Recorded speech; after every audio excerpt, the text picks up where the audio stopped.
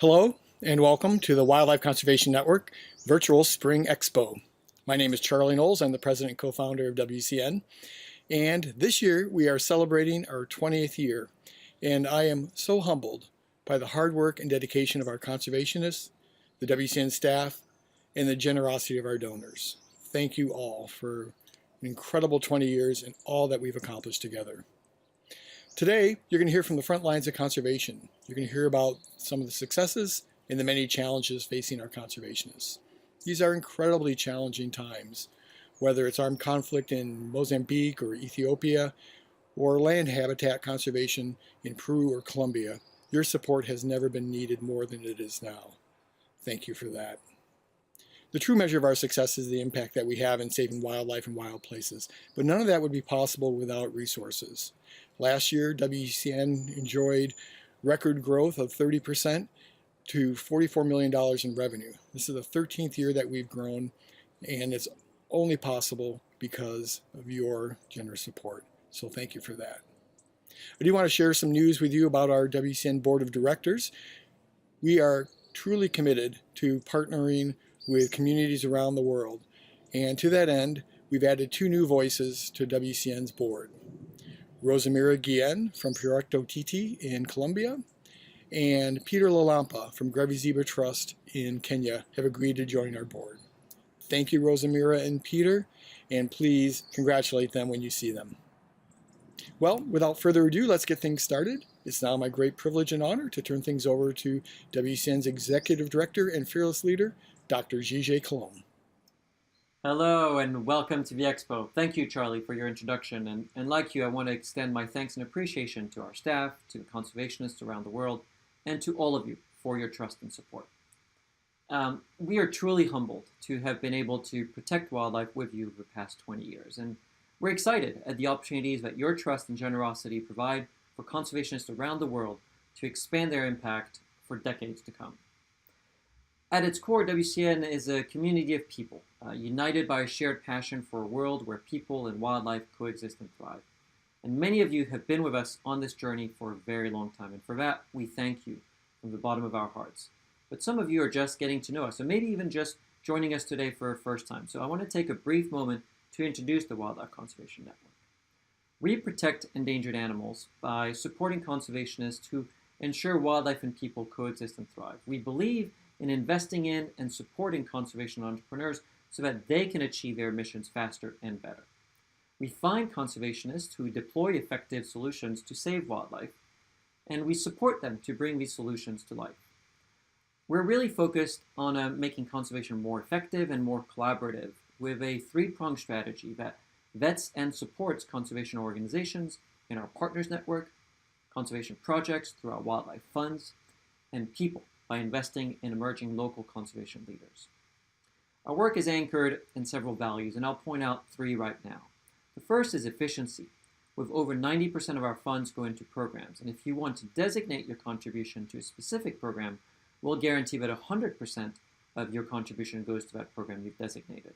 That's also part of our transparency, that direct connection between you and the work, and between you and the conservationists, because you can find out about the impact that your contribution is having through events like this Expo or by reaching out directly to conservationists.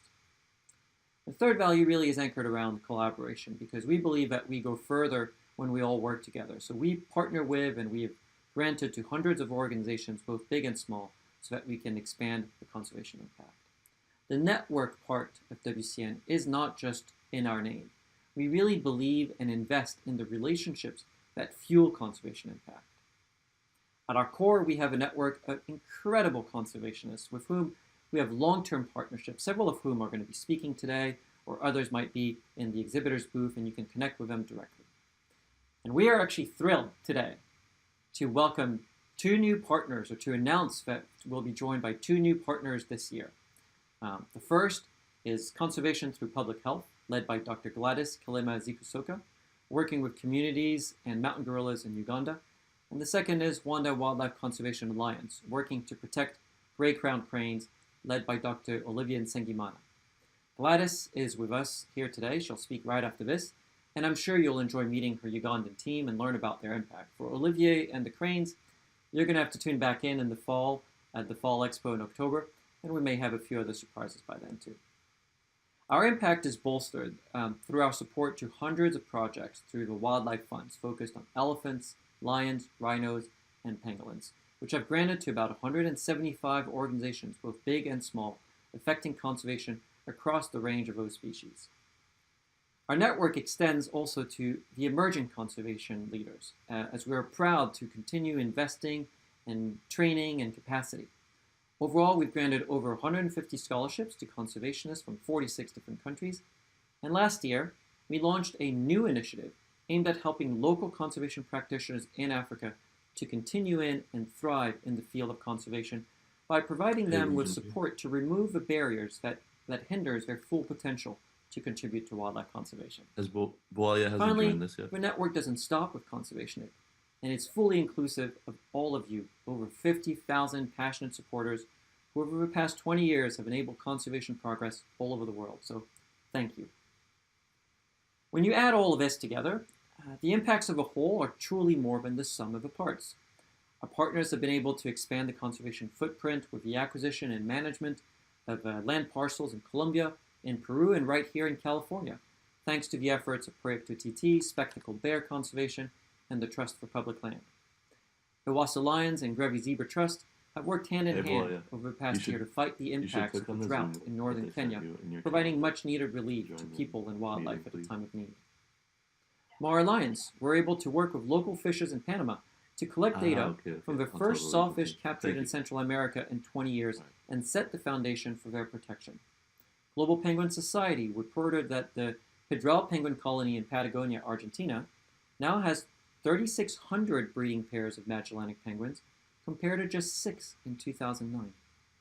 And even in the face of civil conflicts in Mozambique and Ethiopia, the Nyasa Lion Project and Ethiopian Wolf Conservation Program have continued their efforts. Cheetah Conservation Botswana expanded their livestock guarding program and saw an 85% decline in livestock predation. Coexistence is also possible in more urban settings, such as the streets of Colombo in Sri Lanka, where Anya Ratanyaka and the Urban Fish and Cat Conservation Project, with the support of a small wildcat conservation foundation, is building awareness about these small cats. There's been so much happening, so first of all, I want to thank you for making it all possible, and second, I want to invite you to learn more about it today and beyond today by connecting with conservationists via the Expo, a newsletter, social media, and many other ways. I think many of you are now quite familiar with the online events and maybe even with the specifics of our platform here. You should have all received a video tutorial to navigate the virtual expo, and if you're listening to me, well, you figured out the basics. The important part to remember here is that the expo is for you. We intend it to be a place where you can get inspired by and connected to conservationists and to each other. Right now, you're listening to me on the stage. This is where we're going to have the presentations. We're only going to have one stage at this Spring Expo. You're going to hear a series of about 30 minutes presentation by conservationists working with mountain gorillas, Andean cats, other small wild cats, painted dogs, dolphins, lions, and cheetah. Each of those presentations is going to be introduced by one of my colleagues from the Wildlife Conservation Network, and they're going to moderate afterwards a question and answer session. So if you have questions for the speakers, you can put them up in the chat function of this platform, and the questions will be asked. Every hour, we're going to have about 30 minutes break, during which you can leave the stage, and we highly encourage you to visit the exhibitor's booth, where you'll find information about numerous conservation projects and where some conservationists will be live to engage with you. You can see the schedule for all of this in the reception area. That's kind of your information central for Expo, where you'll find the information, how to use the platform, and other useful links.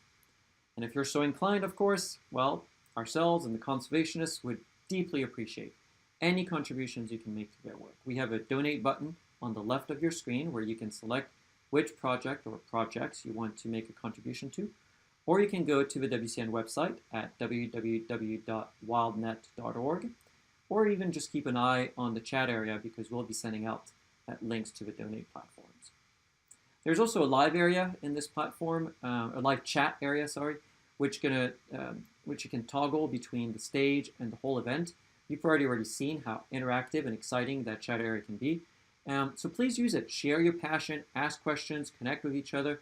Of course, I don't expect this to be an issue of this group, but the chat is moderated or is monitored. And so if there's anything that is disrespectful, we have the ability to remove that. And without further ado, I want to kind of kick things off. So as a segue into our first presentation, I want to highlight that none of the work the conservationists do is in isolation. They all see the web of interconnections and they think holistically about change. So for instance, expanding on their impact beyond species and beyond their sites, Dr. Colin Begg of the Yasa Lion Project and Dr. Gladys Kalema-Zikusoka have been driving forces to launch We Africa to empower women conservation leaders to drive positive environmental change. Because investing in people is key for the long-term future of conservation. I mentioned that WCN launched a new initiative to support emerging conservationists in Africa, and you can read all about this in our latest newsletter. That program is led by one of our newest WCN team member, Gwalia Kampamba, and in a second, you're going to have the pleasure of meeting her briefly. She is an accomplished conservationist from Zambia who has always been passionate about wildlife and helping others. One day she'll be able to share with you her work and the wonderful emerging conservationists that she supports, but today she is here to introduce our first presentation and our newest WCN partner, the team from Conservation Through Public Health. I hope you all have a wonderful Expo. I want to thank you for being with us, and I'm turning it over to Gwalia. Thank you.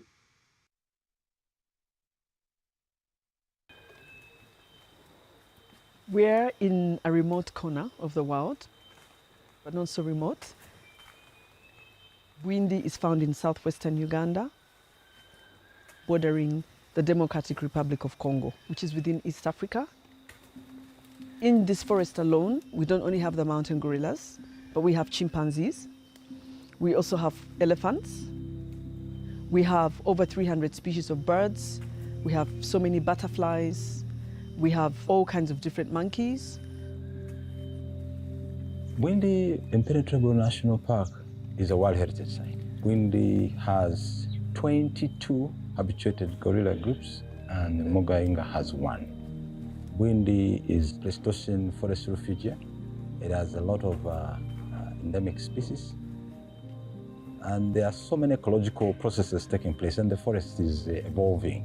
And that's what makes Bwindi a very important conservation site and World Heritage Site. Mountain gorillas live in Uganda, Rwanda, and the Democratic Republic of Congo. And they live in 2 populations. One of them is the Virunga volcanoes, which is the first discovered population. And then Bwindi is home to 43%, just over 400, just under half of the world's endangered mountain gorillas. So altogether it makes about 1,063 mountain gorillas. You don't normally see gorillas up in the trees, they're normally down. So we've got them literally getting out of bed because their nests are just here where they went to sleep. They slept here last night. We're really pleased that the numbers of gorillas have gone up over the past 25 years. And there's a combination of factors. And the Uganda Wildlife Authority, together with NGOs working in the area and the tour operators, everyone has played a role in the increase in the number of the gorillas, which is exciting. My name is Dr. Gladys Kalema-Zikusoka, founder and CEO of Conservation Through Public Health. We started Conservation Through Public Health in 2003, based on experiences I had working as the first veterinarian for the Uganda Wildlife Authority. We found that gorillas were picking up diseases from people living next to the national park when they went outside the park to eat their banana plants. It made me realize that we can't protect the gorillas without improving the health of the people who they share their habitat with. However, I was hired because they were concerned about diseases that could spread from people to gorillas. Tourists who come from all around the world could potentially bring a fatal flu, such as COVID-19.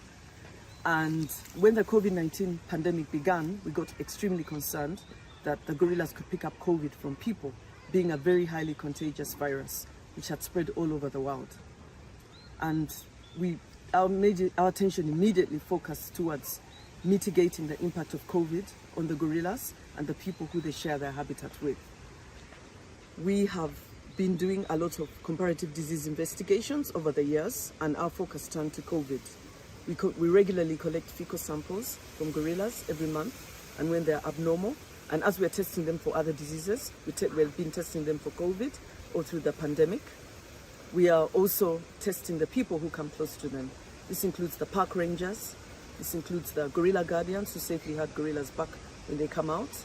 It also includes the conservation personnel who work very closely with the gorillas, and the porters who help to carry tourist luggage to the gorillas. So we're testing all the kind of people who are likely to come into close contact with gorillas and making sure that they're safe and healthy so that they don't spread COVID amongst themselves or spread it to the gorillas. Let's hear from Anaclet, our wildlife health and laboratory technician who regularly monitors the health of the gorillas and tests their samples in the Gorilla Health and Community Conservation Field Laboratory. Anakile Tampeiri is my name. I work as a wildlife health and laboratory technician for conservation through public health. Together with the Uganda Wildlife Authority Rangers, we carry out gorilla health monitoring of all the 22 habituated gorilla groups in Gwindi and Mugahinga conservation areas. During gorilla health monitoring, we collect gorilla fecal samples by non-invasive method. The fecal samples collected, we preserve them with the respective preservative depending on the test to be done on the sample. After this breakdown of COVID pandemic, we are preserving part of the fecal samples for COVID-19 testing, which is transported to Uganda Virus Research Institute. And the other part, we preserve it for zoonotic parasitic infections, which we analyze at the Gorilla Health Center. All of these activities we are doing, we are to make sure we investigate the possible zoonotic infections that can be transmitted to gorillas and look for the possible ways how these gorillas can get rid of these zoonotic infections. Thank you very much. Conservation through Public Health is a member of the COVID-19 task force of the Ministry of Health, and because of the One Health work that we do to prevent disease between people and animals, and because of this we've remained essential workers all through the pandemic. So when the Delta variant came to Uganda and the whole country was running out of beds and oxygen, they turned to us and asked us, along with other NGOs, if we could support setting up of village COVID task force committees where we work. So we went to the 8 villages where gorillas are always coming out, and we helped to set up village COVID task forces. We're really, really pleased that the Wildlife Conservation Network came through and were able to use funds from WCN to be able to quickly create 59 village COVID task force committees, which we then constituted of the Wildlife Authority Rangers, the village health and conservation teams who are heading them, making sure that people get home-based care so that they can get treated at home and mild cases don't become severe cases, which then need oxygen, and when the country had run out of oxygen. And we also have on there porters who carry tourists luggage to the gorillas. The rangers, it enables the rangers to know which homes are being visited by gorillas, try and prevent the gorillas visiting those homes, and knowing which homes have people who are sick. So that even if somebody has a home where they have COVID and they want to carry tourist luggage to the gorillas, they're able to stop it. Also on that task force committee are the local leaders. The mayor really endorsed it. He attended our first meeting with them as we were training them. But on there we also have schools, religious leaders, community groups and women groups. The COVID task force committees have really helped to reduce severe COVID in the communities, which has been amazing. And none of the gorillas have picked up COVID from the communities as a result of these village COVID task force committees. Let's hear from Sharon Akampurira, who is our Community Health and Conservation Field Officer and has been instrumental in maintaining the village COVID task force committees, training the people there, where we've been able to donate pulse oximeters, infrared thermometers, which has been keeping them going all through the pandemic. Hello everyone, my name is Sharon Akampulira, working as a Community Health and Conservation Field Officer at Conservation Through Public Health. During COVID-19 pandemic, Conservation Through Public Health, together with Ministry of Health, formed 59 village COVID task force committees, and each committee consisted of Uganda Wildlife Authority representative, Port Association representative that carry bags of the tracking tourists, community representatives, village health conservation teams, women representative, school representative, and church representative. The committees were trained on how to manage mild and asymptomatic cases through home-based care. They were trained also on how to sensitize the community through counseling and guidance, such that the community can get awareness of prevention and vaccination of coronavirus. The committees were given temperature guns, pulse oximeters, masks, and sanitizers to help them while carry out the activity. Thank you very much. We started a program of providing fast-growing seedlings to the local community so they can have something to eat now and even after tourism ends, because we wanted to get them back to farming, which is something that they used to do before tourism began, and do it sustainably using proper soil and water conservation, so that even when tourists come back, they won't use the money from tourism for food, they'll use it for other things like paying school fees. So we call this the Ready to Grow program. It's 10 fast-growing seedlings, which are highly nutritional and reduce their need to enter the park to poach. When we distributed the seedlings, they told us that the main reason they're poaching is because they're hungry. And since we started the Ready to Grow program, which has so generously been supported by Wildlife Conservation Network, since we started this Ready to Grow program, the communities are entering the forest less. They're even having less human-wildlife conflict, because when the animals come into their garden, they're not finding crops that they like to eat. So all in all, it's been a win-win situation, both now during the pandemic and after the pandemic ends. Another way that we've supported people during the pandemic is through our coffee farmers. We started Gorilla Conservation Coffee because we realized that people living around the park were not getting a steady market or fair price for their coffee, and they're entering the park to poach and collect firewood. So we give them above market prices for good coffee, which is sold to tourists and people all over the world. But unfortunately, during the pandemic, with no tourism, it was very difficult to support these coffee farmers. And we had to look for markets out of Uganda, Manual Beans in the UK, gccoffeeusa.com, which is ubipangos.com, started to buy the coffee, and New Zealand, and Australia, Kenya, and this has enabled the coffee farmers around Windy to keep going. So whereas many people are not earning a living during the pandemic, our coffee farmers are earning a living. We support over 500 coffee farmers. We've been able to train them during the pandemic, and they've been able to earn a living. At least 150 out of the 500 we've been able to buy their coffee. This includes women, reform poachers, and youth. When the pandemic began in March 2020, our biggest concern was diseases spreading from tourists to the gorillas. So we advocated to the Uganda Wildlife Authority, along with other conservation NGOs, on the importance of upgrading the gorilla viewing guidelines. Already, even before the pandemic, people and gorillas were getting too close to each other during visits. They were getting closer than the recommended 7 meters. So we advocated to them, and they increased the distance from 7 to 10 meters. But most importantly, people started to wear masks. Already, gorillas and chimpanzees had ever picked up respiratory diseases from people before the pandemic. And so now, with COVID being even more contagious, we made sure that everyone who visits the gorillas has to wear a mask, a protective face mask. The rangers, the conservation personnel, and tourists, everybody has to wear a mask when they're within 10 meters of the endangered mountain gorillas. We also made sure that hand hygiene improves with disinfection, but temperatures are taken before people enter the park. We're no longer relying on people just looking like they're sick. We have to take their temperatures. And we took this further and teamed up with other groups, the International Gorilla Conservation Program, which helped to set up gorilla tourism in Uganda in the 1990s. We teamed up with them, and CTPH and IGCP created a policy brief as part of the Africa CSO Biodiversity Alliance, which was also created during the COVID-19 pandemic to strengthen the African voice in the Convention of Biological Diversity.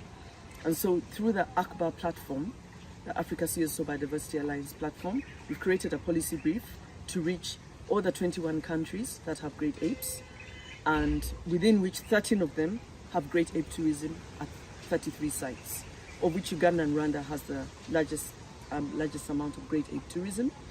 And through this, we're advocating to all the governments to adopt these gorilla viewing guidelines, but also at the same time to try and encourage tourists to support communities when they visited the park, because we found that this has really supported the communities. The pandemic showed that, but also to look for non-tourism dependent livelihoods such as gorilla conservation coffee and others, and they're ready to grow to be able to support communities.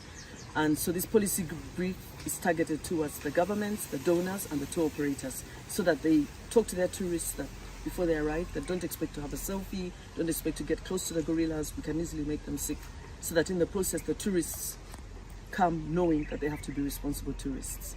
This is going to be launched in July 2022 during the IUCN Africa Protected Area Conference, which is something we're very proud about. And in fact, the policy brief is really promoting the IUCN guidelines for great ape tourism. And so it's a great opportunity to get everybody involved and becoming a responsible tourism and being responsible to ensure that we have responsible great ape tourism so that everybody benefits. A good guest becomes a partner in conservation. And this not only involves treading lightly when you're visiting them so you don't make them sick and allowing them to carry out their natural behaviors, but also supporting the communities that have to learn how to coexist with the gorillas, because by giving back to the communities, you're giving them an economic incentive not to have to enter the forest to poach and destroy the gorillas' habitat. Because not everybody benefits from the tourism industry, not everybody can be a porter or ranger or sell crafts. As we continue to protect the mountain gorillas and other wildlife during the COVID-19 pandemic, we found that it's crucial to work very closely with the local communities. It's crucial to work very closely with tourists and all the stakeholders who are involved in the conservation of mountain gorillas.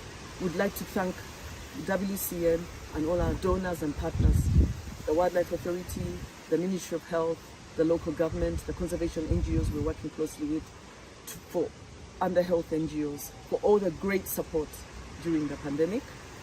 This has enabled us to mitigate the impact of COVID-19 on people and the endangered mountain gorillas. We published a paper about this, which we'd love to share through the WCN platform, and we encourage you to come visit the gorillas as responsible tourists so that we can continue to grow their numbers. We're really pleased that they're showing a positive growth trend, and we're really praying that the pandemic is not going to reverse that. With your support, this will be possible. For more information, visit our website, www.ctph.org, and buy gorilla conservation coffee wherever you are in America and around the world at www.gccoffee.org. Thank you.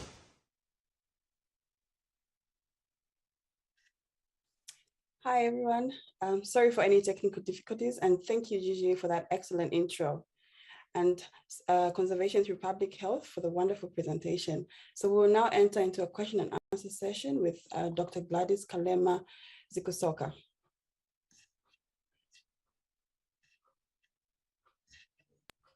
Thank you for inviting me. Thank you, Dr. Gladys. So we will just wait for a few questions from the audience, but I have a personal question for Conservation Through Public Health. And if it's okay with you, I can just go ahead and ask that as we wait. Yeah. Yes. So my question, of course, has to do with your conservation and, of course, how it means for you to be a part of WCN's network of conservationists and donors. So what does that mean to you? Yes, it really means a lot to me and to my team. I have known WCN since almost the organization began, since 2009. I came as a guest speaker together with another founder, Lawrence Sikusoka, and we actually came with our 2 kids. And it was amazing meeting so many conservationists from around the world and so many people doing great initiatives. And what I loved about WCN is the fact that you grow with us, and I could see that you grew with a lot of the first groups, including, let's say, Dr. Laurie Marker with Cheetah Conservation Fund. She told us how you really supported her from the very beginning, and you also teach us how to fundraise from individual donors, which is something that is really needed for, conservation entrepreneurs. We really want to make a difference, and we really need to be able to get supporters who can believe in us and grow with us, instead of being only tied down to institutional funding that is normally set in a certain way, and you can't really always explore all the problems that you want to solve. So we're so excited to be part of the WCN network and to be partners this year. We're very, very excited. Great, thank you. And we're excited to have you join us as our partners. So we have a couple of questions now coming through. And the first one is, what one thing would you like the tourist industry to do to help the gorillas and other animals and local communities? The one thing I think the tourist industry could do is to really develop a culture of responsible tourism. So when people come to see these highly charismatic animals, the gorillas or even the chimpanzees, they need to be aware that you're helping to save them by paying money to visit them, which helps to run the park operations. And some of it goes to the local communities, but you can also easily give them diseases. You can be the greatest threat. And so people should, because we share over 98% genetic material and can easily make each other sick. So a lot of tourists need to come conscious of that fact. They should be ready to follow the guidelines, put on masks, maintain the recommended distance that they're told to, not coming expecting to get a selfie, expecting to get close to gorillas. They should really come knowing that they are the solution to the problem. They can actually be conservationists just by being responsible tourists. But also when they arrive, they also need to not only visit the gorillas, but also meet the local communities, because it's very important that the communities meet tourists. Because when they meet tourists, then they'll think, oh, tourists are coming, I'm benefiting, I'm not going to enter the forest to poach. And that makes a huge difference to conservation.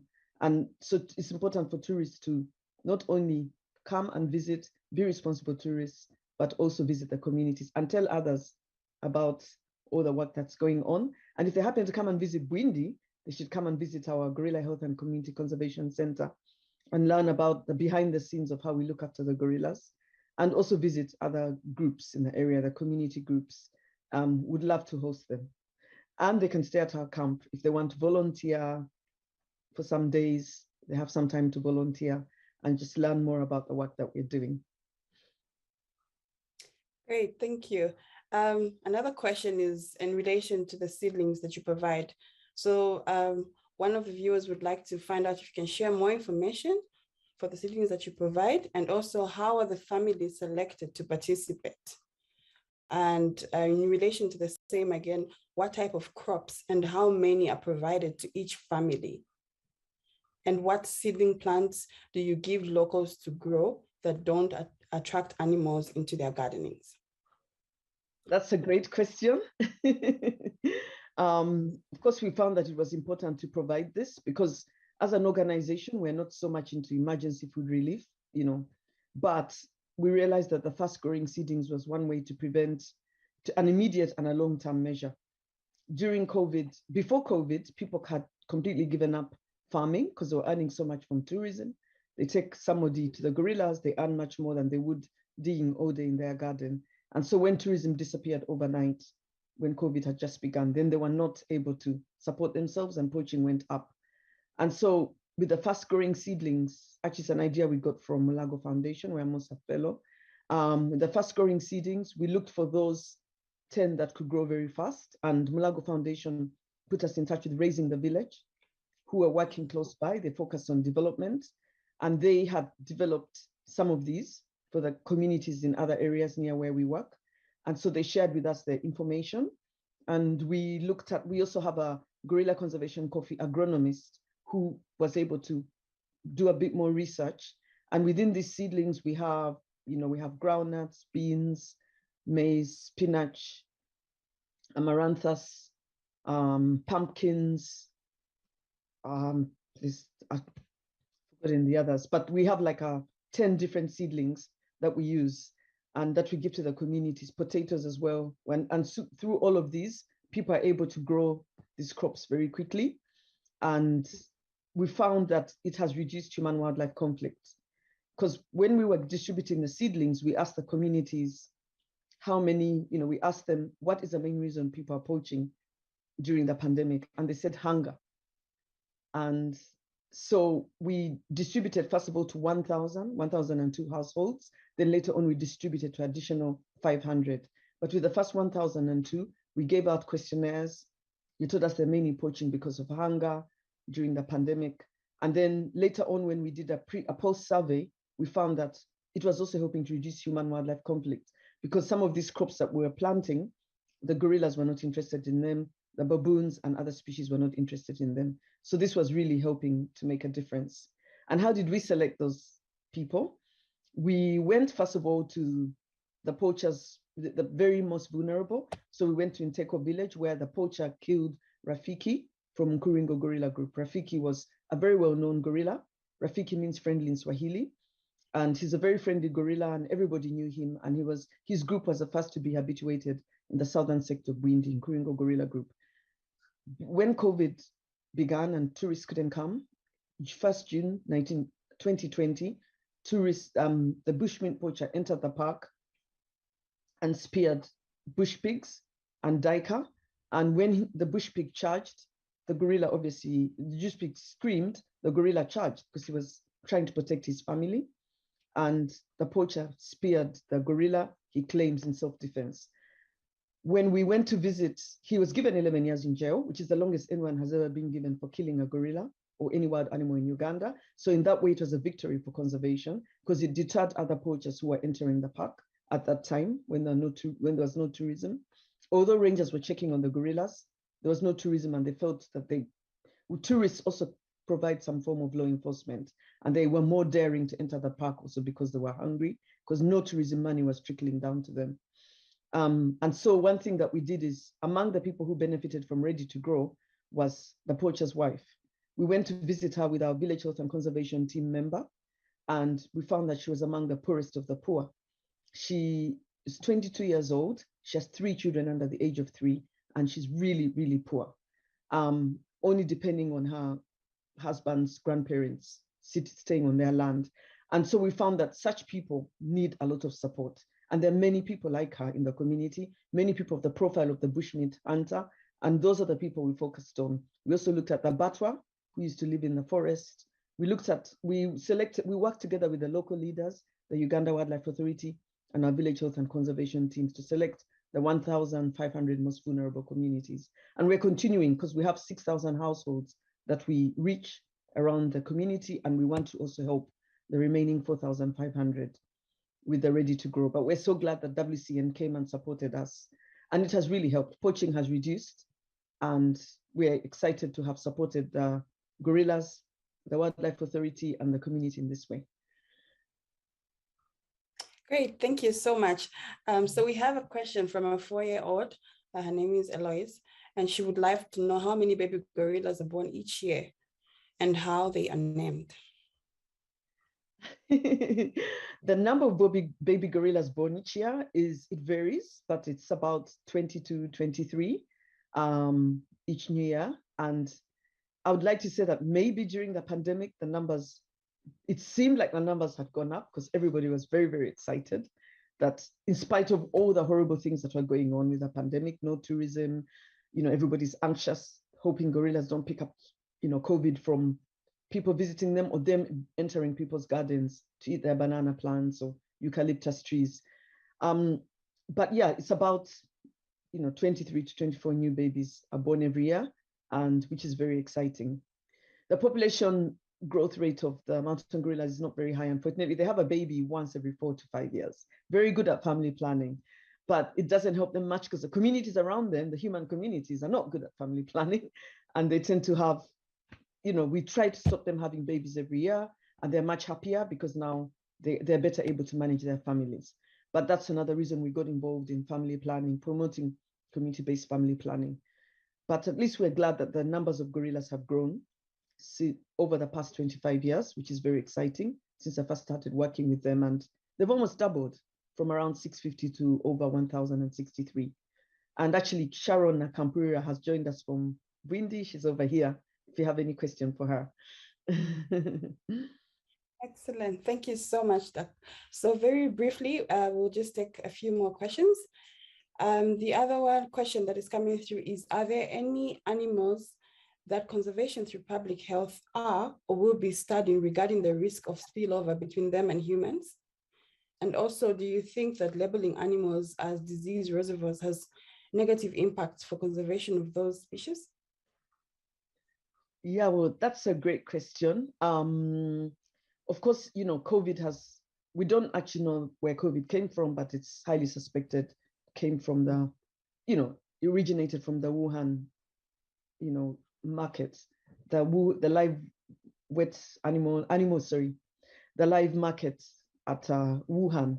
And so this has raised everybody's awareness of how zoonotic disease can impact conservation, public health, especially public health, because we knew about it in conservation, but until it started to affect people all over the world and close economies and over 1 million people have died, then people started realizing it's really important. And so just as COVID likely jumped from an animal to person, although we still need to prove that, it can also jump easily from people to great apes. And that's why we've been protecting the gorillas and the chimps. And it can also jump back. And it has already during the pandemic. It's jumped to captive gorillas in zoos in America, San Diego Zoo and Atlanta Zoo and Prague Zoo, Czechoslovakia. It's jumped to lions and tigers, Bronx Zoo. It's jumped to, different farmed mink. And actually with the farmed mink, it's jumped back from the farmed mink to the handlers. It's jumped to wild deer, hippos in a zoo in Europe. So we're all very concerned about that. With conservation through public health, we also do some work in a few other protected areas, promoting a One Health approach to conservation. And we supported the Wildlife Authority and the government, the Ministry of Health and Ministry of Agriculture, when hippos died of anthrax and people were eating them in Queen Elizabeth National Park. Some people died, a few people died, many people got sick, about 200 people got sick, 6 people died, but luckily they could get treated because it's treatable with penicillins. And within Bwindi specifically, we talked to the communities not to eat bushmeat. Beware of eating daika, bush pig. Luckily in Uganda, people don't have the culture of eating primates, but just across the border they do, places like DRC. And we do have a small program in DRC where we also focus on the dangers of eating bushmeat. As far as labeling wildlife reservoirs as disease reservoirs, I think it has an advantage and a disadvantage. Many years ago, like at least 10 years ago, over 10 years ago, gorillas died of Ebola and chimpanzees. We don't know where it came from, probably a fruit bat in the forest, so it hasn't been proven. This was in Central Africa Republic and Congo Brazzaville. And people who ate these gorillas or chimps died of Ebola. Their whole families got wiped out. And so this in itself reduced the bushmeat poaching of gorillas and chimpanzees in countries where people poach them because they think if you eat a gorilla chimp, you become as strong as them. So in a way, we can use it as a message to protect wildlife, but we also need to inform people that they can also be a great risk to wildlife, that disease can go in both directions. And I think in that way, people can see it as a more balanced way that we can be disease reservoirs, just as the wildlife can be disease reservoirs. And so we need to improve and maintain the health of the wildlife and the people in order to have a future for everyone. Great. Thank you so much for that, Doc. Thank you so much to the team as well. And there's so many questions coming through, but we'll make sure that we answer them offline. So thank you, Dr. Gladys and the team at Conservation Through Public Health here for joining us. We'll now be taking a stage break for 30 minutes and we'll return in a quarter after the hour when we'll be learning about Andean cats. For now, I encourage you to visit the conservation in the exhibitors area. Thank you. Thank you so much, Wildlife Conservation Network, the partners, the donors, and everyone. Thank you very much. And Aklet has also just joined.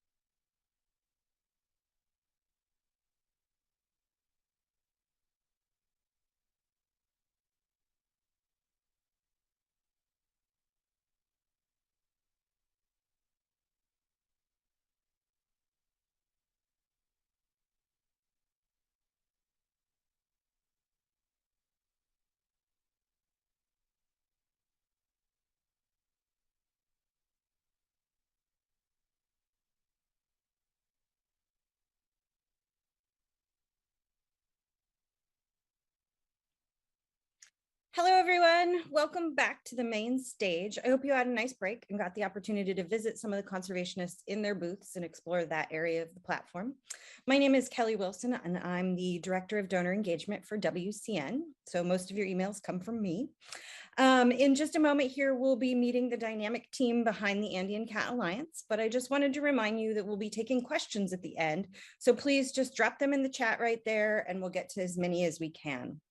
Before I hand it off, to give you some context, AGA, Andean Cat Alliance, doesn't operate as many of our conservation partners do. It's a consortium of conservationists founded in 1999 to protect the critically endangered Andean cat across its entire range of Argentina, Bolivia, Chile, and Peru.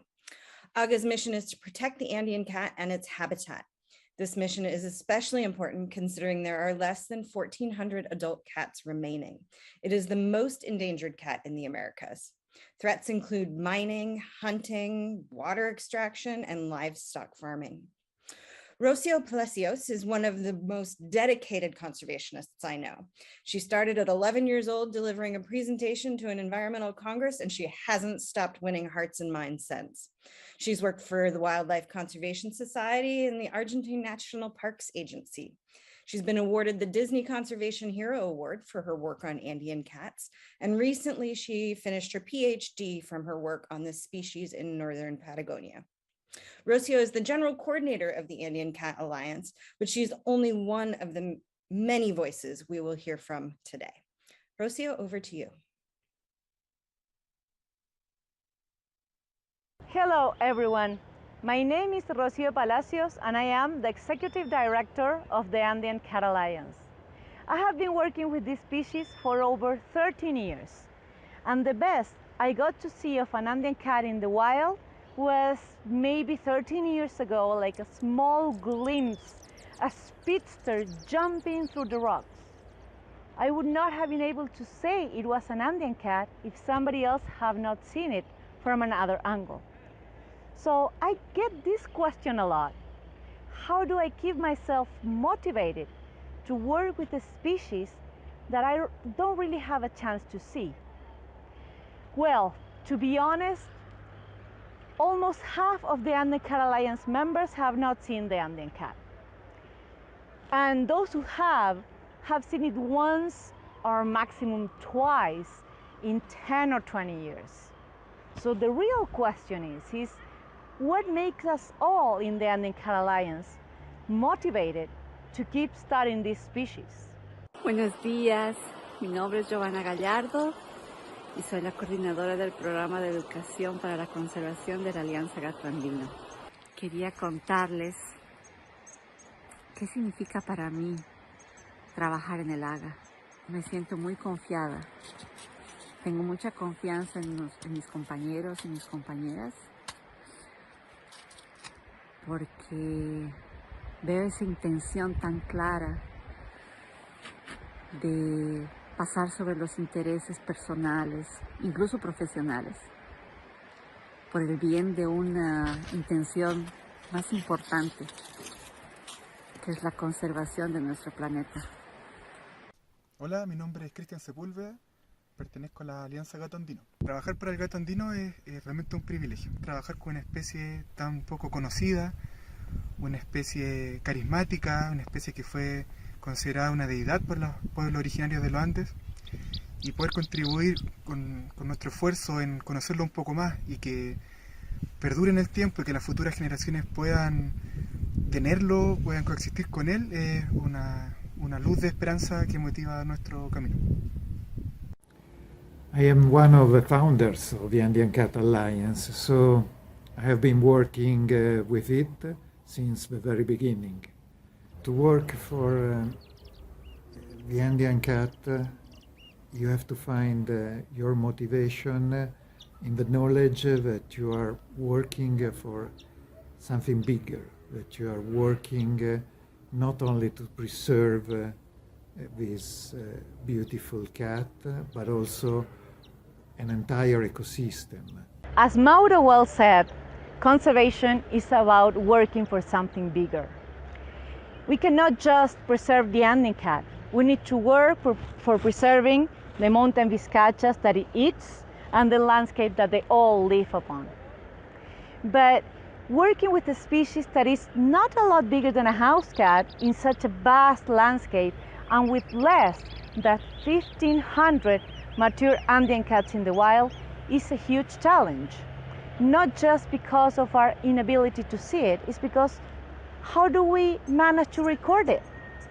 We need to find tools that overcome the limits of our own perception. Hola, soy Flor, soy de Argentina y desde 2019 soy parte de la Alianza Gato Andino. Actualmente soy la coordinadora del programa de cámara trampeo, que es un programa muy importante dentro de la Alianza, ya que nos permite conocer un poco más acerca de la distribución de esta especie, que justamente es una especie muy elusiva, por lo cual este programa es un gran desafío para nosotros.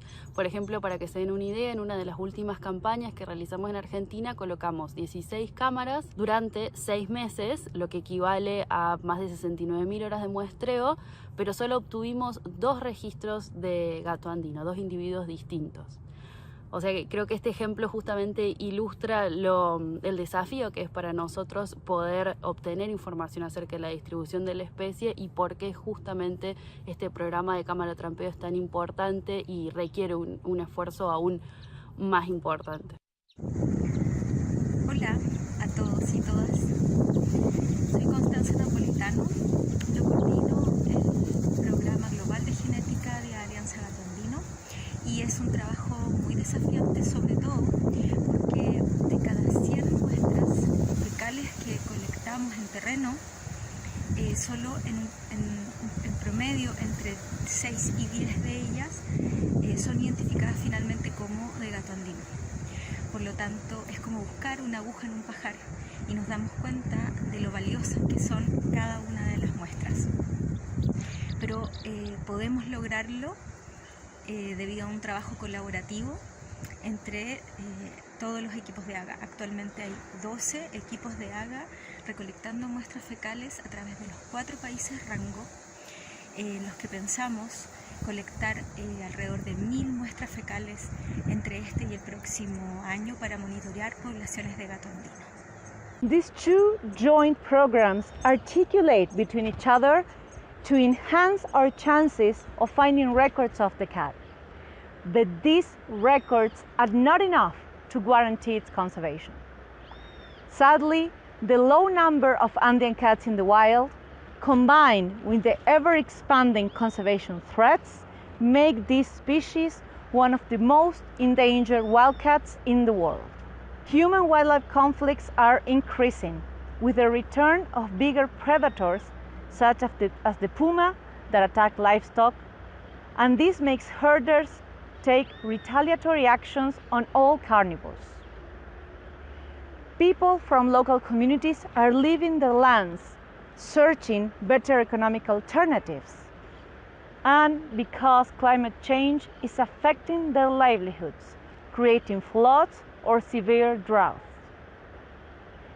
This increases the already existing problem of feral dogs in the communities and surrounding areas, and more importantly, leaves open ground for extractive industries and explorations. These challenges are big. They may seem enormous for a small group of local conservationists, but luckily we have highly motivated individuals that are working for making this planet better for us all. Hace 5 años que formo parte de Alianza Gato Andino. Lo que me motiva a trabajar en conservación y trabajar en el gato andino es poder lograr la coexistencia entre los humanos y la fauna silvestre y la naturaleza en este entorno tan maravilloso que son los Andes. Hola a todos, mi nombre es Gonzalo Cruz, trabajo en la Alianza Gato Andino hace unos 4 años, como voluntario primero y luego como miembro activo. Bueno, y de las cosas más motivantes de trabajar en la Alianza Gato Andino es el trabajo con las comunidades. En particular, nosotros acá venimos trabajando hace varios años con la comunidad de machuca. Y también es muy valioso el aprendizaje que tenemos de ellos, de sus costumbres, de cómo ven la relación con la tierra, con los volcanes, con los animales. Entonces es muy enriquecedor, creo que para ambas partes. Hola a todos, mi nombre es Juan Carlos Boranca, soy biólogo de Bolivia, miembro de la Alianza Gato Andino desde 2016. Para mí, trabajar en la conservación del gato andino representa ese aporte individual para permitir que tanto el gato andino como las especies con las cuales habita puedan tener la oportunidad de poder coexistir no solamente con el humano, sino también entre ellas a lo largo del tiempo. Pero también es fundamental involucrar en la conservación a los agentes locales, a los miembros de las comunidades locales, a las autoridades locales u originarias, para que ellas sean los directos actores que interactúan con una especie amenazada. De esta manera nosotros trabajamos, por ejemplo, en Bolivia, con la mitigación de la amenaza de los perros domésticos, que tienden a depredar sobre la fauna silvestre y también sobre especies como el gato andino. Local communities, the real owners of the land, need to be our associates on this endeavor. If we empower them and transform their challenges into solutions, they will become the most powerful conservation ambassadors. But is this possible? Is it possible to create changes in behavior that protect the Andean cat and other carnivores while improving the quality of life of local people?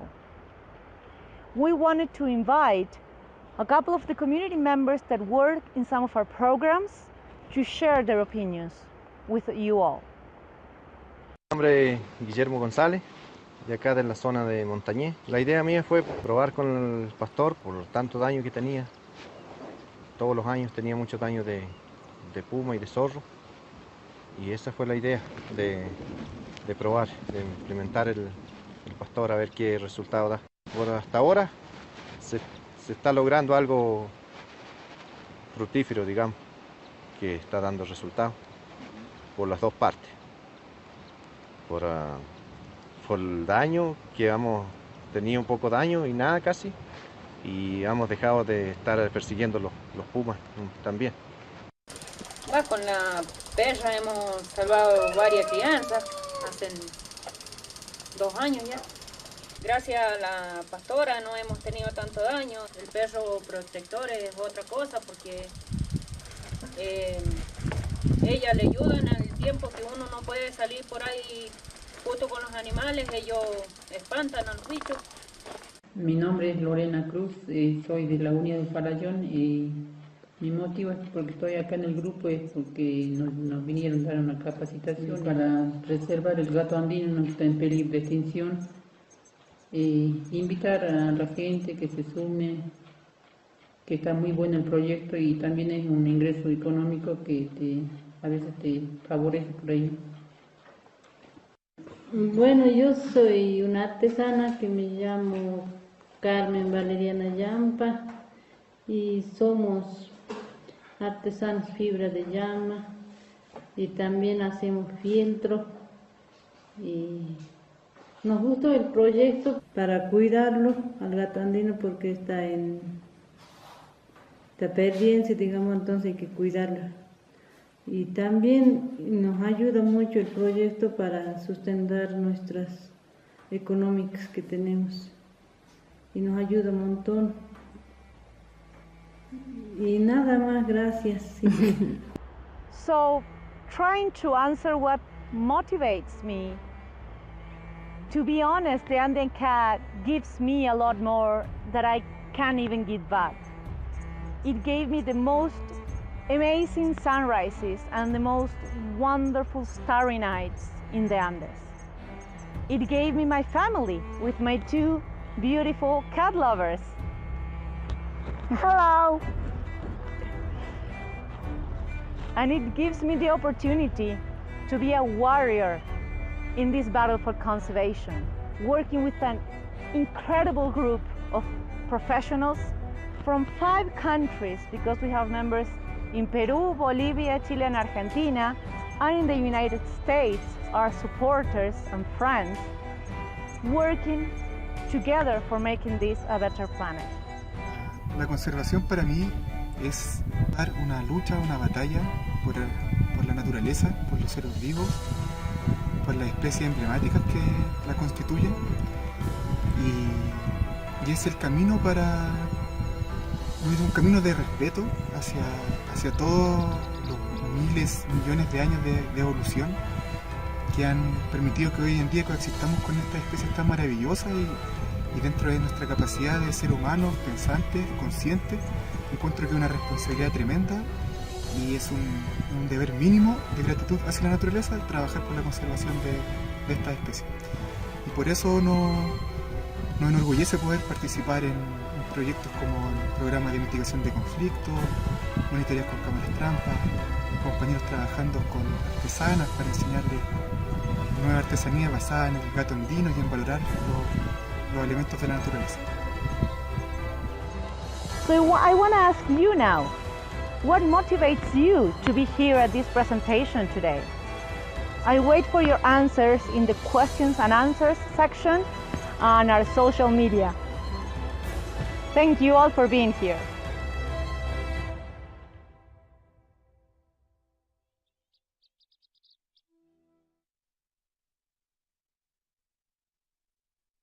Hi everyone, my name is Bernardo Segura.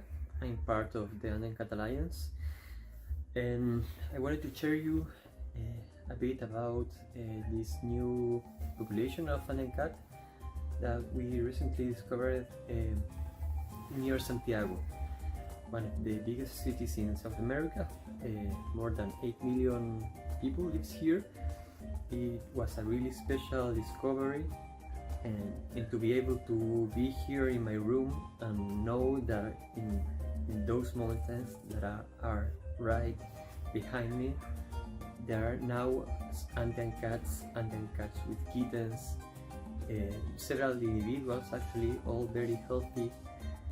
It's an incredible sensation that changes my view on the mountains and even on the city. It's incredible.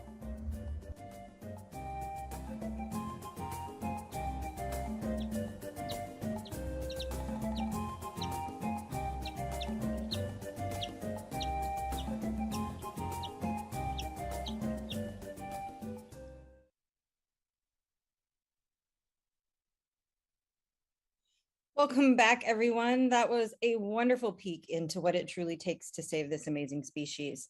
Many thanks to you, Rocio, for bringing us into your world. And for our Q&A session, we are also joined by Flor Ciapiro, a member of the Andean Cat Alliance and one of WCN's own scholarship recipients working on her master's degree.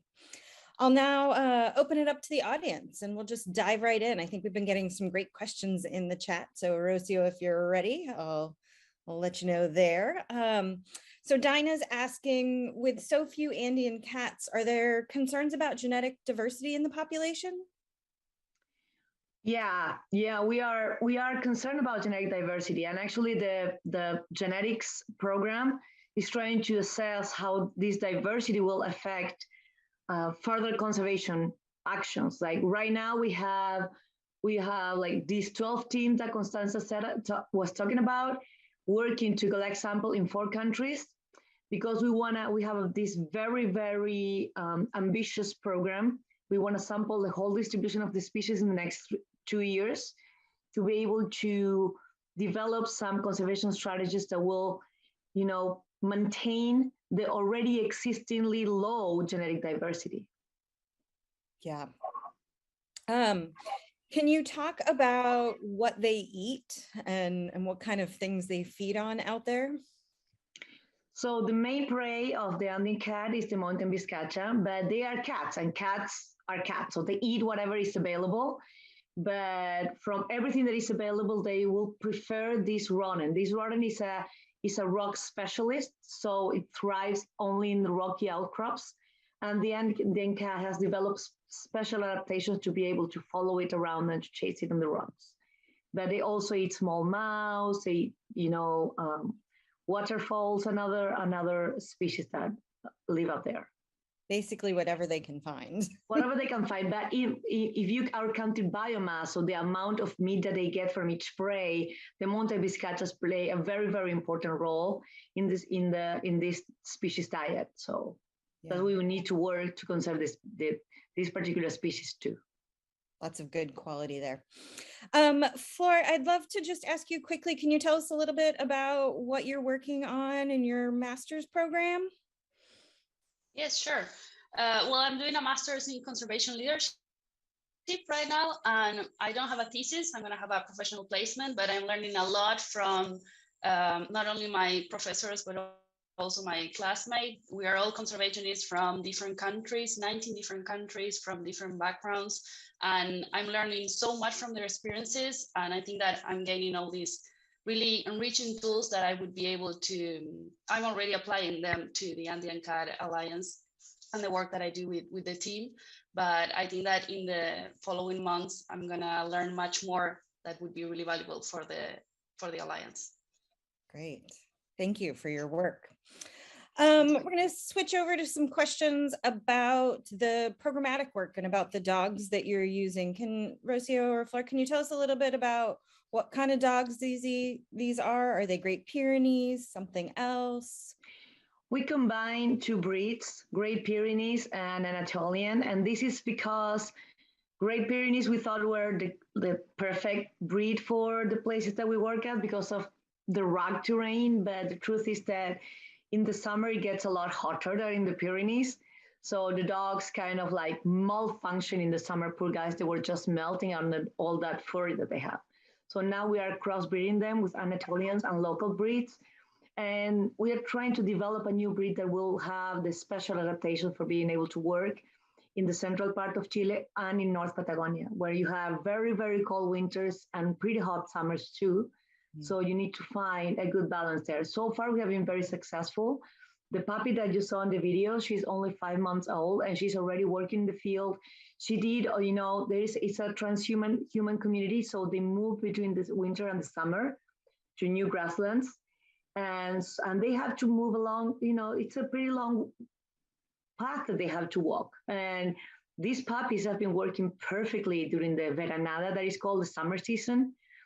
So it's been a very successful program. Like it's moving really, really fast, and we have a waiting list for puppies. Great. That actually answers the next question I was going to ask you. That Carol was wondering if you've got good demand for them, and are you able to meet that demand? But it sounds like you've got more demand than you can reach. Yeah, we have more demand than we can reach. The program is still a little bit humble. Like we have only one breeding center with 2 females, the female breeders, and they take turns. We don't want to overbreed them, they take turns 1 year each. So we have 1 litter per year of puppies. And it's been working great, and the puppies are very successful. So what we are trying to do now, because we have a limited capacity for having more dogs ourselves, we are trying to work with the cooperative of herders so they can start raising their own dogs. So Maria Jose Bolgeri Maco has developed this booklet for them to train the dogs properly. And so we are, exchanging dogs with them so they can start their own breeding programs, the cooperatives of herders. So we want to expand this approach because it's been incredibly successful. We have 87% reduced in attacks by pumas and foxes to livestock. So everybody's wanting these dogs, Yeah. So it's one of those just simple solutions that goes so far. If it's well implemented, it needs to be well implemented. Correct. Let's see. Sarah's wondering if there are diseases that transmit between local animals, dogs, cats, to the Andean cats, and are you able to vaccinate them? Is this an issue for you guys? So we just launched a program. Do you want to talk about it, Flor? You want me to talk about it?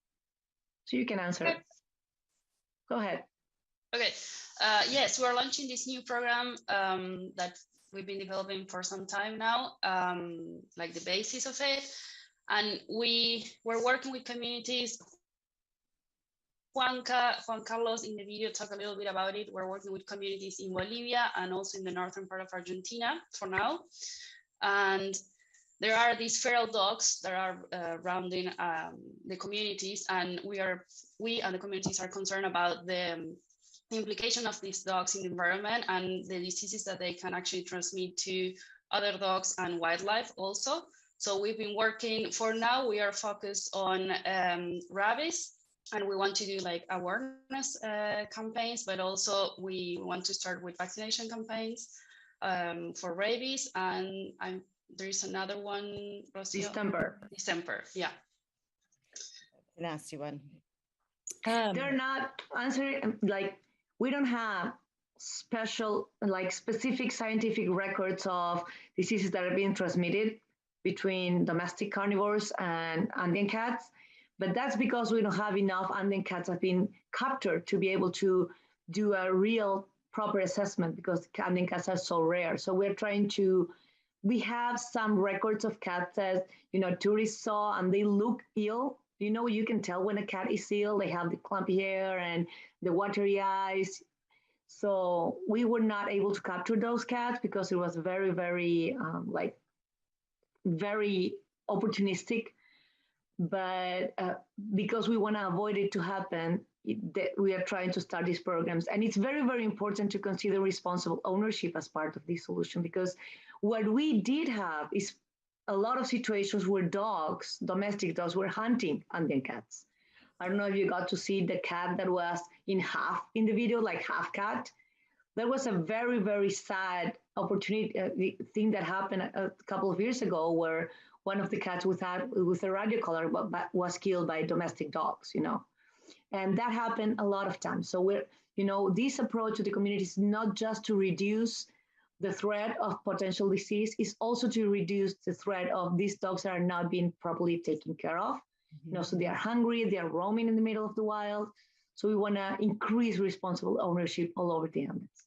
Yeah, no, we appreciate that. It's all part of the bigger picture, right?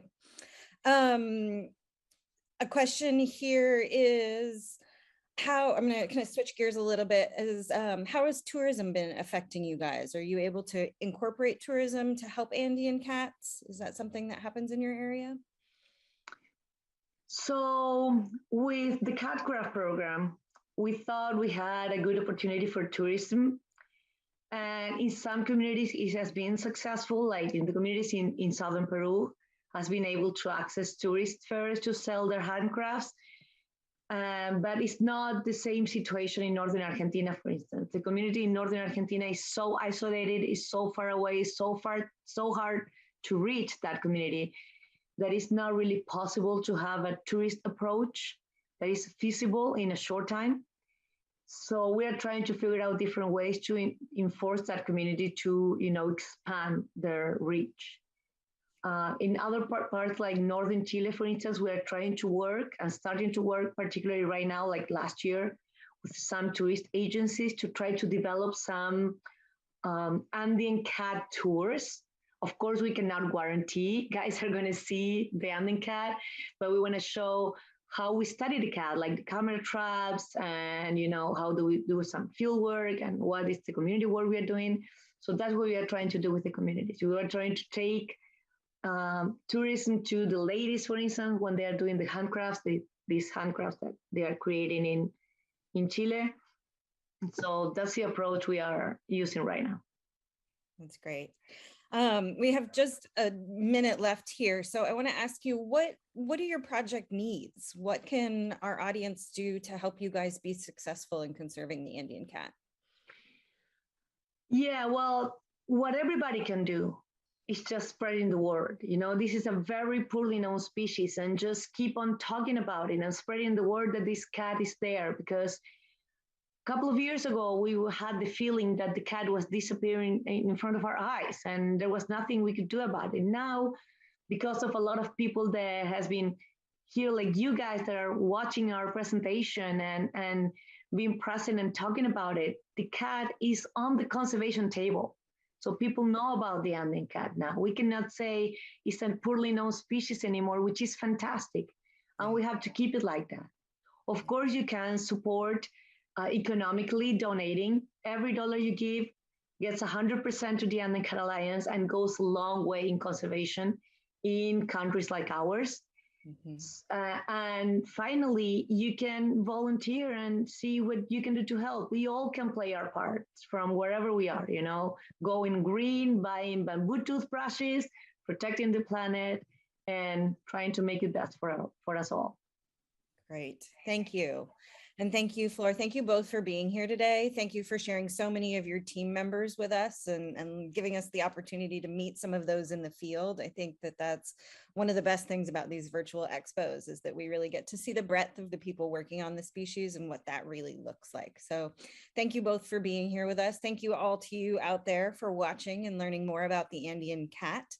I am now going to hand off the rest of our cat hour to Dr. Peter Lindsay, who, while best known for lions, will bring us into the little known world of small cats. So Peter, welcome all the way from Zimbabwe, and I'll hand it over to you.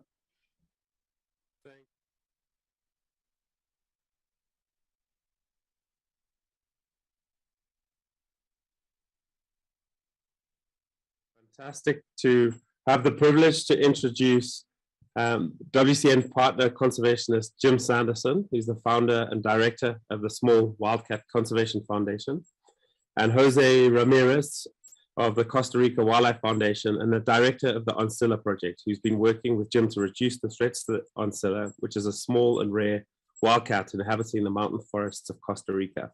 So it's really nice to have the opportunity for small cats to get a little bit of spotlight, because they often get overshadowed by the bigger cats such as lions that I work on. And so I don't know about you guys, but I can't wait to sit back and listen to this. So if any of you have any questions during the presentation, please type them in the chat and we'll get to as many of them as we can after the talk. So sit back, enjoy, and handing over to the Small Cats team. Hi, I'm Jim Sanderson, the founder and director of the Small Wildcat Conservation Foundation. Thank you for joining me at this year's WCN Spring Expo. I work with colleagues all around the world to save small cats and their habitats. Mostly we work with people and communities. But don't let anybody tell you it's easy. I'd like to show you this video of outtakes made by my colleague Ivy Yin, who was traveling with me in Mongolia.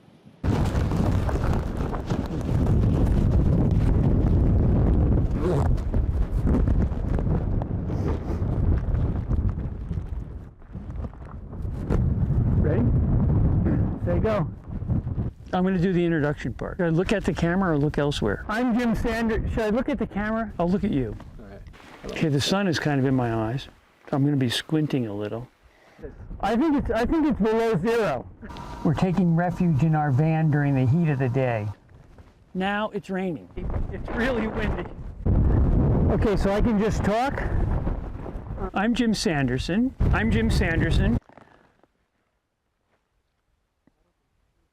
That was terrible. Let me do it again. One more time. Okay. I'm Jim Sanderson. I work for Global Wildlife Conservation, and I'm the program manager for Wildcat Conservation. Our goal is to save cats and their habitats worldwide. I'm here in Mongolia with colleagues trying to jumpstart efforts for small cats, specifically Manul, that's been overlooked across its range. You can see behind me beautiful mountains. One more time, Jim. We almost got it. Jeez. Should I start over totally? And I just ended it abruptly.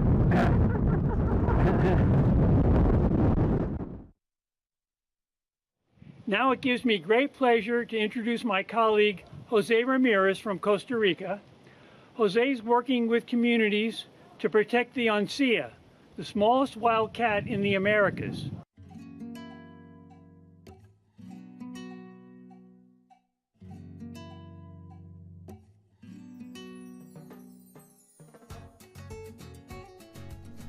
Muchísimas gracias, Jim, y saludos a todos. Para mí es un gran gusto poder compartir y participar de esta nueva Expo de la Wildlife Conservation Network. Y qué mejor lugar para hablar de conservación de vida silvestre que aquí, en la cordillera de Talamanca, uno de los 5 grandes bosques de Mesoamérica y la extensión boscosa más grande de Costa Rica.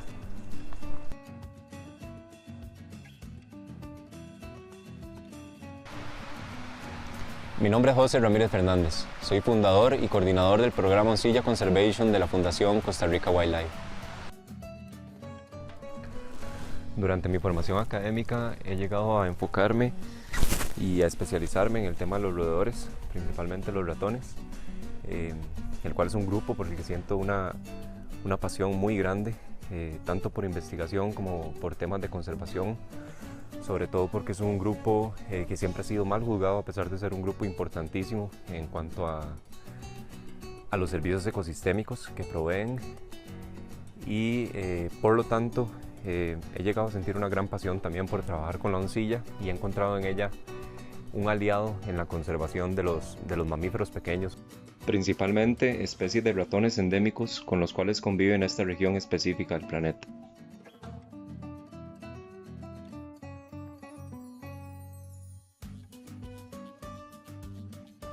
La cordillera de Talamanca en Costa Rica y Panamá es el hogar de 6 especies de felinos silvestres. Nuestro programa se enfoca en la conservación de las 4 especies más pequeñas de felinos: el ocelote, el jaguarundi, el caucel y la oncilla, siendo esta última la más pequeña, rara y amenazada de toda la región, y por ende la especie insignia de nuestro programa. La oncilla es un felino silvestre similar a un gato doméstico en su tamaño, con la particularidad de presentar un pelaje manchado parecido al de un jaguar, aunque como se ha estudiado en los últimos años, el melanismo es común en esta especie, y es normal encontrar individuos con un pelaje oscuro con cierta frecuencia en la naturaleza. Desde mediados del 2019 hemos estado monitoreando sus poblaciones para entender su distribución en el país e identificar áreas prioritarias para su conservación. Por medio del monitoreo hemos podido identificar algunas especies que conviven con la oncilla, así como otras que amenazan potencialmente su supervivencia.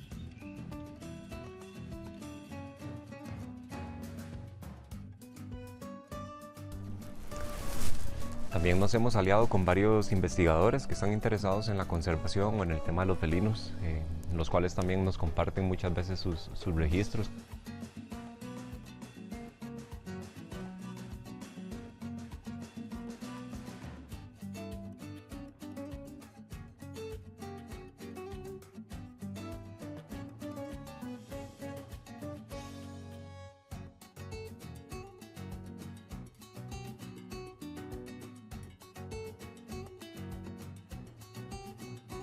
También hemos estado realizando esfuerzos de investigación para entender el estado taxonómico actual de la especie Leopardus tigrinus, para lo cual hemos estado colectando de forma activa muestras biológicas de la especie, tanto en condiciones ex situ, donde nos han colaborado centros de rescate, instituciones con colecciones científicas en el país, así como muestras en condiciones in situ, donde hemos contado con la valiosa colaboración de la organización norteamericana Working Dogs for Conservation, quienes nos han ayudado ya por 2 años consecutivos en la búsqueda de muestras de heces de oncilla en el campo.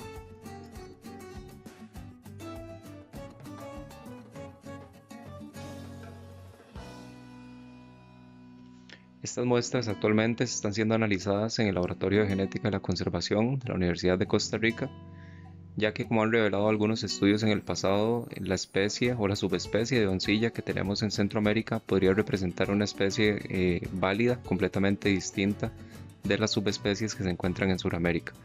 Por lo tanto, se esperan tener resultados que repercutan de forma muy importante sobre el estado de conservación de la especie, tomando en cuenta que actualmente está catalogada como vulnerable por las autoridades de la UICN.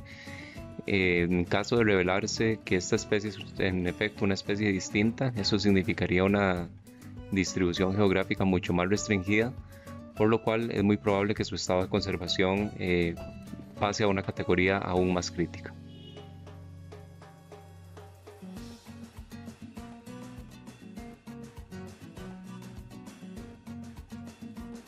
Por medio de este primer acercamiento a los centros de rescate para la colecta de muestras, hemos encontrado aliados muy importantes para la conservación de la oncilla. Por ejemplo, con el Tucan Rescue Ranch, que es ahorita el único centro de rescate en Costa Rica y probablemente en el mundo que tiene una oncilla centroamericana en sus recintos. Hemos llegado a colaboraciones muy importantes en temas de educación y también nos colaboran con cada individuo, cada felino pequeño que ingresa a su recinto. Nos lo hacen saber también para ver de qué forma podemos colaborar, ya sea para reintegrar estas especies a su hábitat o para tratar de mitigar las amenazas que enfrentaron por las cuales fueron a llegar a estos centros de rescate.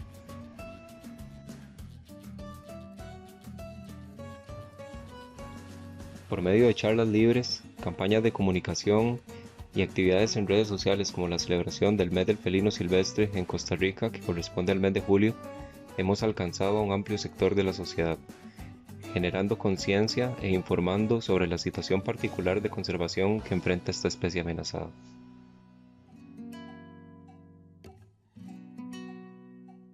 A la vez, utilizamos el arte como herramienta de comunicación para difundir conocimientos científicos a público general y fortalecer la empatía hacia la especie.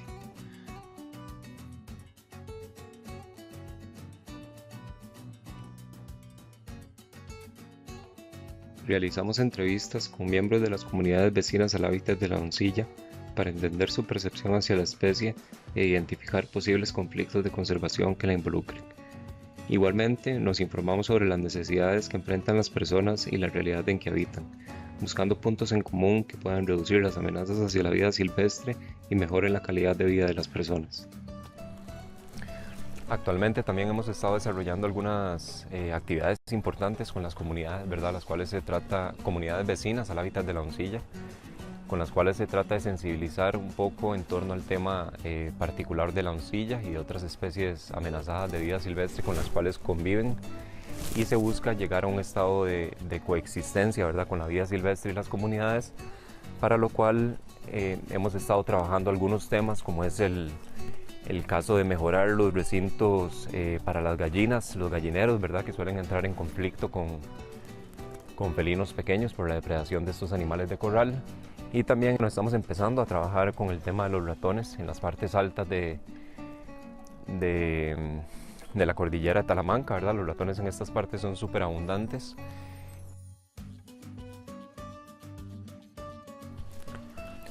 En las diferentes actividades y talleres educativos que hemos realizado con las comunidades se trata de involucrar gente de todas las edades. Se involucran niños para tratar de garantizar un futuro para la vida silvestre y se involucran adultos para que exista se involucran adultos para que haya un presente y de esta forma exista un futuro para que los niños lleguen a cuidar la vida silvestre, ¿verdad? Entonces se han trabajado temas de entender cuáles son las necesidades de estas comunidades, cuáles son los conflictos que ellos tienen con vida silvestre y se buscan formas de ayudarle en sus necesidades y de tratar de resolver estos conflictos, ¿verdad?, que producen malestar tanto a la vida silvestre como a la gente de las comunidades.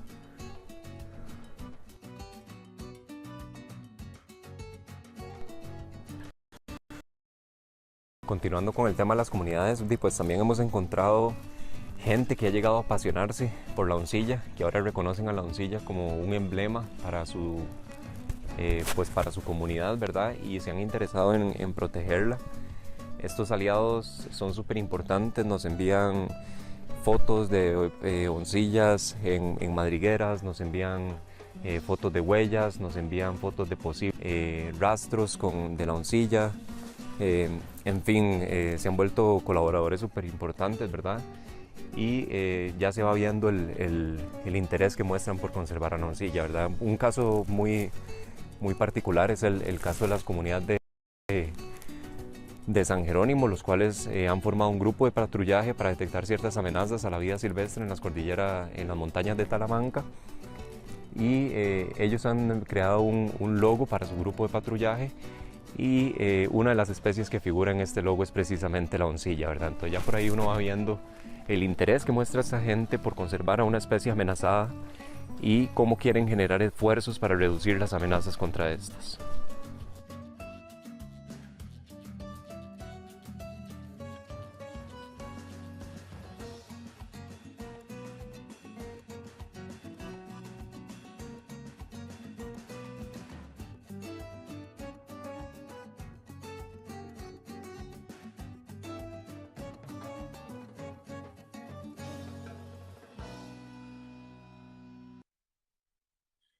Right, folks. Well, thank you very much for a fascinating presentation. Really good to learn more about the work you're doing and about small cats because they're just so underappreciated, understudied, under-acknowledged.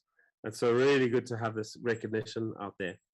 I wanted to ask, indulge in my own question before I hand over to some of the audience's questions.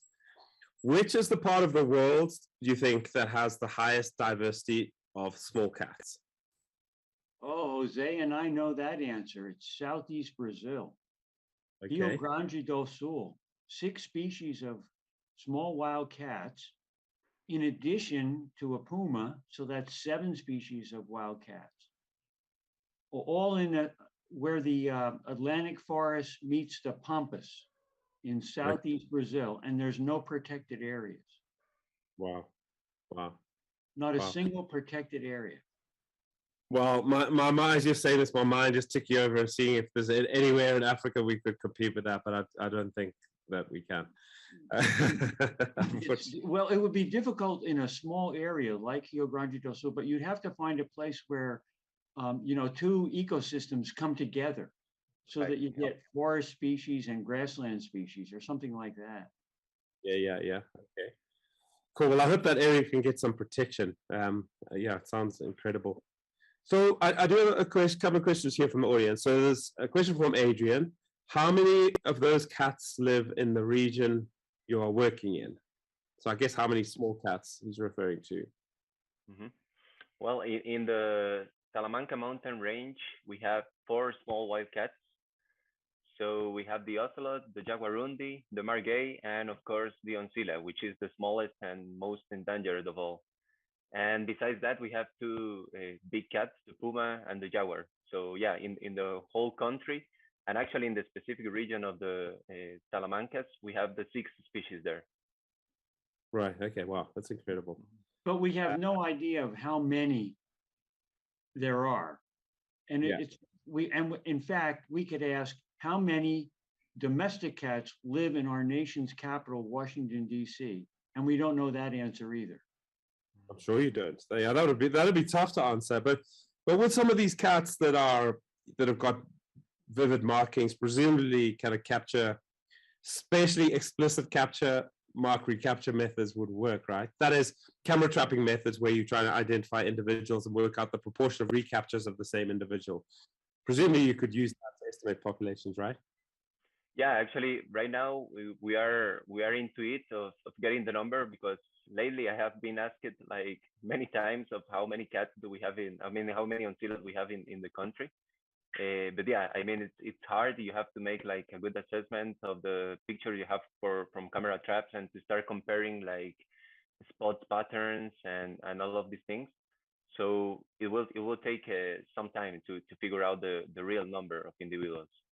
It might be easier to do it genetically, molecularly, by collecting scats. Yeah, I would imagine. Although I'm sure finding scats of small cats is not easy. We have a question. Right, we use working dogs for conservation helps us find scats. Right. Yeah.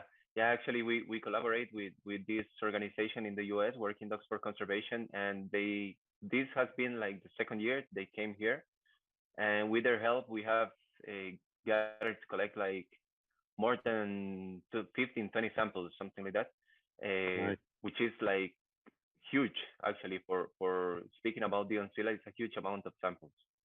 Yeah, fantastic. It's amazing what dogs can do when they're properly applied. Okay, we have a question from Helen. Do these small cats interbreed with domestic cats?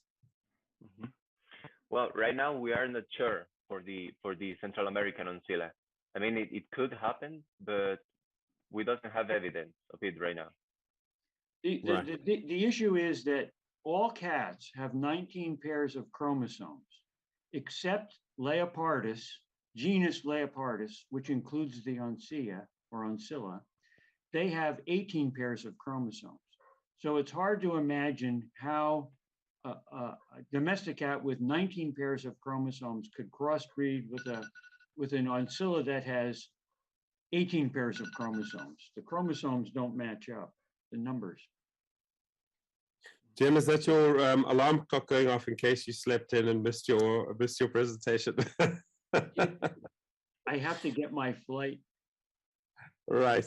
My, right. Reserve my seat. Just give you a hard time. But there is one small cat species, right, that is affected by interbreeding with domestic cats, and that's the Scottish wildcat or the European wildcat, right? Right, and that's anything in the genus Felis, like the Scottish wildcat, can interbreed with a domestic cat, and that's a serious issue for the Scottish wildcat. But I'd be surprised there's any of them left at all, actually, if that's an issue. To find a pure 100% Scottish wildcat, I don't think it's possible. Okay. There's an reintroduction program in Wales where we're using, almost purebred wildcats. Right. Best we can do. Well, good luck, hey. Okay, there's a question from Morena. I hope I'm pronouncing the name correctly. Are there programs to encourage vaccination of dogs and cats to reduce transmission of diseases such as parvovirus, rabies, feline leukemia virus, etc.?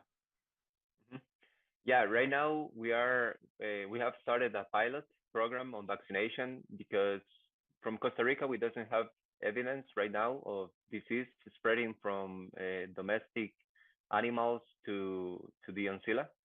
But in Brazil, there's a huge, they have made a lot of studies and they have found that actually the domestic dogs that goes into feral dogs, they can spread some diseases to wildlife and to small wildcats. So we have evidence of feral dogs happening in the habitat of the ancilla, and actually sometimes they are close to houses, so there are some dogs that just go into the night to the forest and they came back to the houses by the day.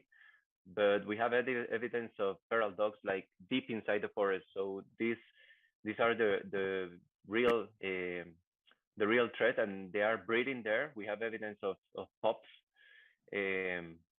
Yeah, we are starting first of all to educate the people from the communities.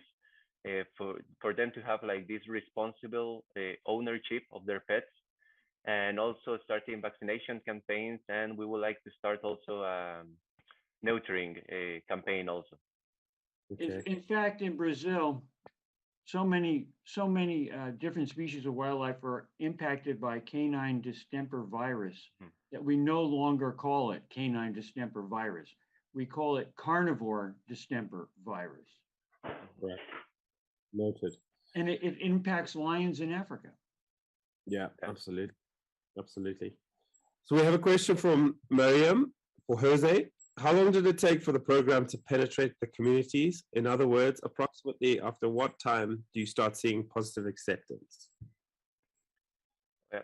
So the Ancilla program is inside a bigger umbrella, which is the Costa Rica Wildlife Foundation.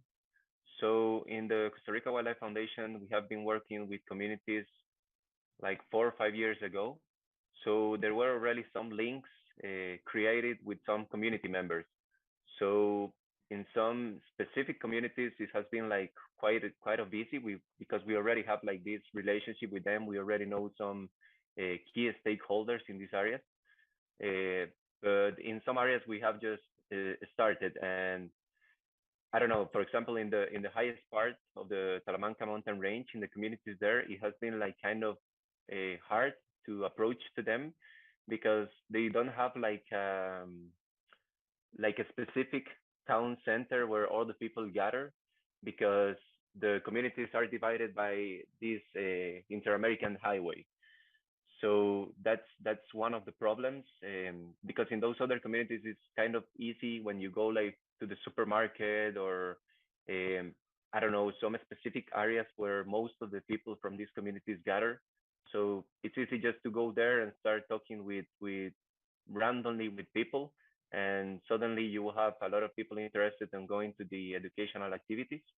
But in the highlands, the highest part of the Talamanca mountain range has been kind of a challenge, but we are getting into it. We are. I'm pretty sure we will be successful speaking with them as well.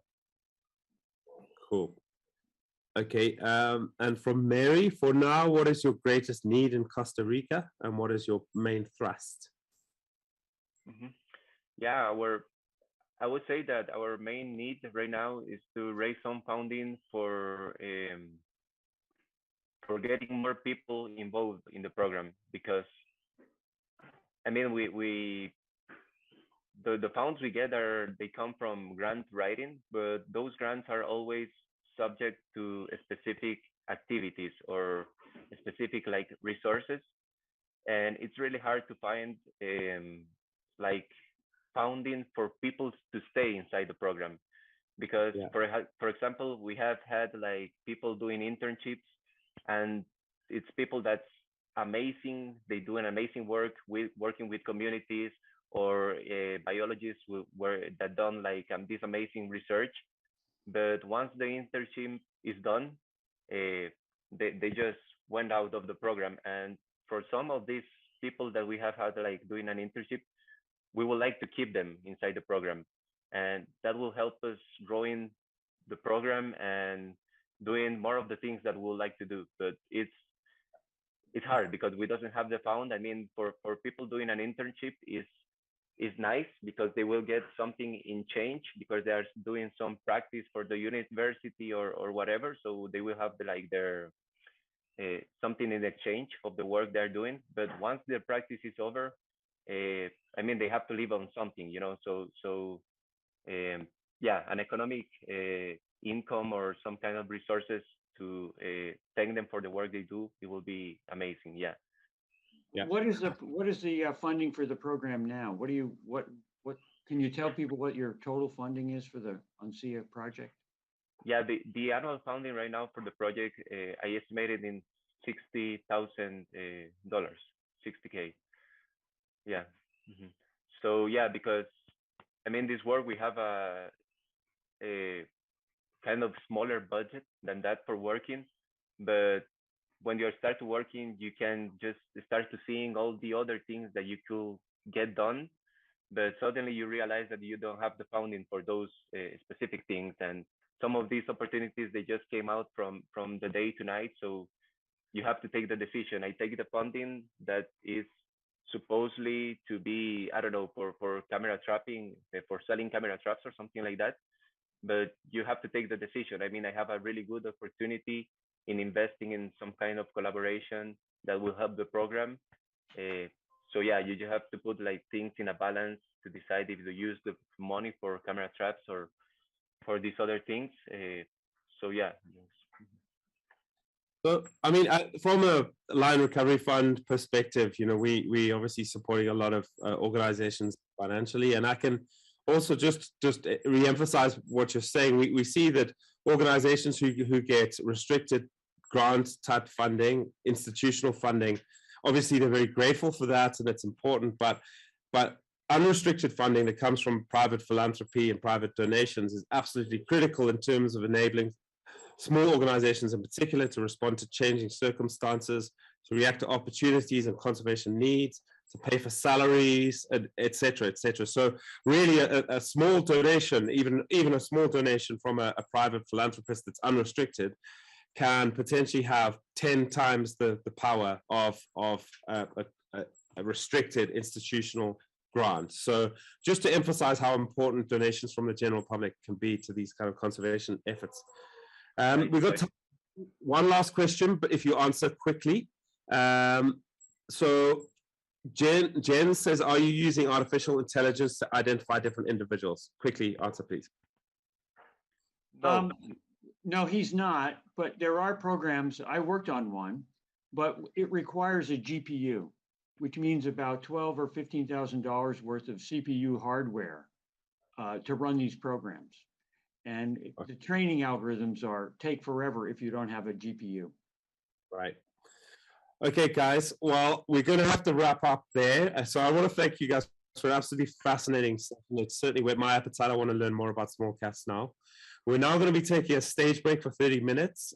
When we return at 1:45, we're going to learn more about painted dogs from Africa. In the meantime, I encourage you to check out the exhibitor booth to learn more about the great work across the network, including the small wildcat conservation Foundation. Thanks very much, guys. Thank you, Peter. Thank you Great very job. much, everybody.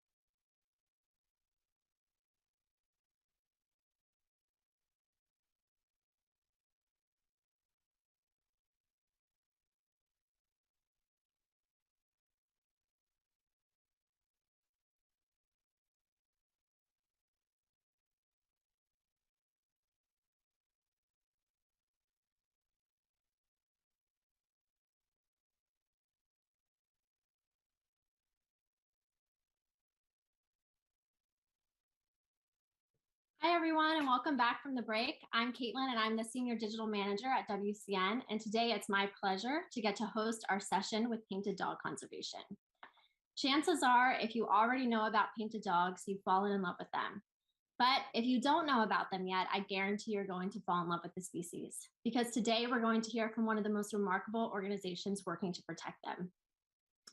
Painted Dog Conservation Team works in Zimbabwe hand in hand with local communities and conservation efforts to achieve long-term results.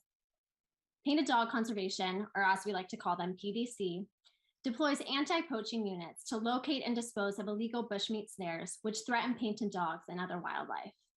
They also run children's bush camps, which bring together local school children on safari for the first time for environmental education opportunities to learn about wildlife ecosystems. In addition to this, they run a rehabilitation center for injured dogs and a visitor center as a headquarters for public environmental education in Wangi National Park. Thanks to their work, the population of painted dogs in the wild has steadily increased in areas where painted dog conservation operates. Today, we get to visit David Kuvawoga and the PDC team, where they are headquartered in Zimbabwe. David grew up in Wangi National Park in Zimbabwe, where he was surrounded by wildlife and often heard the sounds of lions roaring in the distance. This fueled his passion for conservation, leading him to earn a degree in nature conservation from Tshwane University in South Africa. Today, David is head of operations for Painted Dog Conservation, where he leads the team in daily operations to ensure the success of PDC's efforts to protect and increase painted populations while working with the local communities. I want to remind you that we do have a Q&A session directly following this talk, so please stick around and type in any questions you have into the chat. So now I'll go ahead and turn it over to you, David.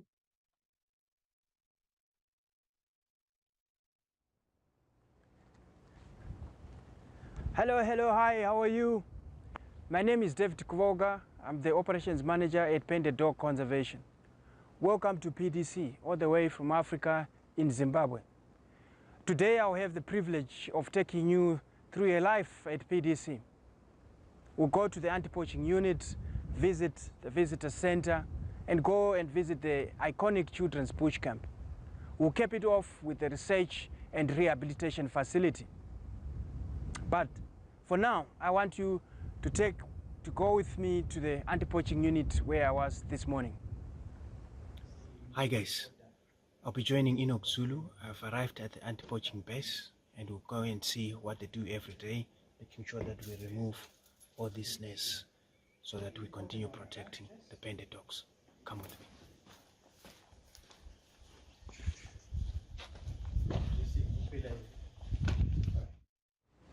Hi Enoch. Hi Dave. I've brought our supporters to the anti-poaching base. You are the man.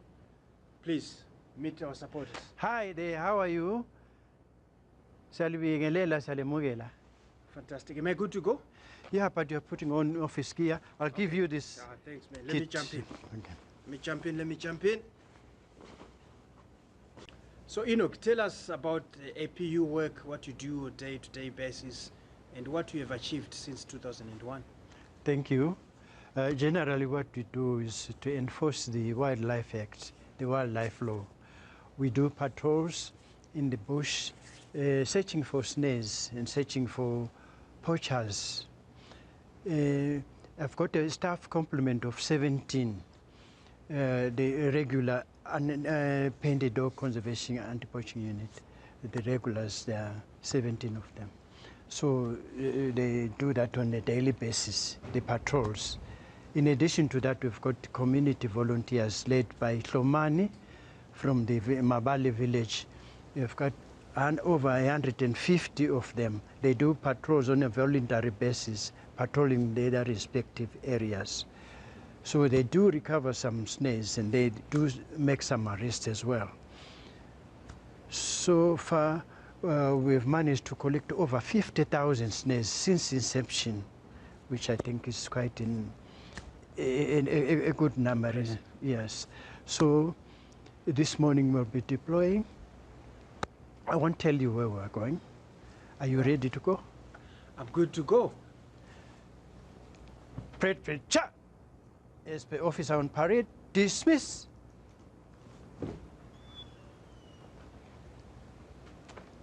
So as we go out on deployment, I like the idea of communities being involved in conservation. This is one way PDC making sure that we reduce the number of snares recovered and the levels of poaching. And the PU team with Enoch, having worked for PDC for over 10 years, they're really doing a great job. And right now, join us as we go on patrol.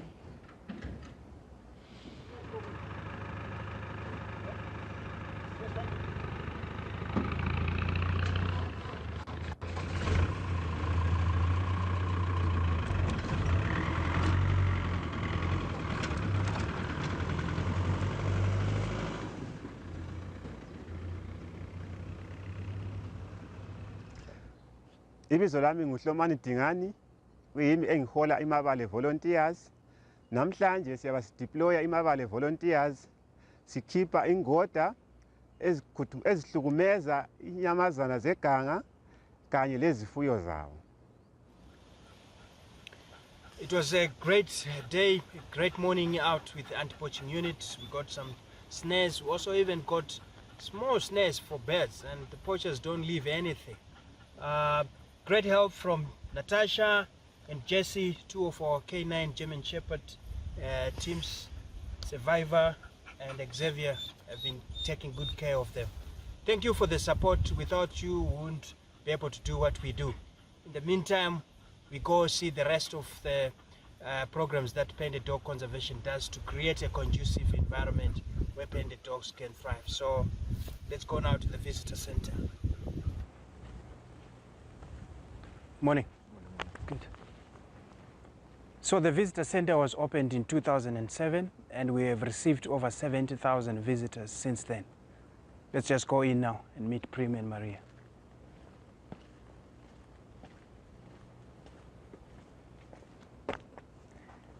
Hi, Maria. Hi, Mr. K. Fantastic. Hi, Prim. Hi, Mr. K. Good. I just brought supporters to you. I've told them about the visitor center and said, you meet Prim and Maria, they're the best at this, to take you through the interpretive hall. But Maria, tell us, what do you do in the interpretive hall?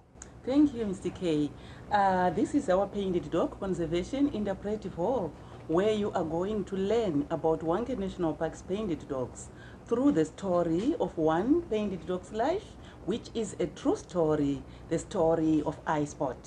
iSpot's story is illustrated through 7 large oil paintings. Painted dogs are facing extinction through human activities, such as poachers, people who set snares to kill animals. I was with the anti-poaching unit this morning, and it's just terrible how the snares are being put out there. But thanks to them, we're removing a lot of them. But in this, we have received over 70,000 people coming through the interpretive hall. What has been your best moment? It has been amazing receiving visitors from all over the globe. Brilliant. Thanks. Again, this is PDC involving everybody. Our education and our now awareness branch extends to the children's bush camp, where we are bringing in kids from over 21 local primary schools so that we can teach them about environmental conservation concepts, so that when they grow up, indeed, the future is secured. We'll go now and meet Wilton, who will tell us more about the children's bush camp. Come with me. Hi, Wilton. Hi, David. Good to see you again, man. Thank you. How are Brilliant. you? Oh, fine. Good. Supporters, I'm now at the Ikanyana Children's Bush Camp, and here we meet Wilton. Wilton, meet the supporters. Hello, everyone. Welcome to Ikanyana Children's Bush Camp. Come inside. Let's see. Let's go with Wilton. I can hear already the buzz with the kids. Yeah, playing. yeah. Great excitement You've been inside. doing this since 2004. What inspires you? What keeps you going? Yeah, it's been really a very great experience for me. As a teacher by profession, I've seen children grow into conservationists of the future. Brilliant, man. Let's know more about the programs that you do, the impact it has had on conservation, on the kids themselves. I'm sure our supporters are eager to learn more from you. Definitely. Let's go. Here we are at the Children's Bush Camp, and behind me here is Mambanja Primary School. The program is mainly for grade 6 students from the local community, and these are usually 11, 12-year-olds. The purpose of the bush camp is mainly to inculcate positive behavior and attitude change in the children. These are the future leaders of tomorrow, and we want to make sure when they leave the bush camp, they are at least focused towards conservation. Brilliant. I mean, the future is kids. And 2020, 2021, I mean, this shining star was almost extinguished because of the pandemic. How did the camp overcome the challenges? And which challenges did you face during that pandemic? Thank you very much, David. We really had a challenge as well as some lessons to learn from the pandemic. In 2020, we actually missed some of the schools. Some of the children out there in the communities, they still feel that they were supposed to come, but the pandemic disturbed us quite a lot. But on the other hand, 2021, we had a lot of pressure to finish all the camps, and we managed to do that during the short period that we had with the lockdown still on. But thank you very much for your support. Brilliant. And when the kids are here, what are their favorite activities? Well, besides just the games they play here, their favorite activity is the game drive. When the children go out into the park to actually see animals in their natural setting, they love it so much. But on top of that, they also are very eager to see painted dogs for the first time. And that is what they do when they go to the rear. Thank you, Wilton. We really need to continue catching them young. Definitely. As we continue a day in the life at PDC, you can see that catching them young and bringing kids to this camp is really an important part of our way of creating a conducive environment where painted dogs can thrive. We've been to the anti-poaching unit. We've seen the visitor center with Primo and Maria. And right now we'll head to the rehab facility where we will learn more about painted dogs. Hi, Doc. Hi, Dave. Good afternoon. Afternoon, sir. Yes. So here we are. We have arrived at the rehab facility. I've got Dr. Hilary Mazikanda. He's going to tell us more of what they do here at the rehab and also their work with our research team. Doc? Yes, thanks, Dave. And once again, welcome to the rehab. Part of research. This is where we have got the 2 resident painted dogs that are shown to any would-be visitors, including school kids that normally come to PDC. At the same time, the rehab houses the research part of PDC, where on a daily basis we undertake research and monitoring, where a team drives into the bush looking for dogs and undertake all required research protocols. At the same time, there is also a lab that analyzes painted dog feces for prey preference as well as the parasitic load. And at the same time, we also house 5 undergraduate interns from higher institutions from all over the country. Thank you, Doc. Indeed, the rehab and the research work we do is quite integral to the work that painted dog conservation does to create a conducive environment where painted dogs can thrive. The rehab has housed over 85 painted dogs since 2001.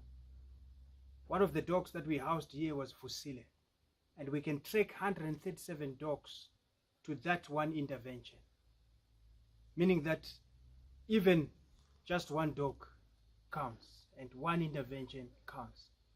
Soon we'll hear from Peter Blinstone, the Executive Director, how our holistic approach is quite the way to go. We've looked since morning the work that we do with anti-poaching units. We've gone to our iconic children's bush camp. We've visited our visitor center, and we've kept it with the rehab facility and our research work. All this wouldn't happen without your support. In the meantime, Doc, it's been great. Thanks, Dave. Have a wonderful evening. Bye-bye. Hi, my name is Peter Blinstone. I'm the Executive Director of Painted Dog Conservation. Today, you've just had a glimpse into a day in the life at PDC.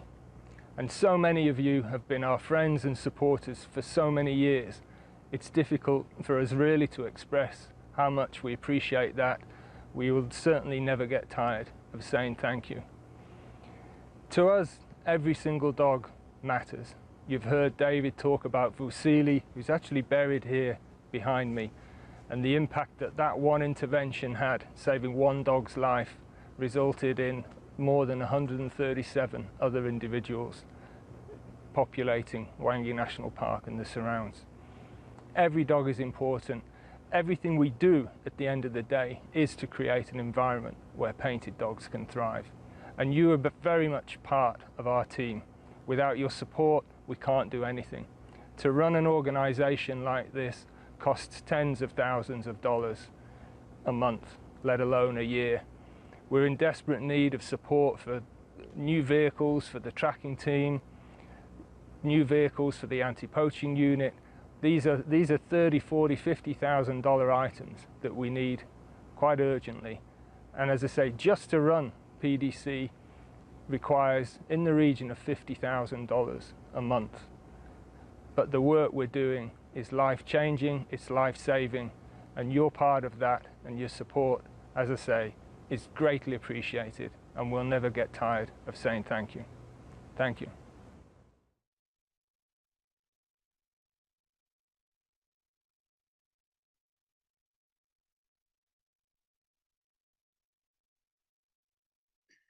Wow. So much, David, Peter, and the entire PDC team for bringing us into your world. So now we're going to dive into the Q&A session. So please go ahead and pop your questions over into the chat. We have David joining us. We also are joined by Ronnie, who is the Marketing and Communications Manager. Hi, Ronnie. And we're joined by Enoch, the Anti-Poaching Unit Manager. I think we're going to try and keep everyone on video, but because of internet bandwidth, if you see somebody's their screen go off, don't be alarmed. We still have them here on audio. And we're also joined by Wilton, who is the Education and Community Development Programs Manager. So hi, everyone. We are so excited to have you here joining us today. So now I'm going to go ahead and dive into your guys' questions. So Mary, right at the end there, Peter is talking a little bit about the painted dog population. So Mary's question is if the painted dog population is stable. Yes, the painted dog population to date has since stabilized. When this whole program started, the numbers were pretty low, just the individual numbers, not even mentioning the breeding units. So to date, we are looking at least 26 packs in Hwange National Park and about 14 packs that were recorded in the Mid-Zambezi Valley. And the figures that we have between these two is looking at least on average over 300 adult dogs. And we know in Zimbabwe, we're looking at least 700 dogs in the country. So the number has since stabilized around that. And our effort as an organization is to make sure that we remove all, especially anthropogenic factors that cause mortalities, like the roadkills, the snares that the poachers are putting, and that will give a chance again to painted dogs to get their numbers up, and what will be left is just the limitations of the environment, which we can't do much about. Thanks, David. We also have a question from Beth, and her question is about the ranges of the dogs. So can you talk a little bit about the territorial range of painted dog packs? In Zimbabwe, we have the dogs, in the western Matabeleland. This is Hwange National Park, all the way up into Victoria Falls side, the Mid-Zambezi Valley in the north. And we have in the southeast, including Gonarajo National Park, the Save Valley Conservancy, Malilangwe. There are dogs in those areas. But in terms of countries in Southern Africa, we know in South Africa, we have painted dogs, Botswana, we have dogs in Zambia, we have dogs in Kenya and Tanzania, and the dog numbers vary from country to country. Zimbabwe is fortunate enough to be a stronghold, to be one of those countries that still have these good numbers that through our effort we'll be able to conserve and make sure that future generation won't be seeing these dogs in storybooks. Great. So now switching over a little bit more to your community outreach efforts, we have a question from Morwenna, and she's asking, do painted dogs in the wild suffer high? Oh, sorry, this is a question from Ellen. Can you please elaborate on the ways you are working to change the cultural perception that wild dogs target domestic livestock? Are there certain programs that you're doing, education programs around this, or maybe Wilton, this is something that is talked about during bush camps, but is there any education efforts around to change that perception that dogs are targeting livestock? So yes, Wilton will expand more the bush camp, yes, and the engagement we have with the traditional leadership in the communities, and the other programs that partners that we collaborate with who are also working in the communities that encourage things like co-heading has helped in reducing conflicts between not only painted dogs, but wildlife and domestic animals, has helped for people to understand that there's room for coexistence if only we have the right attitude to how we protect our livestock, and also at the same time how we view wildlife in our day-to-day lives. But I'll leave that for Wilton to expand. Wilton. Thank you very much, David, for allowing me to answer that question. I think in to be specific, I would say we have interventions, direct interventions into communities in terms of raising awareness through the Children's Push Camp, which is a program that we are trying to inculcate positive attitudes in the communities.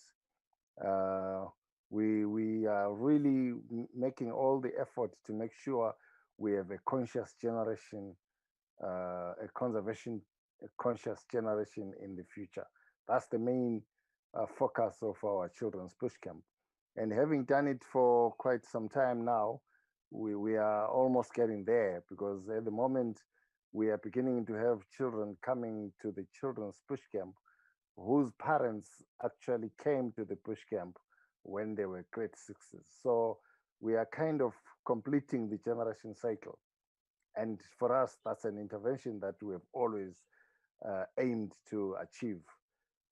We also have looked at the main causes, which actually I've heard from the other speakers earlier on today, that people would go out there and set snares, or they poach for the purpose of trying to feed themselves and get a little bit of some cash. Our interventions are around nutrition. We try to make sure that we provide people with resources that can actually give them better nutrition in terms of nutrition gardens. And also we make sure that they produce enough to sell and get money. And we also support a lot of community programs in relation to cleanup campaigns and general community meetings, like David has said. And also we have a lot of scholarships to make sure that at least in the local communities, we have children that actually champion and become the role models for conservation. Thank you. Great, thank you, Wilson. It looks like we're getting a lot of great questions in the chat right now too. So Enoch, we have some questions for you around poaching. Mary is asking, what are poachers after? Is the motivation primarily financial or food? Thank you. I would say both, because at times you find a few snares, which indicates that somebody will be poaching for food. At times you get more snares, we get around 50 or more snares. That's an indication that it's more than poaching for food, that becomes commercial. So that means he's poaching for financial gain. So I would say it's both.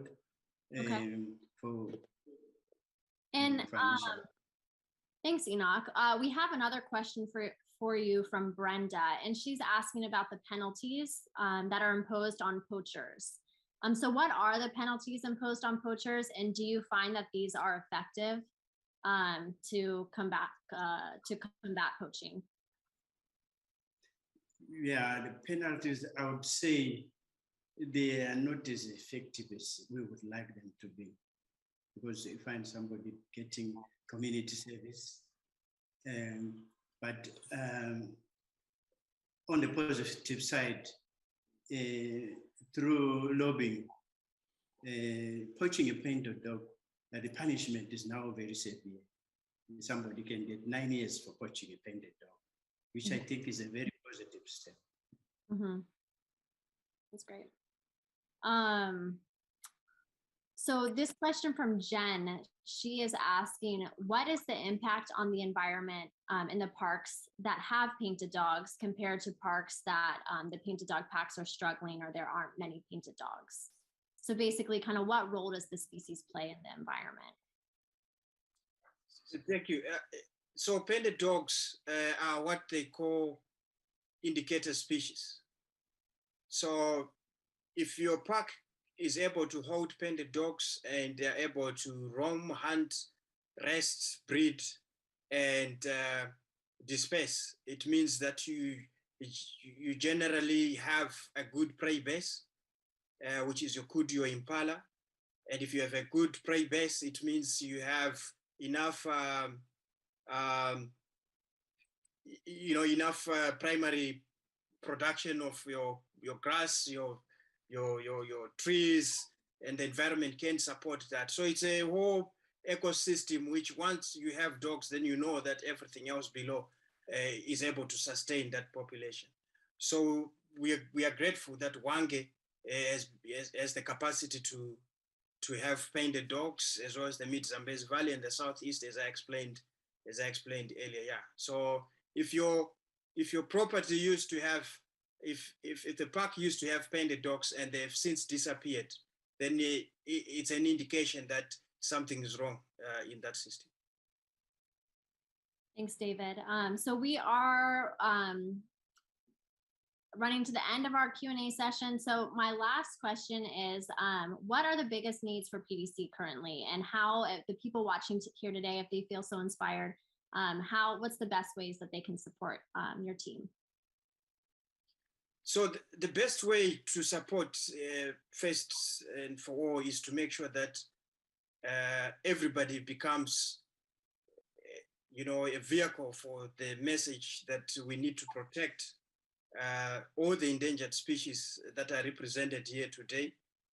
After that, you have to be also a vehicle to make sure that you can galvanize your friends, your closest friends and community to find the funding. Especially, it's something that we need on the ground. So if you can organize some dinner to fundraise and channel those funds through WCN to us, that will help us greatly in the field. In the field, we need vehicles to do our work with the anti-poaching unit. Enoch is just there. The kids that come to the camp needs to be moved from their different schools, over 21 of them. The fuel price has gone up. Everybody is aware, everyone is shocked with the price. So the cost of operating our projects has also gone up. So a little bit further of the philanthropy is needed at this time so that we can cushion any of the increased costs that we've encountered. The pandemic has not helped. Wooten will tell you that the camps, the schools that are coming, the big schools, we have to split them so that we meet the requirements of WHO requirements of social distancing. When we conduct the lessons, it means now we have to have 2 classes where we used to have 1, and everybody is obviously aware of that increases costs of running the programs.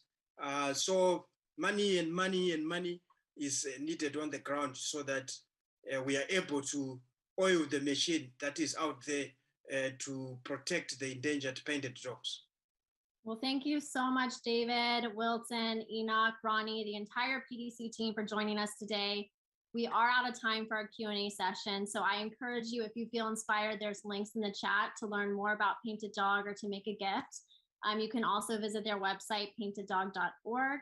You can sign up for their newsletter, follow them on social media. So now we'll say goodbye to the PDC team, and I'm going to turn it over to Tommy to learn about dolphins and dugongs in Malaysia. Thank you, everybody. Thank you so much, Caitlin and David and the PDC team.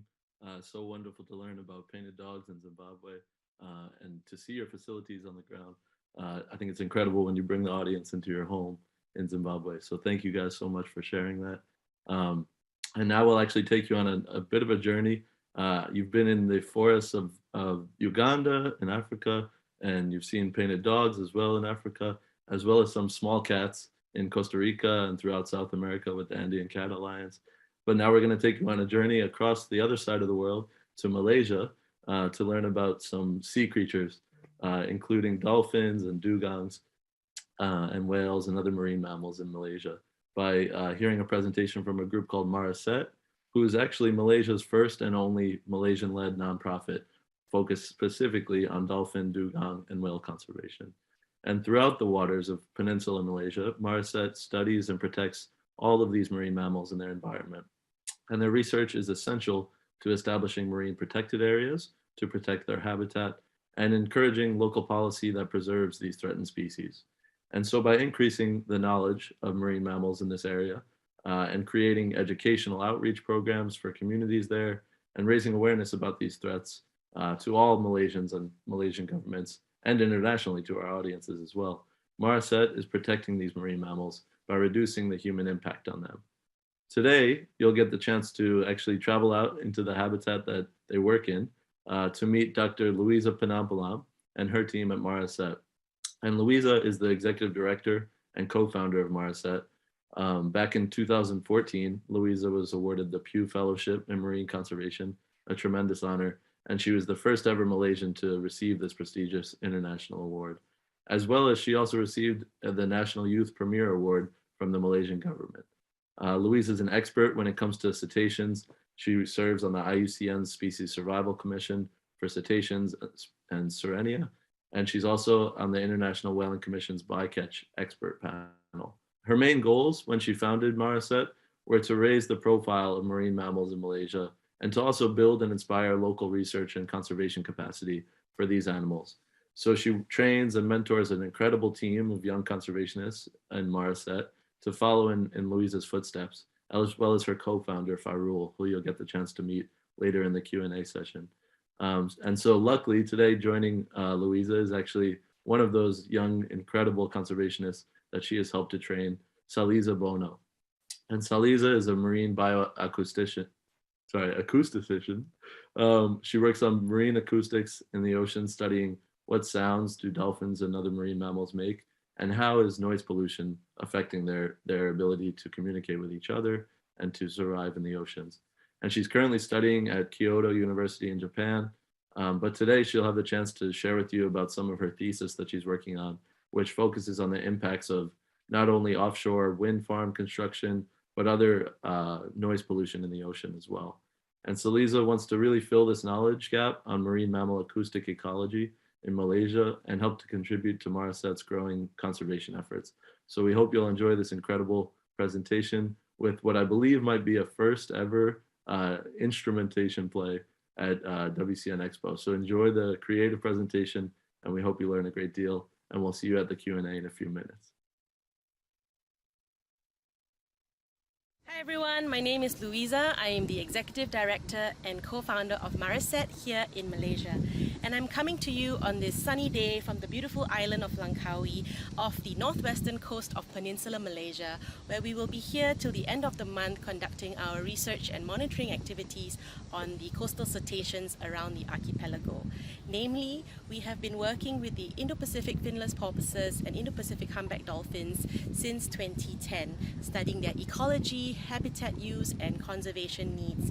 And I'm really excited to be speaking to you today because this year is special. It is our 10th year as a marine conservation and research organization, and I'm really proud of how far we've come and all the work that we've done. Through the years, we've been able to train local residents and local communities in marine mammal stranding response and sightings reporting. We've developed a marine education program for local schools called the Sea Science in Schools program.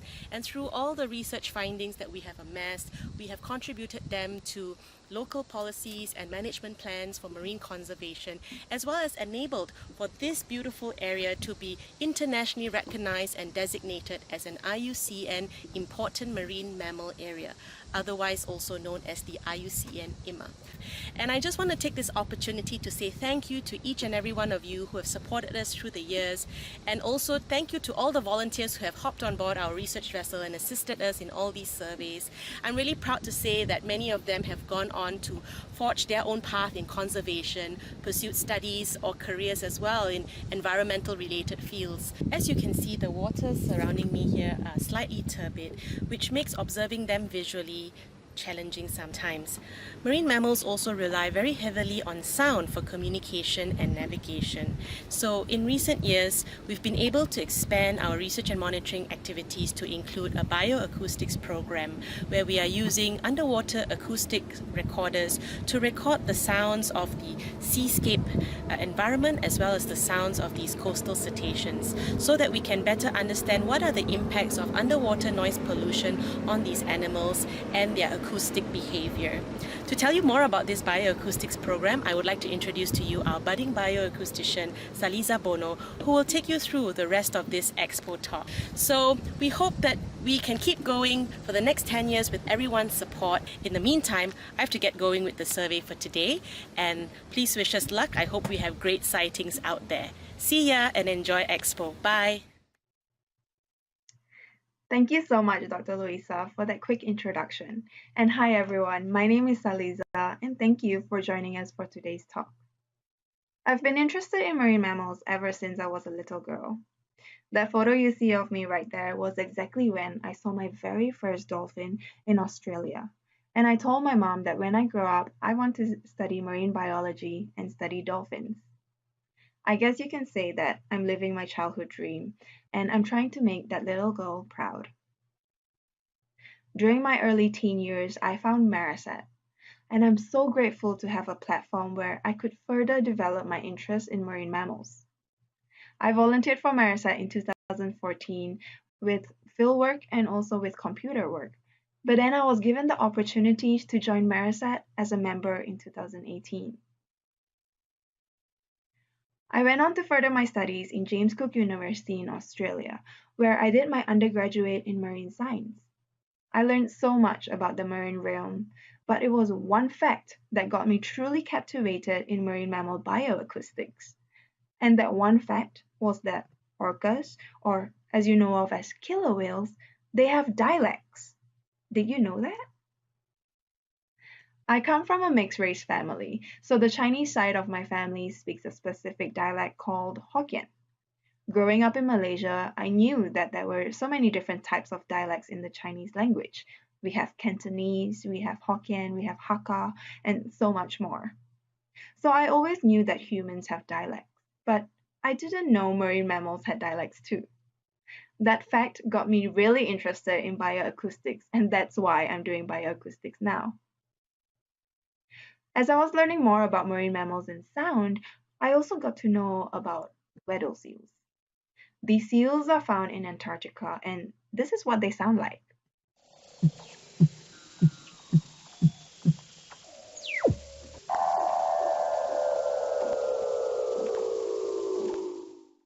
Don't you think like they sound like they came out straight from a sci-fi movie?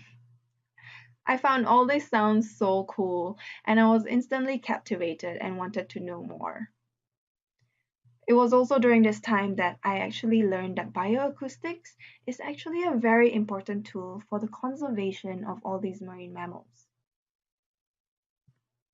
I'm sure you've played of a game called Marco Polo, where you'd have to close your eyes and scream out Marco, and your friends would reply by saying Polo, and you'll have to depend on your hearing just to find your friend to tag. Us humans are very visual species, so having to depend entirely on our hearing can get very challenging. The oceans are a dark and murky place, so marine mammals have to depend on their hearing and sound for basic survival needs, such as for navigation, for foraging and looking for fish, and also for communicating with one another. So sound is very important for these marine mammals. This is a video the Marasat team took of a dolphin swimming underwater. You can barely see that dolphin underwater. So studying marine mammals' behavior and ecology just by visually is not enough. And that's where bioacoustics and acoustic studies comes in very handy. The Marasat Bioacoustic program began in 2018, and now I'd like to share with you how we study sound, and I'll also explain a little bit about how noise pollution is a threat to marine mammals, and how we gather all this information to provide to the government to lobby for noise pollution as a threat to marine mammals. When we're out at the sea, we deploy a device called hydrophone, which basically is an underwater microphone used to record everything underwater, from snapping shrimps to dolphin sounds to boats passing by. We deploy this device on the left side and on the right side of the boat, and there's usually wires going across the boat all the time. Here's a video of how we deploy them. It's attached to a weighted rope, and we drop them into the waters, we drag this device along as we go following the group of dolphins. So we get to watch the dolphins visually and also listen to them live. So it can get really interesting. Once we have the data, we want to analyze them, and we have to see sound. So we see sound by spectrograms. The squiggly line that you see right there is the dolphin whistle. And on the right side of these spectrograms are the frequencies. Frequencies means pitch. So you'll have a wide range of frequencies. Just for reference, humans can only hear sounds from 20 Hz to 20 kHz. Let me explain a little bit more about frequencies. So if you imagine a piano, actually, let me show you.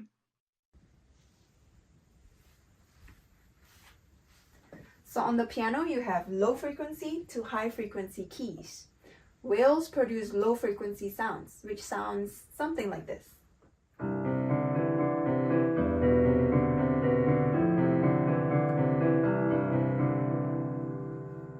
And then you have your dolphins producing mid-frequency range sounds.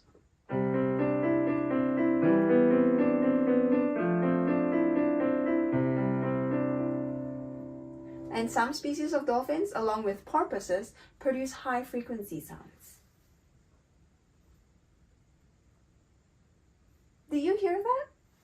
Exactly. These high-frequency sounds can be so high that they're ultrasonic and they're out of our audible hearing range. Different marine mammals produce different frequencies, and there's a wide range of frequencies.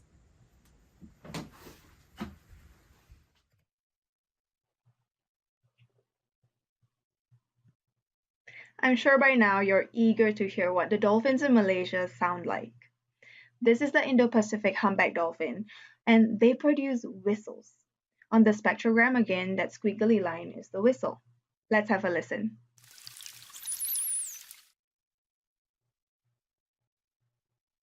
Humpback dolphins also produce clicks. On the spectrogram, the clicks are those vertical lines that you see, and at the end of this click train is a horizontal straight line, and that's also a whistle.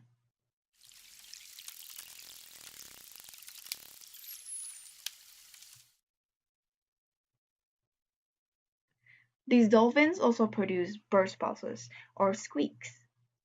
The Marasat team recorded burst pulses for the first time in this species in Malaysia. So this is the first few findings of this sound. Let's listen.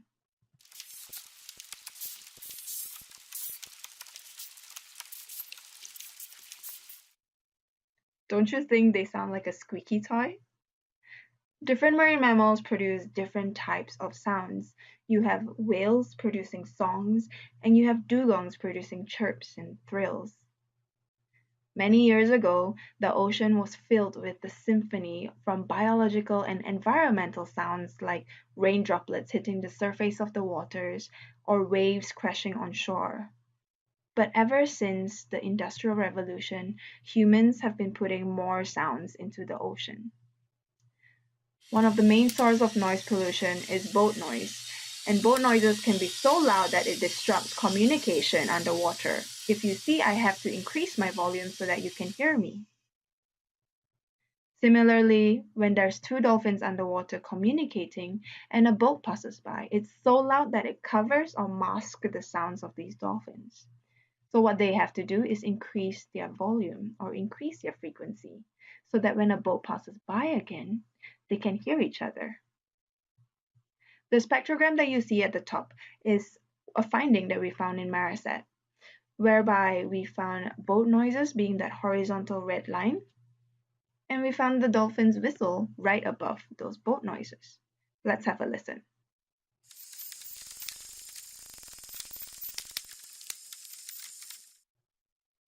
These whistles may sound normal to you, but it's actually much higher in frequency.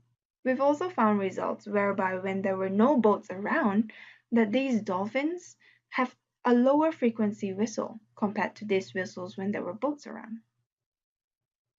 So these dolphins have to increase their frequency when a boat passes by, which can get very tiring and in the long run can even pose a risk to their survival. I'm sure you also get tired when you'll have to scream across a loud room all the time. Noise pollution can also lead to hearing loss, either temporary or permanent hearing loss.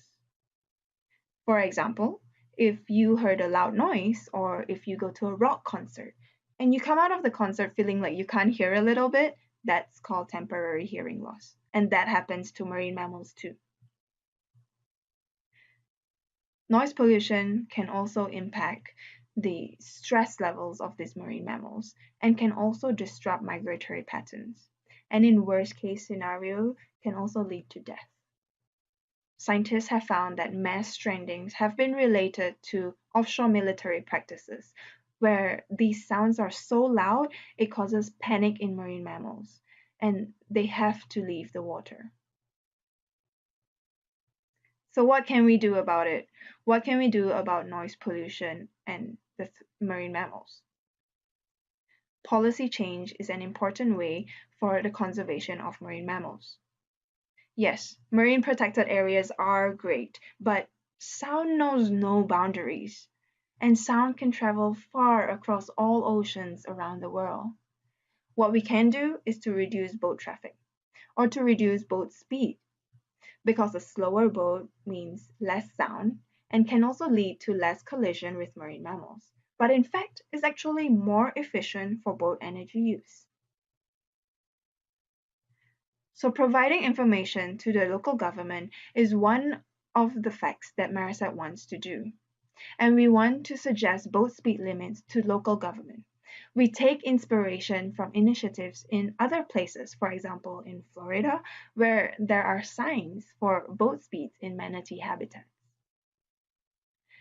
An example of a success story of policy change is when the UN Convention of the Law of the Sea addressed underwater noise pollution as a form of marine pollution.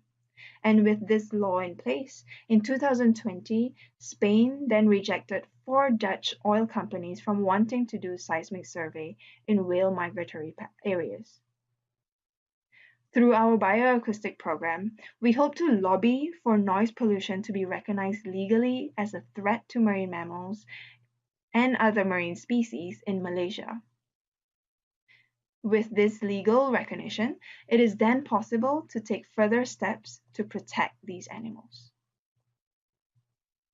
There needs to be a policy that mandates acoustic mitigation in the marine environment.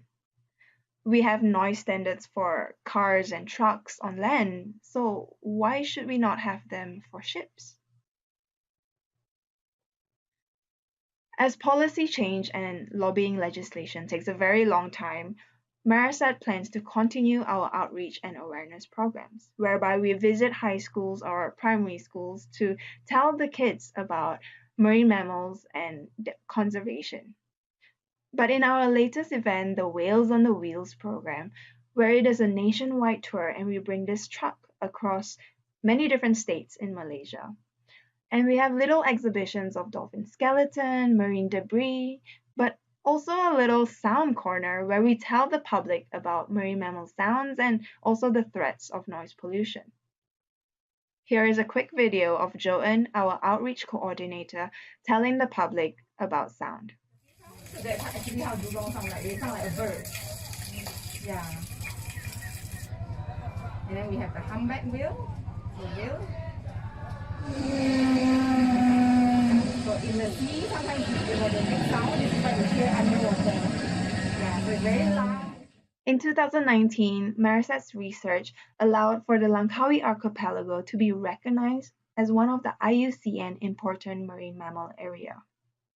So our next steps is to develop a boating code of conduct. As you can see, there are so many boats in the Langkawi Archipelago, and these boaters don't even know that they have dolphins inhabiting the waters. So by having a boating code of conduct, it is important to remind these boaters that there are dolphins in the waters and also to be mindful about what to do around them. I am so proud of Marasat for celebrating its 10th year anniversary this year. We've come such a long way from basic research to outreach to expanding our research for the conservation of marine mammals. But we still have so much more to do, and we still struggle to do a lot of them. For bioacoustics, for instance, we want to record sounds in dolphin habitats for 24/7 from weeks to months on end. But to do this, we need high-tech devices, which can get very costly. So we are needing your support to further this research in order to share more information to the public and also provide scientific evidence to the local government. We at Marasat are really grateful for the support of WCN and all the donors has given us, and we hope that you do continue supporting us. We were not able to do what we have done without all these support. We can do so much more for the marine mammals in Malaysia, whose conservation is often largely overlooked in our country. I hope that you learned a thing or two from my talk today, and I also hope that you can help advocate for less noise in the ocean by simply sharing these information. Before I end my talk, as a reminder, if you're ever out at the ocean, just keep a lookout for marine mammals, or if you're ever underwater scuba diving or snorkeling, maybe listen carefully, for you never know what you will hear. Thank you so much.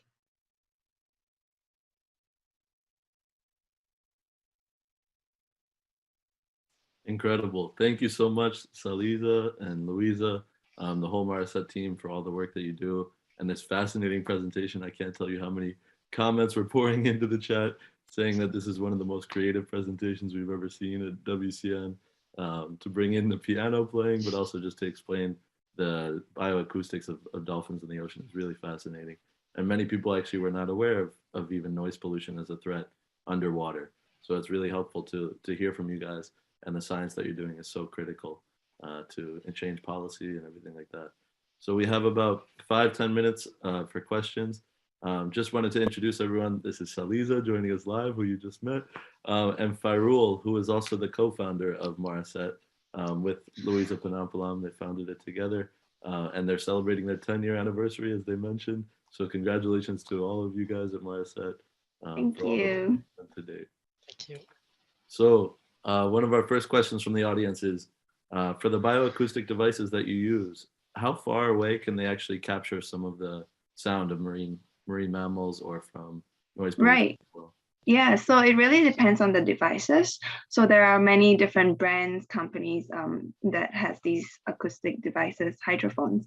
But the ones that we use, we estimate that it can record sounds up to 400 meters around the device itself. But it also really depends on the ocean floor. So if your hydrophone is right next to a mount underwater, or a little mountain or rock, the sound, that rock or mountain could be blocking these sounds. So it also depends on the ocean floor and not necessarily 400 meters as well. So it's really a range. Yeah, and everything underwater is really an estimate of the sounds. But when the dolphins are about 500, 400 meters, we still can hear them whistling. Incredible. Wow. And do you have any estimate about how far they can call to each other, distances that dolphins can reach each other? Yeah, that also really depends highly on the environment. But sound can travel really far underwater, especially if they're low frequency.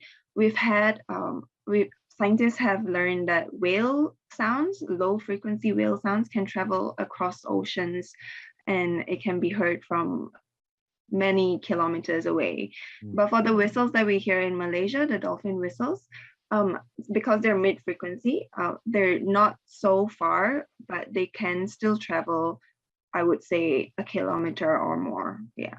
Wow, incredible. And do you have any idea about if there are alternatives that are less impactful? So for boats, at least, will electric engines have the same impact on sound, or is there better alternatives you recommend? Yeah, so electric engines or electric boats I've heard of, especially the ones that I know when I worked in Iceland as a researcher, they use electric boats as one of their whale watching boat, and they found that there's less impact on the whales in that area. It's because these boats don't produce sounds, especially electric boats. And so they found that when they use these boats and the humpback whales that they're watching, they actually come closer to the boat and they see less of an impact. But yes, of course, electric boats are very costly, and it's probably just a very high dream for us in Malaysia. And there's also a lot of other mitigation, like having better propeller designs of boats that produce less sounds. Actually, a lot of engineers are still trying to design these less sound propellers. But again, of course, it's very costly. And developing countries like Malaysia have problems, of course, purchasing these boats, especially for fishermen in local areas. So that is a big problem. Yeah. Of course. Yeah, just to add to that, I mean, transcontinental shipping companies are looking into it. As Saliza mentioned, the biggest problem is the cavitation. So when propellers move underwater, they create bubbles, and basically, the more bubbles you create, the more sound you create underwater. So what companies are looking at is to improve that, whether through propeller design or a better maintenance program. But there have been companies that are coming up with electric sails. So rather than using propellers, they're sailing again, Incredible. reducing so reducing the need for propellers on these large transcontinental ships. Awesome. Yeah, I hope in more technology innovations we'll be able to resolve a lot of these threats too. A question for you, Farul, too, is because this year's the 10th anniversary, can you tell us a bit about what you're most proud of with the growth of Maraset over the years? And also, at the moment, what are some of your biggest needs as an organization? Yeah, thanks for me. It's been surreal. When Luisa and I first thought about this to set it up, we never thought of reaching this stage, 10 years, and having this great team coming together and doing all this great work with us. It came from, so Luisa started at the university. I was working with another NGO at the time, and there was a gap in terms of marine conservation work here in Malaysia, particularly on marine mammals, and that was where the idea of Marasat was born. And I think um, our proudest achievement, if you like, would be to have a team now. After 10 years of working together, we have a really great team who are now embarking on their own careers and who are doing conservation work all around Malaysia. And we hope to grow that team more and more in the coming years. But of course, we need funds.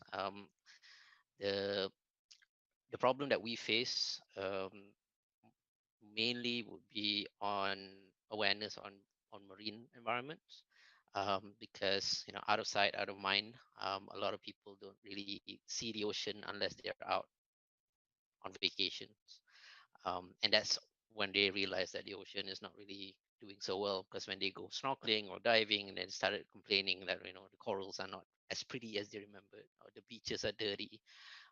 But it's an ongoing problem, um, and that only gets highlighted through outreach programs such as the ones that Saliza mentioned in her presentation, like the Wheels on Wheels program. And there's also a lack of awareness in terms of marine mammal presence in a lot of areas here in this region, in Southeast Asia.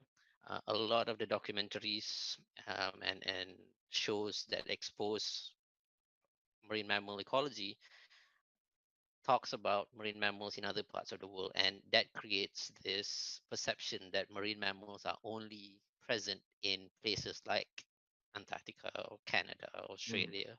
And every time we speak to the public, they just go, "Oh, we didn't realize there are dolphins in Malaysia. We didn't realize there are whales in Malaysia."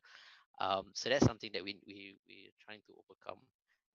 And whenever we do our research projects, unfortunately, the situation is still as such where grant providers have limits in terms of what we can do with the funds that are provided. So a lot of the funds are restricted to activities. So it can only be channeled to boat rentals, fuel, expenses, project expenses, but not to pay the people running the program. So that's something that's a challenge for us. And with COVID recently, everybody's tightening their pockets. So we suffered a bit in terms of corporate and individual donations for that purpose. So yeah. Gotcha. Well, I hope, yeah, through the WCN network, we can continue to promote groups like you and Mara said that really are doing incredible work on the ground. And we couldn't do it without your brilliant minds and your heart and dedication to this work. So we hope to support your teams for sure moving forward. And yeah, some more questions for you, Saliza. People are so curious about the noise pollution challenges. Can you tell us about, so you did a thesis on wind farms and the impact of the offshore development for energy. A lot of people, I think, get a little concerned or confused about, wind energy is very necessary from a climate change mitigation perspective these days. What are the consequences to marine habitats locally where wind shore development is done? And what can we do to mitigate that as well? Yeah, so for my master's, so I did my master's in University of Aberdeen in Scotland.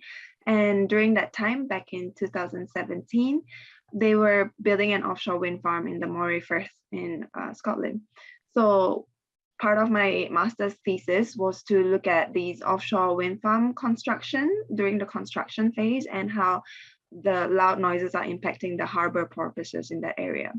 So I only looked at the absence and presence of these harbor porpoises. And what I found out was that initially at the beginning of this construction, the harbor porpoises do leave the area. So the sound, the construction could be really loud for these animals. But what I also found out is that after a few months, these porpoises came back to the area. So meaning that the area could be an important place for these animals, either foraging grounds or breeding grounds. In terms of the construction of this wind farm, the noise that is the major noise from the construction is the pile driving that happens when a lot of offshore construction happens. So that's when they are hammering down a big pile into the seafloor. So that hammering noise is what causes loud noises, and it causes shock to marine mammals in the ocean. So some of the mitigation, a lot of these companies and researchers are helping these offshore construction is that what they do is it's called a build up to the sound. So instead of straight away hammering down those pile driving, they go in really slow. So they start off with 1 or 2 hits before they actually start hammering down a lot of time. Another mitigation is also called bubble nets. So scientists have found that when they are piling in an area and they put a ring of bubbles around this pile, these bubbles help stop sound from traveling further. So that's also one of the mitigation that scientists have found that helps with the noise pollution from offshore construction. Yeah. Wow, incredible. Well, it's hopeful to hear that at least they come back to the migratory area even after construction is over. So some more questions. We're actually past what we're supposed to do for time, but I'm acknowledging that Fairul and Saliza are up so late on the other side of the world in Malaysia and Japan. It's around 3 a.m. their time, so I want to make the most of the opportunity we have with them and then let them go back to sleep. So I'll just ask you 1 or 2 more questions. And one of them is, so obviously we learned today about the bioacoustics work that Maraset is doing, but there's so many other aspects of your organization. And we've heard at past expos about when animals are injured, how you guys cope with dealing with that and collecting samples for health assessments. Can you tell us a bit about what you guys do when you encounter an injured marine mammal, whether it's due to noise pollution or other challenges? And do you have a rehabilitation center or a laboratory center where you collect samples? Can you tell us a bit about that? Well, that's the plan in the next 10 years, hopefully, Tommy.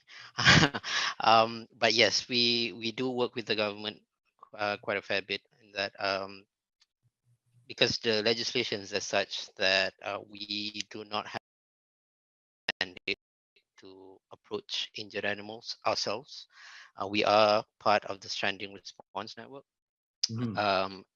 So we do have to work with the government. So when we do encounter an injured animal, and then if they are accessible for us to rescue, we will report it to the Department of Fisheries here in Malaysia Mhm. and get the approval to start the rescue. And usually by that point, the animal will be insured, the animal, and take the samples and try Mhm. to address any injuries. Then there is no rehabilitation center in the country as yet. There Mhm. are some plans. Marset was involved in coming up with a plan for a dugong sanctuary in the southern parts of Peninsular Malaysia, where a large population of dugongs have been found based on our research. And in that dugong sanctuary plan, there is a component of it where a rehabilitation center needs to be set up. Mhm. So that's in the works. We're still negotiating with the government in moving that plan along. So hopefully, in the coming years, there will be some movement in that. Mhm. Incredible. Okay. We have, yeah, so I'll ask one last question. But we also have one of my favorite things about WCN is that the supporters and viewers at Expo don't just ask questions, but sometimes they also offer ideas and approaches to policies. And one commenter, Yasuyo Yamazaki, said, "Is it possible? Have you ever seen construction companies be persuaded to do the construction or installment of offshore energy development during a non-breeding season or a time when potentially migratory mammals are not passing through that area?" Have you guys ever seen any signs of that or policies for that? Yes, especially recently, where now that um, sustainability is a big issue in the corporate sector, Mhm. and one of the drivers for that is really the identification of important marine mammal areas. Mhm. So previously, in previous years, companies are not really aware of where sensitive areas are, and through work by our colleagues all around the world, ourselves, coming together through the international marine mammal, important marine mammal area network, and identifying these areas all across the world, we can then inform these companies that okay, Mhm. you're working in a very sensitive environment, and these are the species that's present within these areas, and these are the peak seasons, if you like, for breeding or for nursing and so on. And a lot of the mitigation that happens around that is through the what they call the mitigation hierarchy, where they Mhm. try to avoid as much as they possibly can.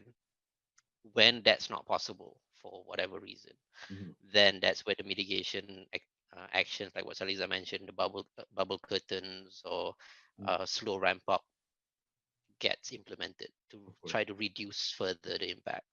But a lot of companies are trying to do avoidance because they they understand now that in terms of liability, it's better for them to avoid rather than try to reduce the impact. Mhm. Gotcha. Thank you, Farrell. All right. Well, for now, yeah, we'll have to wrap up this session. But if folks have any more questions, I know there's a few we didn't get the chance to answer now. You can go in to visit Maraset's booth, their exhibitor booth on the Hopin platform, and you can write your questions in there.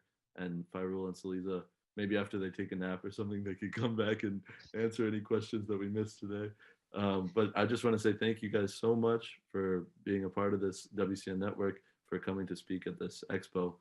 You guys are doing incredible work, and without your research efforts, we would not know so much of this. So to hear, it's such a privilege to hear some of the first sounds of marine mammals in Malaysia that you guys recorded, and to demonstrate all of this incredible science in a really creative and helpful way for our audience. So thank you to Saliza and Farul, and Louisa and the whole Marset team, and congrats on your 10-year anniversary. Thank you guys. Thank you so much for having us. Of course, yeah, yeah.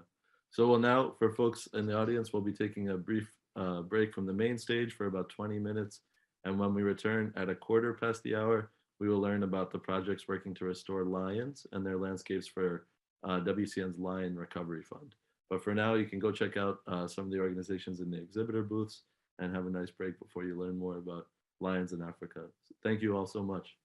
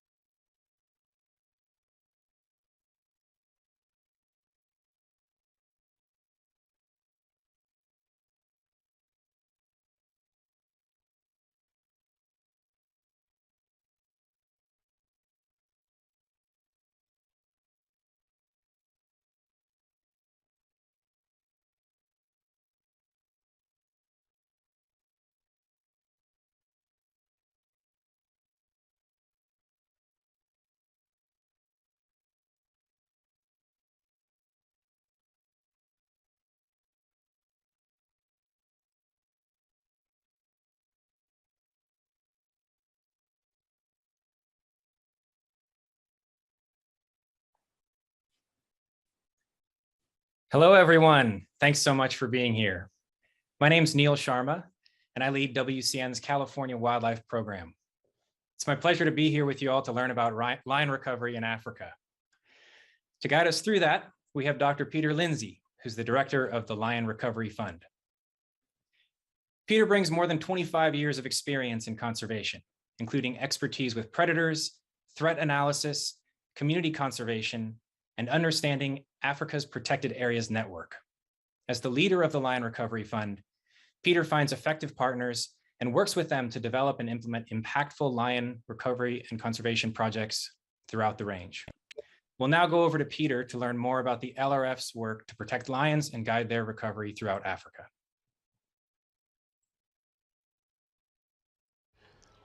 Hello, folks. This is Peter Lindsay, Director of the Lion Recovery Fund here. Today, I'm going to present to you some updates on progress with the Lion Recovery Fund. And the theme of the talk is going to be lion recovery, which seems fitting for the fund. But it's not as obvious as you may seem. With conservation in Africa, there's so much doom and gloom, and with good reason, the situation is challenging. But there are also some real successes out there. And now in the 6th year of operation of the fund, we're starting to see emergent examples of real, tangible success. And so that's the main theme of my talk today. So sit back and I hope you enjoy what's to follow. However, before we launch into some of these success stories, it's important to note that overall, lions remain in crisis. The species has declined in number by 50% or so over the last 25 years. The species has gone extinct from no fewer than 26 different African countries, and the species occupies just 8% of its former range. While recent total population estimates are not available and probably not obtainable because it's so difficult to count a species like lions at scale, the latest estimate 6 or 7 years ago suggested that somewhere between 20 and 25,000 lions remain. It's very possible that that number has now dipped below 20,000, but that would be speculating. At this stage, we just don't know. The threats facing lions are diverse and numerous, but they can be categorized into 3 broad types. Firstly, threats that affect the habitats on which lions and their prey depend. So such threats are driven by the expansion of human populations and agriculture, the transformation of land for development, mining, infrastructure, etc.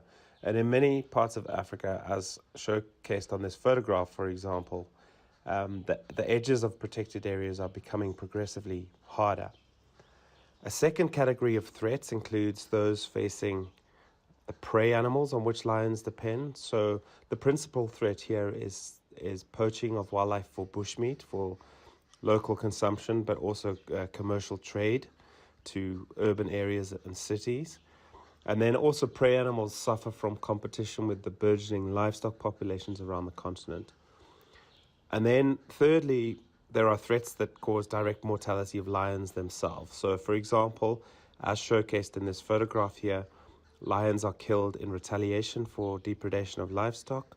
There are various cultural and ritual killings of lions, and then lions are increasingly poached for their body parts, and in many cases they're caught in snares that are set for other animals, so lions are caught incidentally and killed. Things are set to get much tougher for Africa's lions and other wildlife in the coming decades. The human population on the continent is growing rapidly, and indeed virtually all future human population growth in the world is going to occur in Africa, at least during the coming decades. Demographers estimate that the human population by the end of the century will be between 2 and 4 times larger than it is today. This will place a major squeeze on space for wildlife and for conservation. And at the same time, the continent will continue to face severe developmental challenges, governance challenges, poverty-related issues, food insecurity, in some cases civil instability. And against this backdrop, African governments will sometimes struggle to prioritize conservation in the face of an array of competing needs for their populations. And this is completely understandable. So it is going to be a very difficult time. However, I believe at the end of that period, in several decades, perhaps 60 or 100 years, things will get a lot better. human populations will stabilize and eventually even decline, governance will improve, poverty will decline, the mental bandwidth that people have for conservation will be much higher, because as basic needs are met, then it's easier to appreciate nature and really prioritize that. And I believe that funding for conservation will improve over time as local and international mechanisms for funding conservation and the preservation of nature become more entrenched and realistic and effective. So things are going to get better, but between then and now, Africa's lions have to pass through the darkest of bottlenecks. So it's going to be really tough, make no mistake. So the future of Africa's lions really does rest on our shoulders. That is our generation and the 2 or 3 generations that follow. During this most difficult of phases for conservation in Africa, it's the efforts that we make now that will determine what is left to conserve when we pass through the bottleneck into the brighter times that will undoubtedly follow. So it really is a big job on our shoulders. Against this challenging backdrop and the daunting prospect of several very tough decades for conservation in Africa, there are nonetheless some really encouraging success stories emerging. In addition, there are some real reasons for optimism that we can't forget. Firstly, Africa has set aside a truly vast area network of conservation areas, massive and iconic wilderness areas. And it often occurs to me that if we were in a position where these areas didn't exist and we had to approach governments and request that they set aside these enormous areas, what a completely impossible task that would be. But the fact is, we already have these areas on the continent, and they're enormous, and they are sufficient to conserve lions very effectively. So that's the first thing. The second thing is that the political will for conservation in Africa is very strong. African governments do recognize that wildlife is one of the comparative advantages that the continent has over the rest of the world, because nowhere has the iconic, charismatic wildlife that Africa does. And so that's really important. And then lastly, the inherent biological characteristics of lions themselves is a huge advantage. If you protect lions, their prey and their habitats, they're able to recover very, very quickly. And if we to compare them, for example, to species such as rhinos or elephants, the big advantage is that if you give them space and protection, lion numbers can rebound very quickly. And we're seeing this in some of our sites that the LRF is supporting. Now, in the 6th year of operation of the Lion Recovery Fund, we're starting to see some very positive signs of lion recovery within the portfolio of projects that we support. There are 26 different sites within the portfolio where lion monitoring is up to date enough to be able to give an accurate and recent indication of lion population trends. And of those sites, lions are either stable or increasing at 81% of sites, which is incredibly, incredibly encouraging.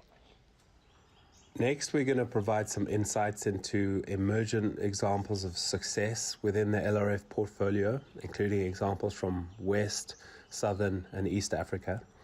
First up is Dr. Philip Henschel, who runs the Panthera project in Niokolo-Koba National Park in Senegal. This was the first project that the LRF ever supported, and remains a very important project for the fund today. Hi everybody, I'm Philip Henschel, the Western Central Africa Regional Director for Conservation NGO Panthera. We're here today in the Niokolo-Koba National Park in Senegal, which is West Africa's second largest national park at 9,000 square kilometers. This park harbors one of only 4 lion populations remaining in West Africa, and it also harbors West Africa's very last population of African wild dogs and the last population of the Western giant eland. We first came here in 2011 to assess the status of the lion population and found that, shockingly, only 10 to 15 individuals survived in this park. This is when we took the decision to come back to this park with the Park Support Program to help the local park authorities, DPN, to conserve the lions in this park and all the other species better, and to restore the populations to carrying capacity of the system. The Lion Recovery Fund, or LRF, was one of the first donors in this endeavor and has accompanied us since then. Through LRF work that we were able to expand from a project pilot area which covered about 25% of the park to the remainder of the park, and add 2 permanent patrol teams that we now fund and that are really in this park 24/7 to get the poaching under control. We started with 10 to 15 individuals. We now think that there are about 40 individuals in the park. Last year, our field teams recorded 5 breeding females, and so there's good population recovery at the moment. We really hope that this trend continues and that we can restore the lion population of this fantastic park to carrying capacity. We believe this park could harbor 200 to 250 lions, and this is really just possible to achieve with your support, with the support of the LRF.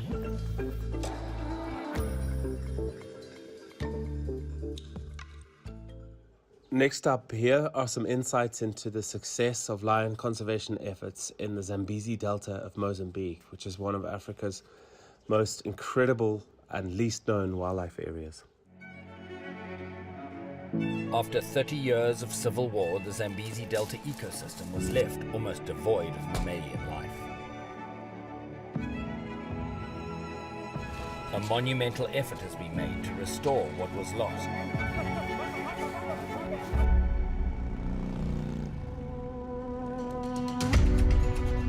There has been a 3,000% increase across all species. Today, this area is one of the most prolific wildlife landscapes in Africa. In 2018, the apex predator, extinct in this region, was reintroduced. 24 individuals from genetically diverse populations. They have thrived.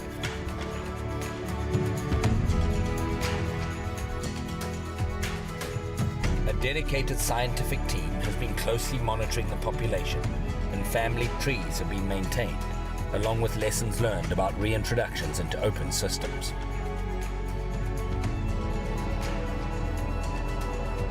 Today, the number of lions in the landscape is fast approaching 80. It is with bated breath that the first cubs from lionesses born in this landscape are awaited.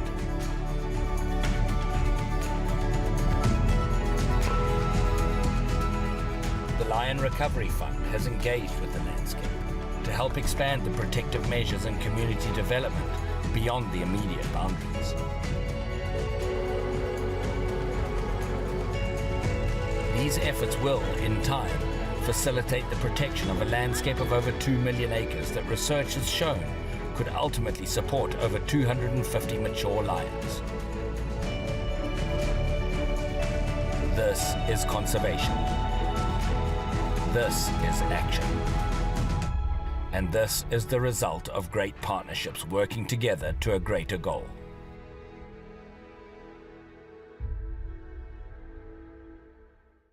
Next up, we provide some insights on lion recovery in the epic Kafue National Park of Zambia.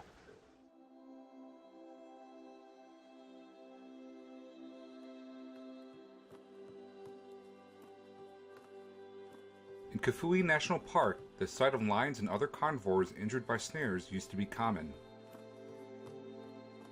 In 2018, the Lion Recovery Fund supported Panthera to begin an in-situ site security protection program in partnership with the Department of National Parks and Wildlife to create intensive protection zones in Kafue. Reports of snared carnivores almost immediately dropped to near zero.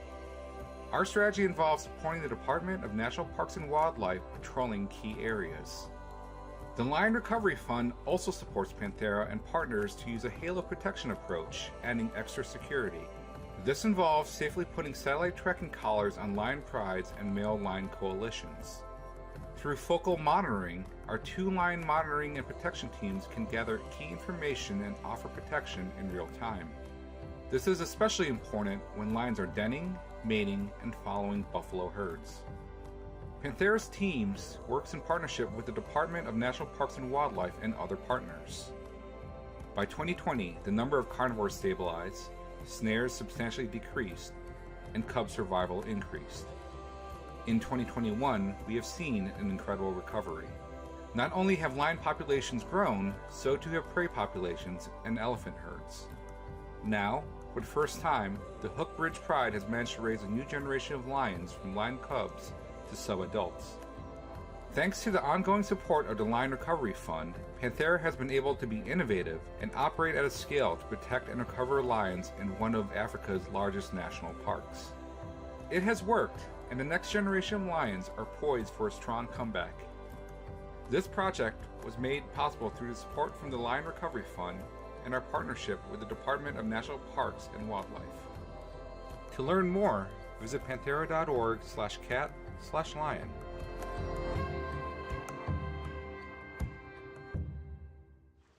Next, we move to East Africa, and we hear some insights from John Kamanga from the organization Soralo on the beginnings of lion recovery in southern Kenya. My name is John Kamanga, the director of the South Rift Association of Landowners Soralo.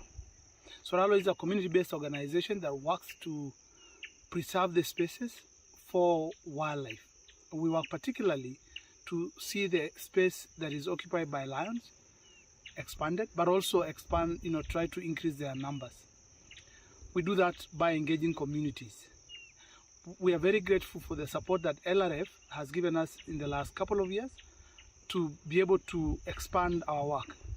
Through this support, we've been able to triple the space that we've been working in the southern Rift of Kenya. But within that period of time, we've seen an increased number of lions in that same space, but also the level of tolerance between, with communities when there are cases of retaliation really going down. We really appreciate this relationship, and we only hope that we can continue so that we can continue to preserve the space and increase the lion population in the southern Rift of Kenya. Thank you. The projects that the Lion Recovery Fund supports are diverse, but they are beginning to show and demonstrate that we have the tools that we know that can effectively conserve lions. We just need to raise enough funding to deploy them at sufficient scale to secure the future of the species. Make no mistake, the task ahead is gargantuan, but with your support, we can make a massive difference in helping to secure the future for the king of the beasts. I'd like to say a big thank you to every single one of you who've supported the Lion Recovery Fund. We've had donations from hundreds of people all around the world, and I'd like to say that rest assured, every single cent of every single dollar donated makes it to the field, and that donations, no matter how small, really do make a tangible difference. I'd like to make a particular shout out to the Ayers Wildcat Conservation Trust that recently provided a multi-year significant pledge to the fund and provided an enormously important platform from which the LRF can go forth, raise other additional funding and grant with real confidence and impact. So thank you very much to those guys and to every single one of you who've supported the fund.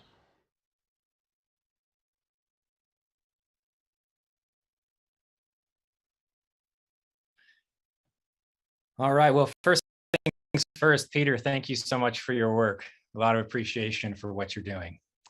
So getting us started with the Q&A discussion portion here, could you please just start by explaining the structure of the Lion Recovery Fund, the organizations within it, just how the LRF works from a nuts and bolts standpoint?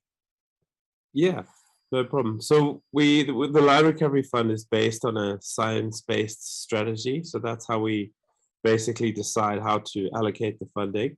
So my role as the director is to follow that strategy and then find the best opportunities for investment out there. And then we have three levels of governance. We have a granting committee. So I will request proposals from suitable grantees. A proposal will go to the granting committee, and then they will decide if it's worthy or not. We have a body of technical advisors, and we have a leadership team that oversees the strategic direction of the fund. So that's essentially how it works in a nutshell. Great, thank you. So this is a intentionally broad question, hopefully to give you some latitude where you want to take it, but just curious, your take on how are doing on a continental scale. I think that they're probably still declining on a continental scale. I think there are a fair number of bright spots on the continent, so it's definitely not all doom and gloom. But I think that there are still too many areas in which lions are not very well protected. And so a fairly high proportion of the range is still not very well protected. So I think we will see that come down further before it recovers. If that makes sense. Mm-hmm. So this may be a nested question, and this comes from the chat. It's a question about protected areas in West Africa and opportunities for lion recovery, where there may be capacity within large national parks?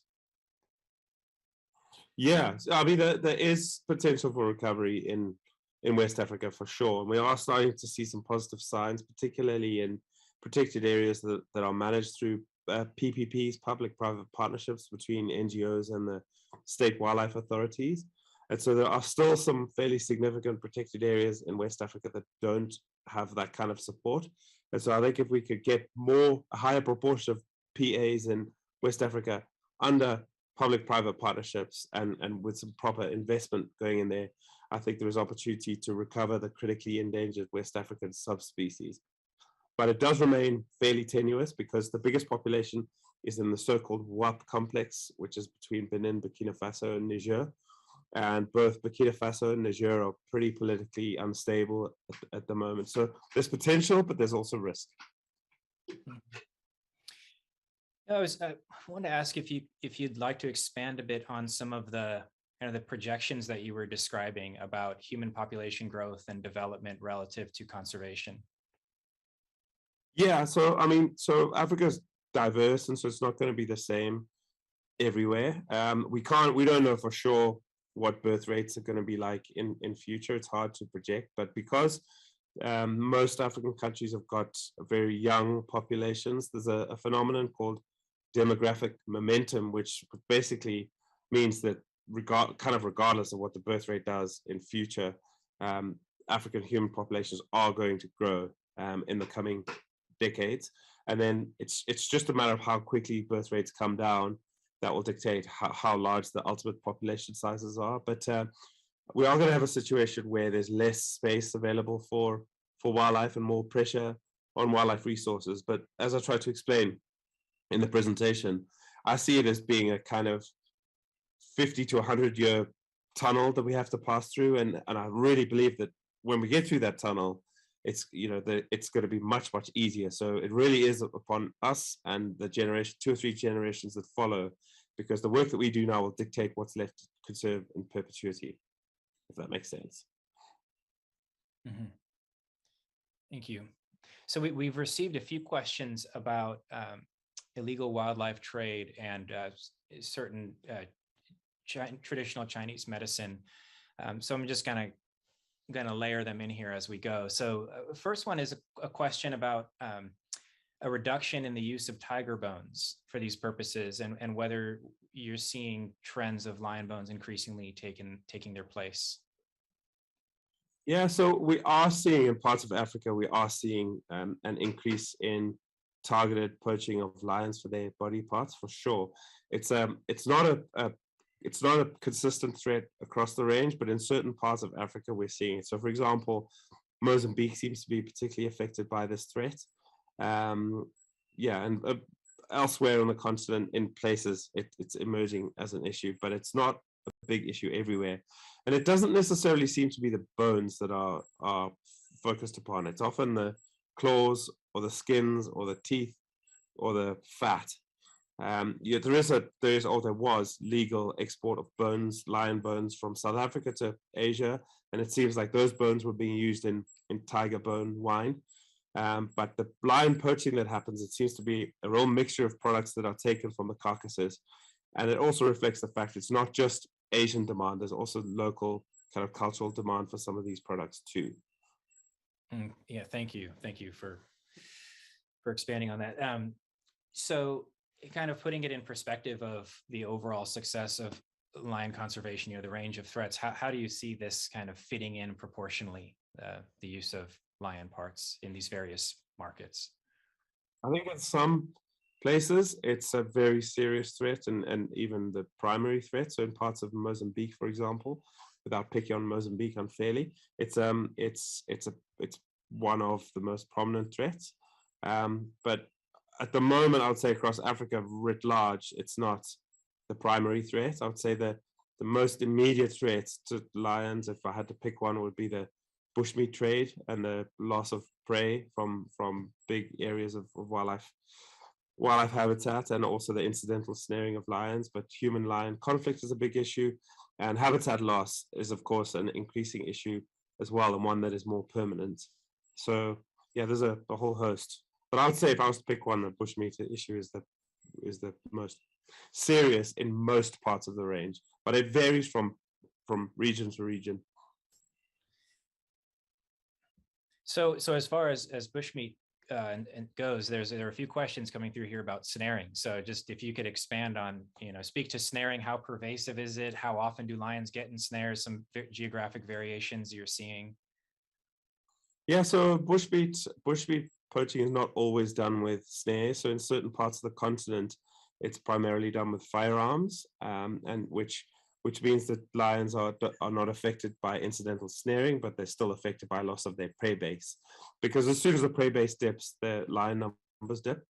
But snaring is probably the most common method of hunting animals for bushmeat, and it is pretty devastating. It's hard to find the snares, and lions are attracted to the snare lines, and they're about a similar size to the animals that are targeted with the snares. And so they tend to get caught quite often. So it's reasonably common that they get caught and killed in snares, but the main threat is through reduction of their prey base. And then in certain parts of the continent, the primary hunting tools are the use of, we call them gin traps, but I guess in the States they're called bear traps, those big steel jaw traps. So, yeah. So you mentioned relationship between lions and their prey base. There's a question that's coming through here about, other African wildlife that we care about that are the lion's prey. And so if people are interested in supporting the recovery and growth of lion populations, to what extent does that bring about a decrease in the prey? So maybe you could give us kind of a high level description of how it all works together as a system or community. Yeah, so I mean, these species did evolve together. So normally they find a natural balance whereby there's a balance between predator and prey. I think that this kind of issue can become a problem if, for example, there's a prey species that becomes very endangered or very threatened, in which case, sometimes captive breeding or kind of breeding of these animals in kind of fenced off enclosures that are predator proof can be of value. Of course, lions also compete with other predators, like, for example, African wild dogs. But again, normally in big open systems, they find a balance, and it's not normally a problem. It's mainly only a problem where wildlife is compressed into smaller areas than is natural, and that's when predator numbers can kind of go out of whack, and sometimes lion numbers will overshoot the carrying capacity in the depressed prey or depressed lesser predators. So thank you very much. There's a question right along those lines asking about, in a South African context, are there, there's some reserves there that may be already overpopulated with lions beyond that carrying capacity. Is that something you can speak to? Yeah, that's absolutely the case. It's when we don't really understand why, but when you take a relatively small patch of habitat, like a lot of the small reserves in South Africa, and you put a fence around it, it somehow affects the ability of wildlife within those areas to self-regulate in terms of their numbers. And so predators often overshoot the carrying capacity, and then the reserve management has to take steps to remove animals. And ideally, there's places to reintroduce the lions too. And so South Africa is a very important source of lions for reintroduction elsewhere on the continent. So South Africa has been quite a success story in terms of recovery of lions in small fenced reserves around the country. Although lions in Kruger, Kruger National Park, which is a very important population, do seem to be under some pressure from targeted poaching of lions for their body parts. So jumping topics a little bit, but still picking up on things in the chat. How do people, so a little bit about the community dynamics, people who enforce poaching, the people who enforce lion poaching and others in the community, and potential tensions that may emerge, the poachers and the people enforcing that. Can you speak to some of those dynamics? Yeah, I mean, absolutely. There can be tensions around those kind of dynamics. And that's why it's important that with protected area management, you always have to balance the kind of security law enforcement approach with effective community engagement to make sure that the local people living inside or next to these wildlife areas benefit tangibly and significantly, so that it's in their interests not to engage in illegal harvesting of wildlife within the wildlife area. So it's a constant balancing act, but it's one that with proper engagement of local communities can be overcome for sure, and proper careful policing. It's not, anti-poaching shouldn't be militaristic. It's a form of policing, and as long as it's done sensitively, you can overcome these kind of issues. Well, thank you, Peter. Well, I see that we're just getting about to time here. So I want to first start by thanking you for all your work and for sharing it with us today. And also thank everybody who's joined us and for submitting so many wonderful questions and comments. Sorry, we didn't have time to get to all of them, but please stay tuned.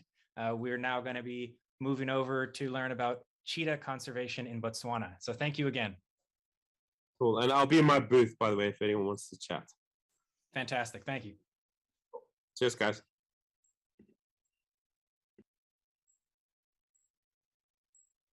All right. Thank you so much, Neil and Peter. Incredible to learn about the reach and broad range of the Lion Recovery Fund. It's had such an incredible impact on lion conservation in Africa.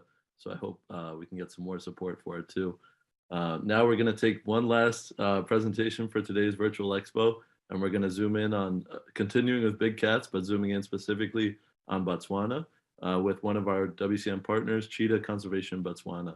And just so you guys know, Botswana is actually home to roughly 30% of Earth's remaining wild cheetahs. And CCB, or Cheetah Conservation Botswana, is committed to protecting this stronghold for this iconic big cat. And what really threatens cheetahs these days is human-cheetah conflict, which is because the species is perceived to threaten livestock locally, which is a critical income source for many people.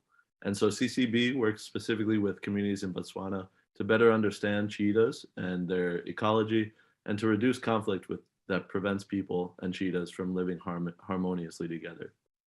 So these community initiatives that CCB does includes providing farmers and livestock herders with livestock guarding dogs, as well as educational camps for children in the community and training to promote coexistence with cheetahs. Today, you'll hear from Jane Horgan, who began working for CCB as a volunteer way back in 2009, and she's been with them ever since in many different roles, but she's become a key member of the team, even completing her master's degree while working with CCB by testing the effectiveness and the cost efficiency of these livestock guarding dogs in Botswana. In addition to cheetahs, Jane has tons of experience working with conservation projects for brown hyenas, vultures, even Tasmanian devils and flying foxes around the world. And today, joining Jane in her presentation will also be one of CCB's longest standing staff members, Fale Seali, who also goes by Max. Max has had a variety of roles, including community outreach officer, education officer, and for the past several years, he's been CCB's Hansi Camp coordinator. And Max has been instrumental in CCB's livestock guard dog program as well. And in his spare time, he takes tourists into some of the most remote parts of the Kalahari to experience Botswana's wild spaces. So many of our supporters have gotten to know Max really well whenever they've traveled to visit CCB in Botswana. So we hope you guys enjoy this final presentation of today's virtual expo.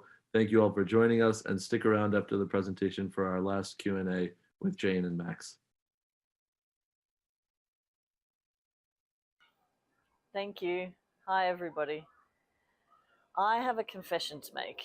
When I first started out working for Cheetah Conservation Botswana, I was rubbish at tracking cheetahs. Thankfully, a couple of years into my placement, I had the privilege of working with the Kalahari Sand Bushman trackers. And every day I would go out into the bush with these guys, day in, day out for weeks on end, just tracking cheetah spoor. Now, when I'm talking about spoor, I'm talking about wildlife footprints, not the plants getting jiggy with it sort of spoor. And thankfully, after spending weeks on end with the Kalahari Sand trackers, I became a lot better at tracking cheetahs, because these guys are absolutely incredible. They're known all around the world for their abilities at tracking wildlife, and they are incredible. They can look at what I can only describe as a smudge in the Kalahari sand and tell you not only what species it was, but when they'd been walking there. Even if that track was a couple of weeks old, even if it had been rained on and half of the track was gone. If they saw a clear track, they could also tell you whether it was male or female and even what specific individual it was. So they could tell an individual animal just by looking at the footprint spoor. It was unbelievable. Now, we work with the Kalahari Sand trackers with a lot of our different programs, but the one that we're using them, that we work with them the most with at the moment is our Communities for Conservation program. Now, this program's main mandate is to protect the wildlife corridor that links the Central Kalahari Game Reserve and the Kalahari Transfrontier Park. And this is a beautiful wildlife area. There's all sorts of different species of wildlife that move through this landscape back and forth between the reserves, making use of the beautiful pans and the water holes in this lovely landscape. Unfortunately, this landscape is under threat from expanding agricultural areas. So our work in this area involves a very multifaceted approach. So we're working with the sand communities that live in this area and trying to encourage wildlife-based economies. We are working with those that choose to farm and helping to capacitate them in more sustainable farming practices.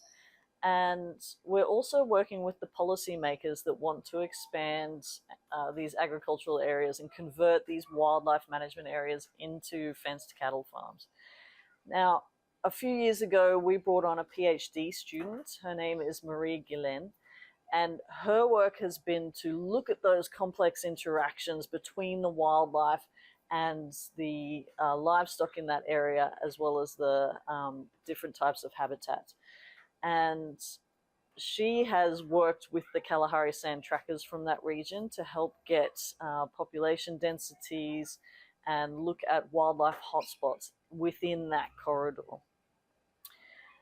And we're using that information from Marie's PhD to help inform those policymakers so that if they decide that they do need to convert some of that land into wildlife, where are the areas going to be that's going to have the least impact on the environment and can be the most sustainable? Because we're trying to change the mindset so that when policymakers are thinking about land use change, they're not just thinking about getting more land for agriculture. They're also thinking about the wildlife, they're thinking about the habitat, they're thinking about the sustainability and the consequences for human-wildlife conflict and all of these different factors that are involved. Now, when Marie was doing her PhD, she realized that there was a big concern with the sand communities that the skill, this indigenous knowledge of tracking was disappearing within the communities. And the community members had told us that they really wanted to facilitate the transfer of this knowledge onto the next generation. So we partnered with this tracking guild to do tracker training sessions. And Marie has, working with the trackers, has helped conduct 3 of those tracker training sessions just in the last 6 months. And they've been a great success. And they've involved youth from the community, they've involved CCB staff members, even staff from the Department of Wildlife and National Parks who all joined in to help hone their tracking skills. Because those tracking skills are not only used for population monitoring, but also for problem animal control when there's conflict, and also in anti-poaching efforts as well. So to be able to increase this amazing skill and to let more people grow in this skill just means that we can all do our jobs to protect wildlife even better. Now, Marie utilized the incredible knowledge of some of the elders in the community, some of the master trackers. And master tracker is a title given to those trackers that are performing at the highest level. And one of her master trackers is here to send a message to you guys today. His name is Njo Kau, and he really wants to say hi and show off his English skills for you. So guys, I'm master tracker. I was working with Marine long time, 4 years old. I know cheetah people from Marine. I'm working with them, share the schedules with them, and even to take a little trip to involve other things. We are together. I want to continue working with them.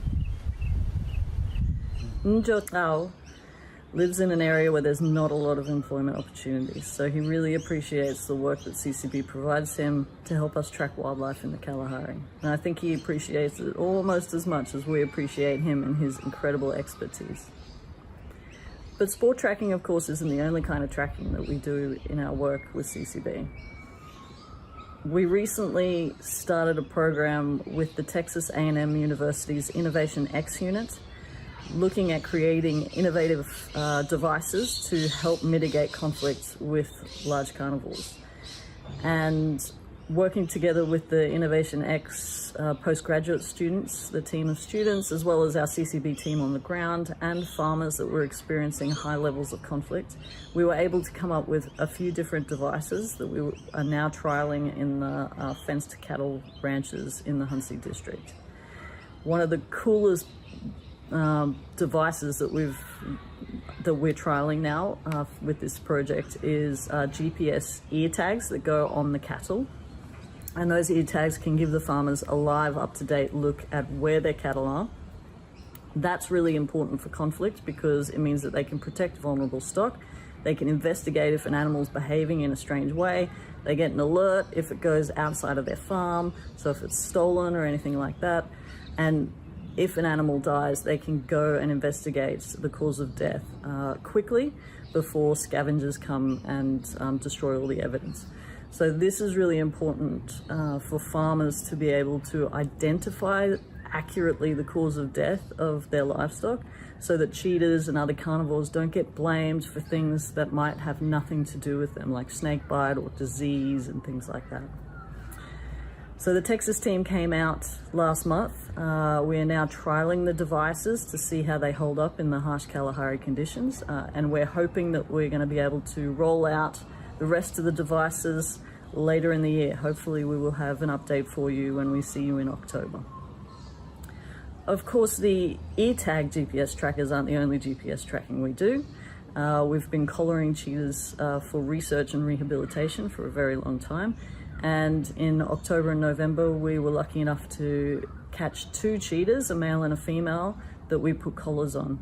The female was the first female cheetah we'd collared for research purposes in over a decade. They're quite hard to catch, female cheetahs, so we were really thrilled with that. And the male cheetah that we caught, we named Geo, after a 9-year-old lad from the Netherlands who raised the money to pay for that GPS tracking collar. Now, the research team were really great in sharing all of the GPS points with the rest of the CCB team. We were all really excited to see where they were moving. The female was showing some really interesting behaviors, and that data was rolling in. And then 3 weeks after Geo was collared, his GPS points stopped moving. And our staff, of course, rushed to the scene. Drove for over an hour, trekked through the bush in the middle of the night on a Sunday evening. And all of us were just hoping for a report that's, no, the collar's, I found the collar and everything's fine, it's just malfunctioned, or, you know, just hoping that something had happened to the collar and that Geo was going to be okay. But unfortunately, our staff got to the location and found him dead in the grass. And it doesn't matter how long we do this job, it's when you invest that much time and energy into an animal like that, it's really tough on the staff to lose them so quickly. The one consolation was that he had died, seemed to have died from natural causes. The conclusion made by us and the Department of Wildlife was that it was probably a snake bite. So it wasn't, he hadn't been shot, he hadn't been poisoned, he wasn't caught in a snare. It was none of those anthropogenic threats that we so often have to deal with, which, you know, was slight comfort. But it just kind of reminded us that cheetahs have got it so hard naturally, even when you don't take into consideration those human threats. People, you know, assume that they're a top predator because they're big cats, but they're not. They're quite small, they're very timid. They get outcompeted by lions and hyenas in the protected areas, and they get pushed out into these farming areas, and then they have to deal with all of the human-induced threats that comes with sharing the land with people.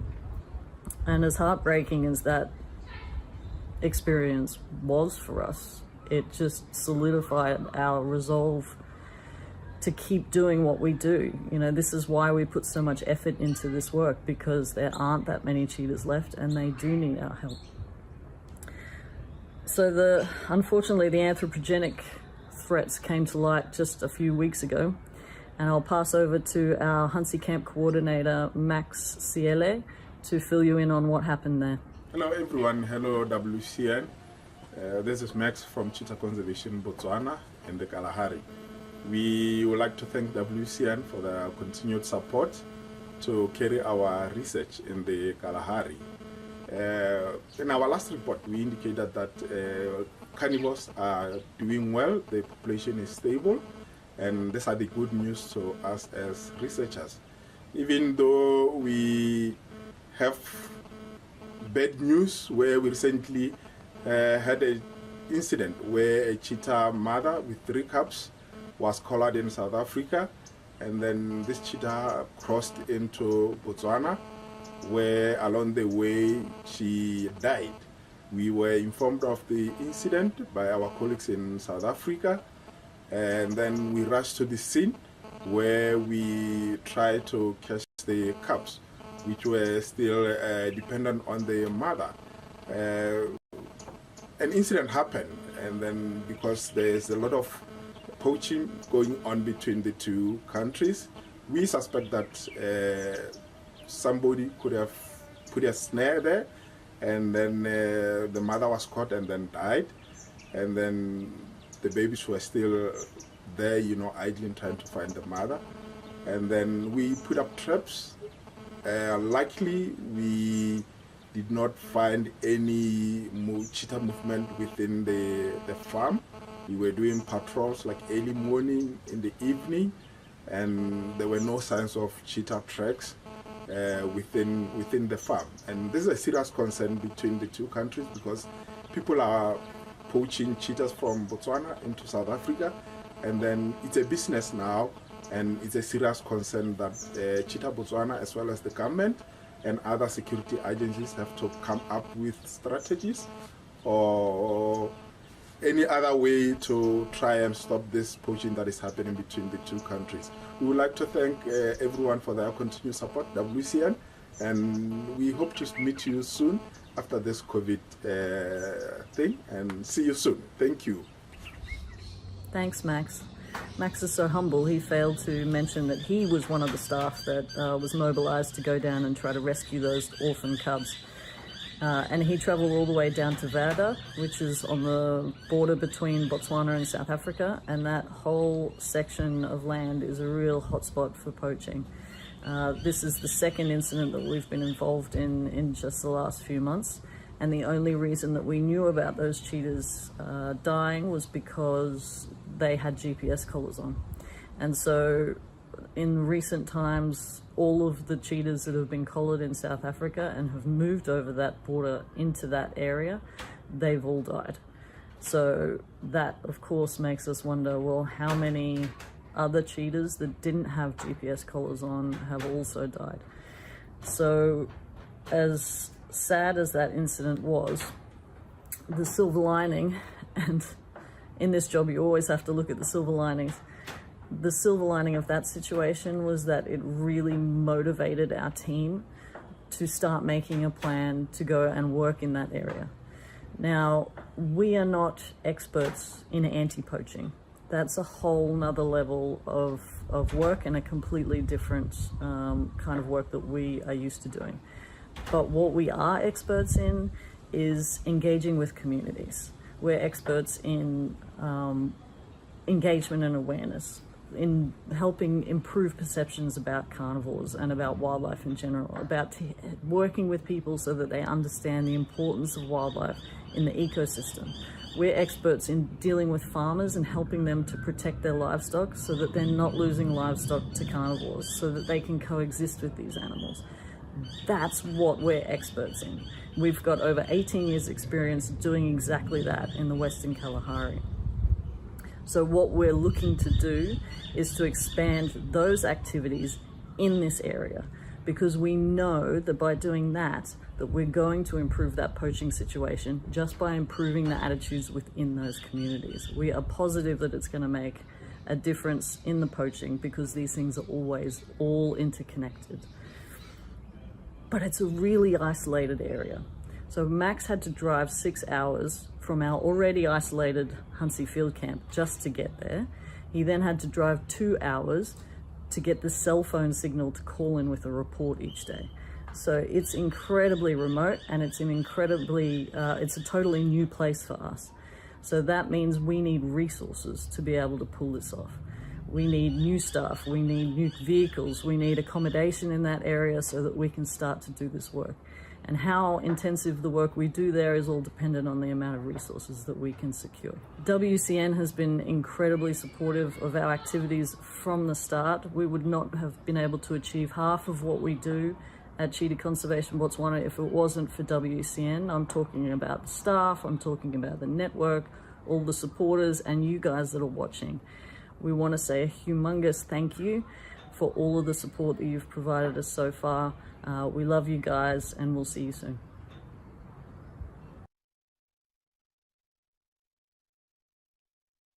Thank you so much, Jane, for a wonderful presentation and for the heartfelt words too at the end and throughout. Our audience is really pouring in tons of questions already for you and tons of support. I wanted to read one of the comments from the audience. Ellen Donahue had wrote, "Thank you so much for sharing Gio's story. We know it's a vulnerable message for you to share, but being willing to share that and how that your team felt with that experience and reinvigorating you guys to keep your resolve to continue. It's impressive what CCB does every day and that you guys stay committed to this work for so long now. And I know at the moment it's pretty late on a Saturday night in Botswana, and Jane is joining us from her home at the moment in Australia too, and early Sunday morning. And so we just want to thank you so much for tuning in at this moment for the last presentation and question and answer for the Expo today. So Jane, we have a few questions from the audience. One of them is a few actually questions about wildlife trafficking and the pet trade for cheetahs. And so we have one from Della Pitts who asks, could you expand a little bit about wildlife trafficking and the pet trade? Is that a concern in the area that Cheetah Conservation Botswana is working in? And another question from Steve Flaherty, who I think you know well. He asked if you can share a little bit about what is the typical destination for some of the cubs or cheetahs that are collected for the pet trade. Are they getting sent to game farms in South Africa or as pets or in the Middle East? Whatever you can share with us about that. Thanks, Tommy, and thanks everyone for your support and those lovely messages and for the questions. I love questions. So, yeah, I mean, the illegal wildlife trade in cheetahs is something that's, you know, really coming to light in the last sort of decade as being a real issue for cheetahs. And we see the majority of those issues in Botswana happening on that border region between Botswana and South Africa. In the sort of northern areas, which is kind of, we're in the central western half of Botswana is where our sort of target areas are. We see it occasionally, but not all that often. It's really more in that southern area. And that southwestern part of Botswana is incredibly vast and isolated. There's not a lot of villages in that area. There's not a huge density of people. So it's kind of hard to monitor those areas and hard to sort of to patrol those areas. The Department of Wildlife and National Parks anti-poaching teams, which involve the police and the Botswana Defence Force, do a really good job of anti-poaching. They're you know, really motivated to you know, put a stop to poaching in Botswana, but there's only so much they can do with the resources that they have. there's a lot of question marks as to, where those animals go. As far as the limited amount of information that we have is that we see that they're going to South Africa for your roadside zoos. You might have heard through the work that CCF, Cheetah Conservation Fund in Namibia, do is that there's a big pet trade in the Middle East. So the question is, are those animals going into South Africa and then going on up through? At the moment, the thought is that probably doesn't happen, but no one really knows. And we're sort of wondering if there's a link. It's quite a coincidence that trade in the Middle East, is still carrying on, and this sort of trade through South Africa seems to be increasing. So, are those two related? That we don't know just at this stage. But yeah, it's terribly heartbreaking, the whole situation. And if in the past CCB has come across rescued cubs or cheetahs in general, what does the rehabilitation of these cheetahs look like? Is there an eventual point of reintroduction and release, or? Yeah, if we can get cats, the sooner we can get them once they've been captured, the better chance they have of being re-released. The longer they spend in captivity, the less likely the chance of them being able to be released and have a good chance of survival. So say if often is the case that there will be cages or traps set for female cheetahs that have cubs, or they'll be run down in cars. And then they will capture the cubs and take the cubs, or take the mum and the cubs, if they can. So if we can get, if we get cubs and they, relatively young, and that, there is a good chance of being able to rehabilitate them and release them. We have done that before successfully, but at the moment, most often we get evidence of the poaching and not the cats themselves. But we are there. The Department of Wildlife and National Parks call us as soon as they have cheetah issues, which is great. We have a really good working relationship, and that's what sort of put us in such a good position to be able to help out and improve this entire situation. Absolutely. And Morwana Hope asked a good question about, we know that due to previous bottlenecks, a lot of cheetahs have actually pretty low genetic diversity in the region they live in. And so we were curious how that affects their survival and their conservation approach that CCB takes in terms of disease resistance and immunity, or their adaptability to changes in climate and prey availability. Yeah, that's a great question. So the original study that was done that sort of showcased that cheetahs have really low genetic diversity, they've redone that study and found that it's not quite as bad as they originally thought.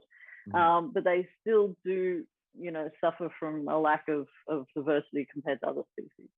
And for us, that reinforces the importance of the work that we do, because if you think about, the Southern African population of cheetahs is the largest continual population of cheetahs in the world.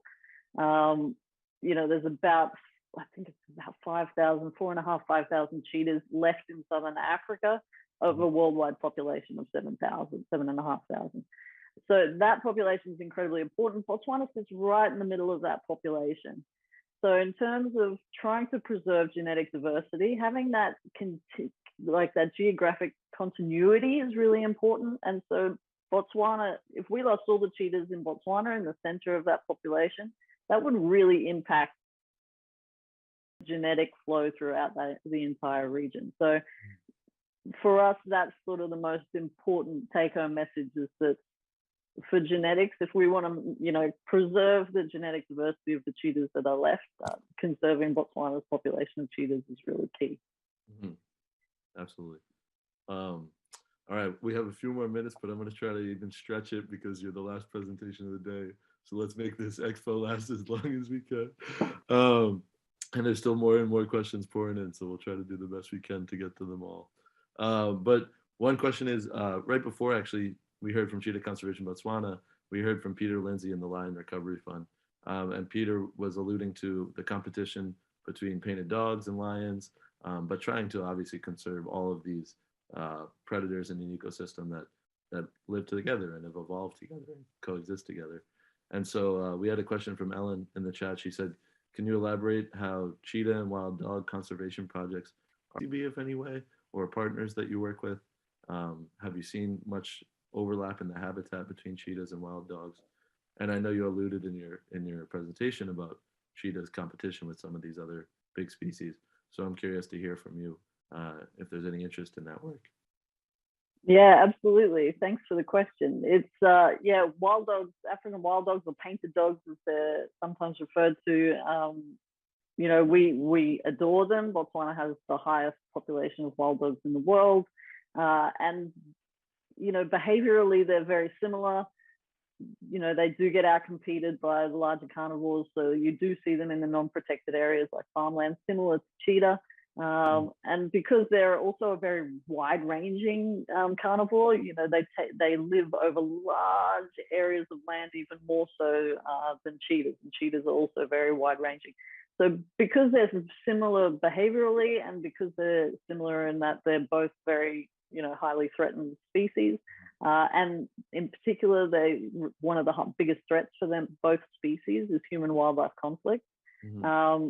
There is a lot of linkages with the conservation. So the IUCN, the International Union for the Conservation of Nature, and the Zoological Society of London have a range-wide cheetah and wild dog program. So they're linked together in the one program. Mm-hmm. And we're highly involved in that, and in the Southern Africa section of that portion of that organization, to try to, you know, preserve habitat and conserve both species together. So when we do strategic planning over, you know, 5-10 years, we are strategic planning for both species together, and we have all the conservationists in the same room for both of those species. So yeah, it's because there's so much overlapping conservation issues. We do tackle those both together, and in our work on the ground, we often come into contact with issues with conflict with wild dogs and help out as best we can. Mm-hmm. You know, the Department of Wildlife reaches out to us if they're having issues dealing with conflict on the ground and stuff, and you know, we do all we can to help out. They're an amazing species, beautiful species, and really need extra help. Absolutely, yeah, they all do, I think. And the causes are so interrelated too, some of the threats. So I think the work that you guys are doing on livestock guard dogs is going to help benefit all these species, hopefully. Okay, so a few questions from folks, because of course we heard great in your presentation about the work that CCB does to engage the local community and to work with farmers. But people are curious, if they live elsewhere in the world, outside of cheetah range, how can they get involved in conservation with CCB? Whether it's at home or potentially to volunteer. We know you started out as a volunteer way back in 2009 with CCB. Is there any ecotourism opportunities? How can folks support you guys? So there's a lot of ways that you can support. First, I would encourage you to learn as much as you can about whatever it is that you're specifically passionate about. If it's a particular species or a particular program that you're interested in, find out as much as you can about that, and find what you're really interested in. And share that information with as many people as you can. So just sharing, you know, spreading the word about, you know, that cheetahs are under threat and they really need our help, or, you know, communities in the Kalahari really need our help, or whatever that message is. Because the more people who know about it, the better. In terms of volunteering, you know, since COVID, we've had to like suspend our international volunteering program, but hopefully that can sort of start to lift now that the threat of COVID is easing somewhat. Mm-hmm.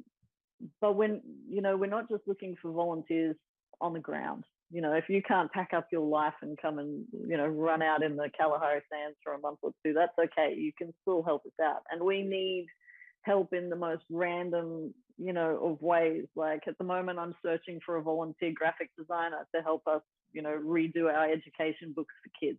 Or, you know, we're looking for a PR marketing person to help us out with our social media posts. You know, there's just because your area of expertise isn't in wildlife conservation doesn't mean that you can't help us. So, you know, we need all the support we can get. So reach out.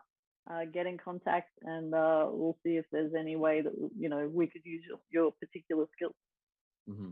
Amazing. Thank you, Jane. Well, the bat signal is out. For those of you that are tuned in right now, if you're a graphic designer or can help CCB in any way and you're passionate about cheetah conservation, please, write it in the chat and reach out. We'll definitely get you guys in touch with CCB. Okay, I'll try to squeeze in one or two more questions before we close. One question from Jens Hauser is, can you tell us more about the Innovation X initiatives? It seemed really fascinating. And on that note, if there's any type of technology or innovations that you think would be really useful for cheetah conservation. Yeah, so the Innovation X stuff is really exciting. So it's the Texas A&M University, and it's this unit that they have that tries to sort of innovate, hence the name. So we had a group of 16 postgraduate students that came from all different backgrounds. So there was some with wildlife environmental backgrounds, there was some with agricultural backgrounds, which is A&M speciality.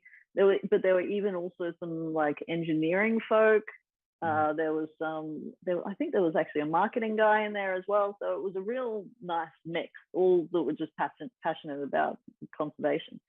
And we sort of just sat down and had like so many sessions just breaking down the issues on farms. We looked at 3 farmers to pilot it with, and these 3 farmers were farmers that were had hotspot conflict going on their farms. One of these farmers I've spoken about at WCN many times before, has killed in the past like 20 lions in 1 month on his farm, like huge amounts of losses. So if we can help those farmers, even though there's only 3 of them, you can have a big impact on, the wildlife population in that area. And, we were tossing around a bunch of ideas, looking at innovations in the field, and coming up with different concepts and things to try. And in the end, we came up with, I think it was 4 different devices or techniques that we could use. The ear tags is the one that I'm really excited about. The GPS ear tags on the collar, on the cattle.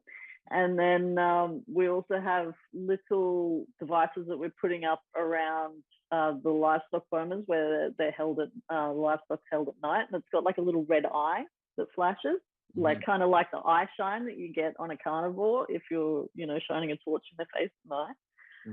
And that's said that it can deter some carnivores, so we're going to try that. And then some flaggery on the fences, like tape on fences that have like eye shine on it. Again, a similar kind of concept.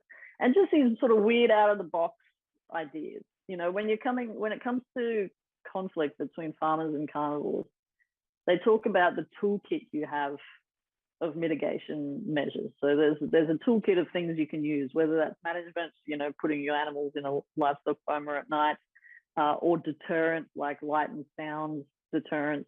All livestock guarding dogs technically is a deterrent. There's a whole bunch of tools, and not one tool will fix all conflicts in all situations. That's why you need that toolbox, so you can pick and choose what's appropriate for your farm and what works for your situation, your financial situation, your farm, whatever.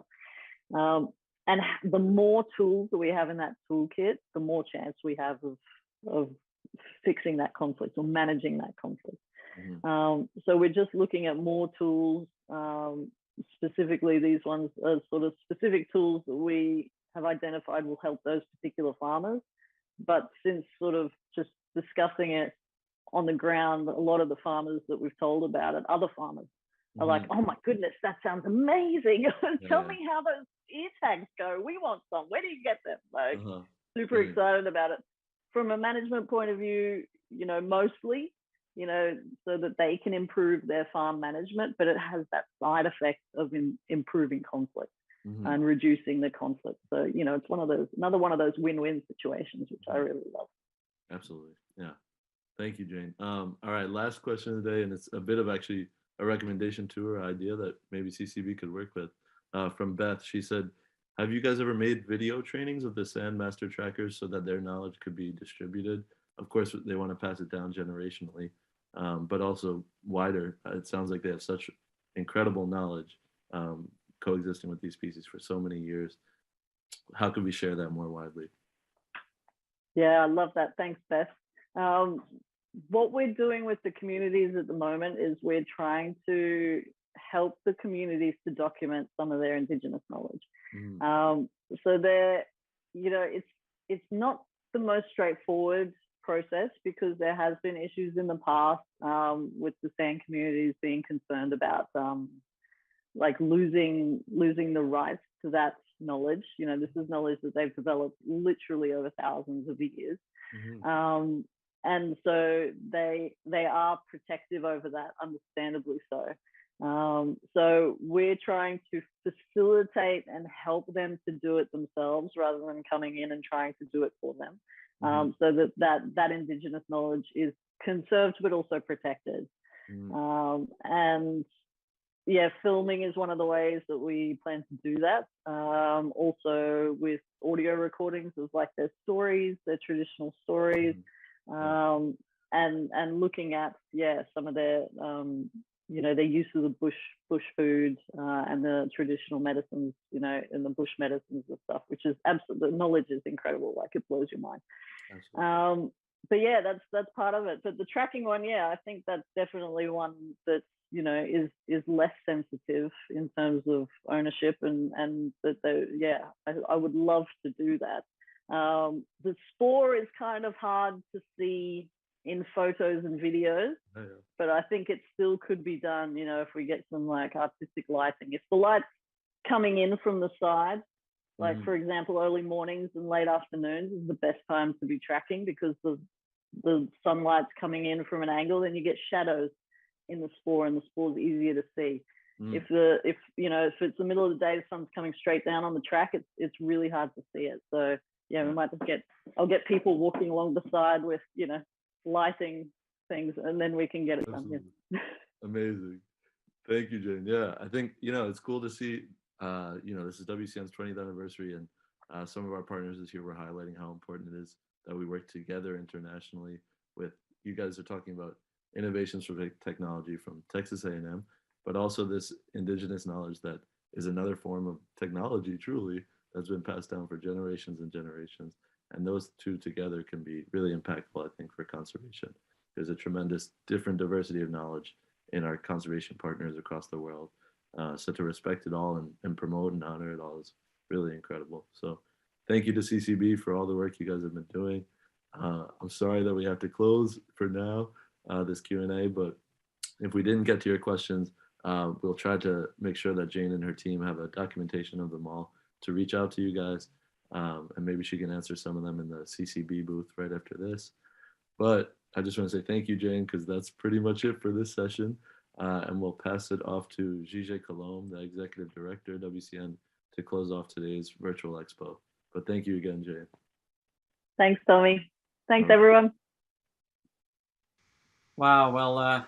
Well, thank you, Tommy. And thank you, Jane and Fale and the entire Cheetah Conservation Botswana team. It's truly inspirational to hear from you and to see the incredible work that you all do with communities and cheetah in Botswana. Thank you so much. Sadly, this day has come to an end. I have the sad honor, I guess, of closing the WCN Spring 2022 Expo. And I want to thank all the WCN staff on stage and off stage for making this day possible. It's been such an inspiration. There's been a lot of work that happens behind the scene, and everybody has played a tremendous hand in all this. So thank you to all of them. And I, of course, also want to thank all the conservationists and their teams for work that they do every day and for taking the time to come and share it with us here today. There are people that you saw on stage, but there are hundreds of other people who work with those conservationists all the way into those communities that really, truly make the conservation happen. So it's all those people that we are deeply grateful to. And I want to thank you for joining us, for spending a Saturday with us. It's been tremendous to see you, to see the energy on the platform. I really appreciate, we all deeply appreciate everything that you do to be a part of our community and to support wildlife conservation. We're going to be sending out a survey to get your input. Please fill it out. We are really dedicated to learning from these experiences and from the events that we put together so that we really can meet your needs. So we want to hear from you. We want to hear what you liked and the things that can be improved. Just let us know. These events, as I said at the beginning, are for you. So we want these Expo to be able to meet your needs. If you're so inspired, please consider joining one of the mailing lists, either WCN's or one from one of our partners, making a donation. There's no donation too small, no donation too big. Remember, there's a 100% model, so if you're designated to a particular program, 100% of our donations will go to that program. Really, the bulk of WCN funding comes from donors like you who make a contribution and designate it to particular programs. If you missed any of the presentations, or if you were so inspired that you want to watch it again, or you want to share it with friends and family, the presentations are going to be available on WCN's YouTube channel, and you can also get them at www.wildnet.org. I believe it's going to be /talks, but through our website, you'll be able to navigate to it. Stay tuned for more inspiring stories and impacts from all the conservationists involved in the broad WCN family. We'll be sharing updates as we can through notes from the field and through our social media feeds. Stay tuned for details on this fall's Expo, which will be the second week of October. And then until then, I again want to thank you. I want to encourage everybody to stay safe, stay curious, stay hopeful, and continue to care for one another. From the bottom of our heart, from all of us at WCN and throughout the world, thank you, and have a wonderful rest of your weekend. Bye-bye.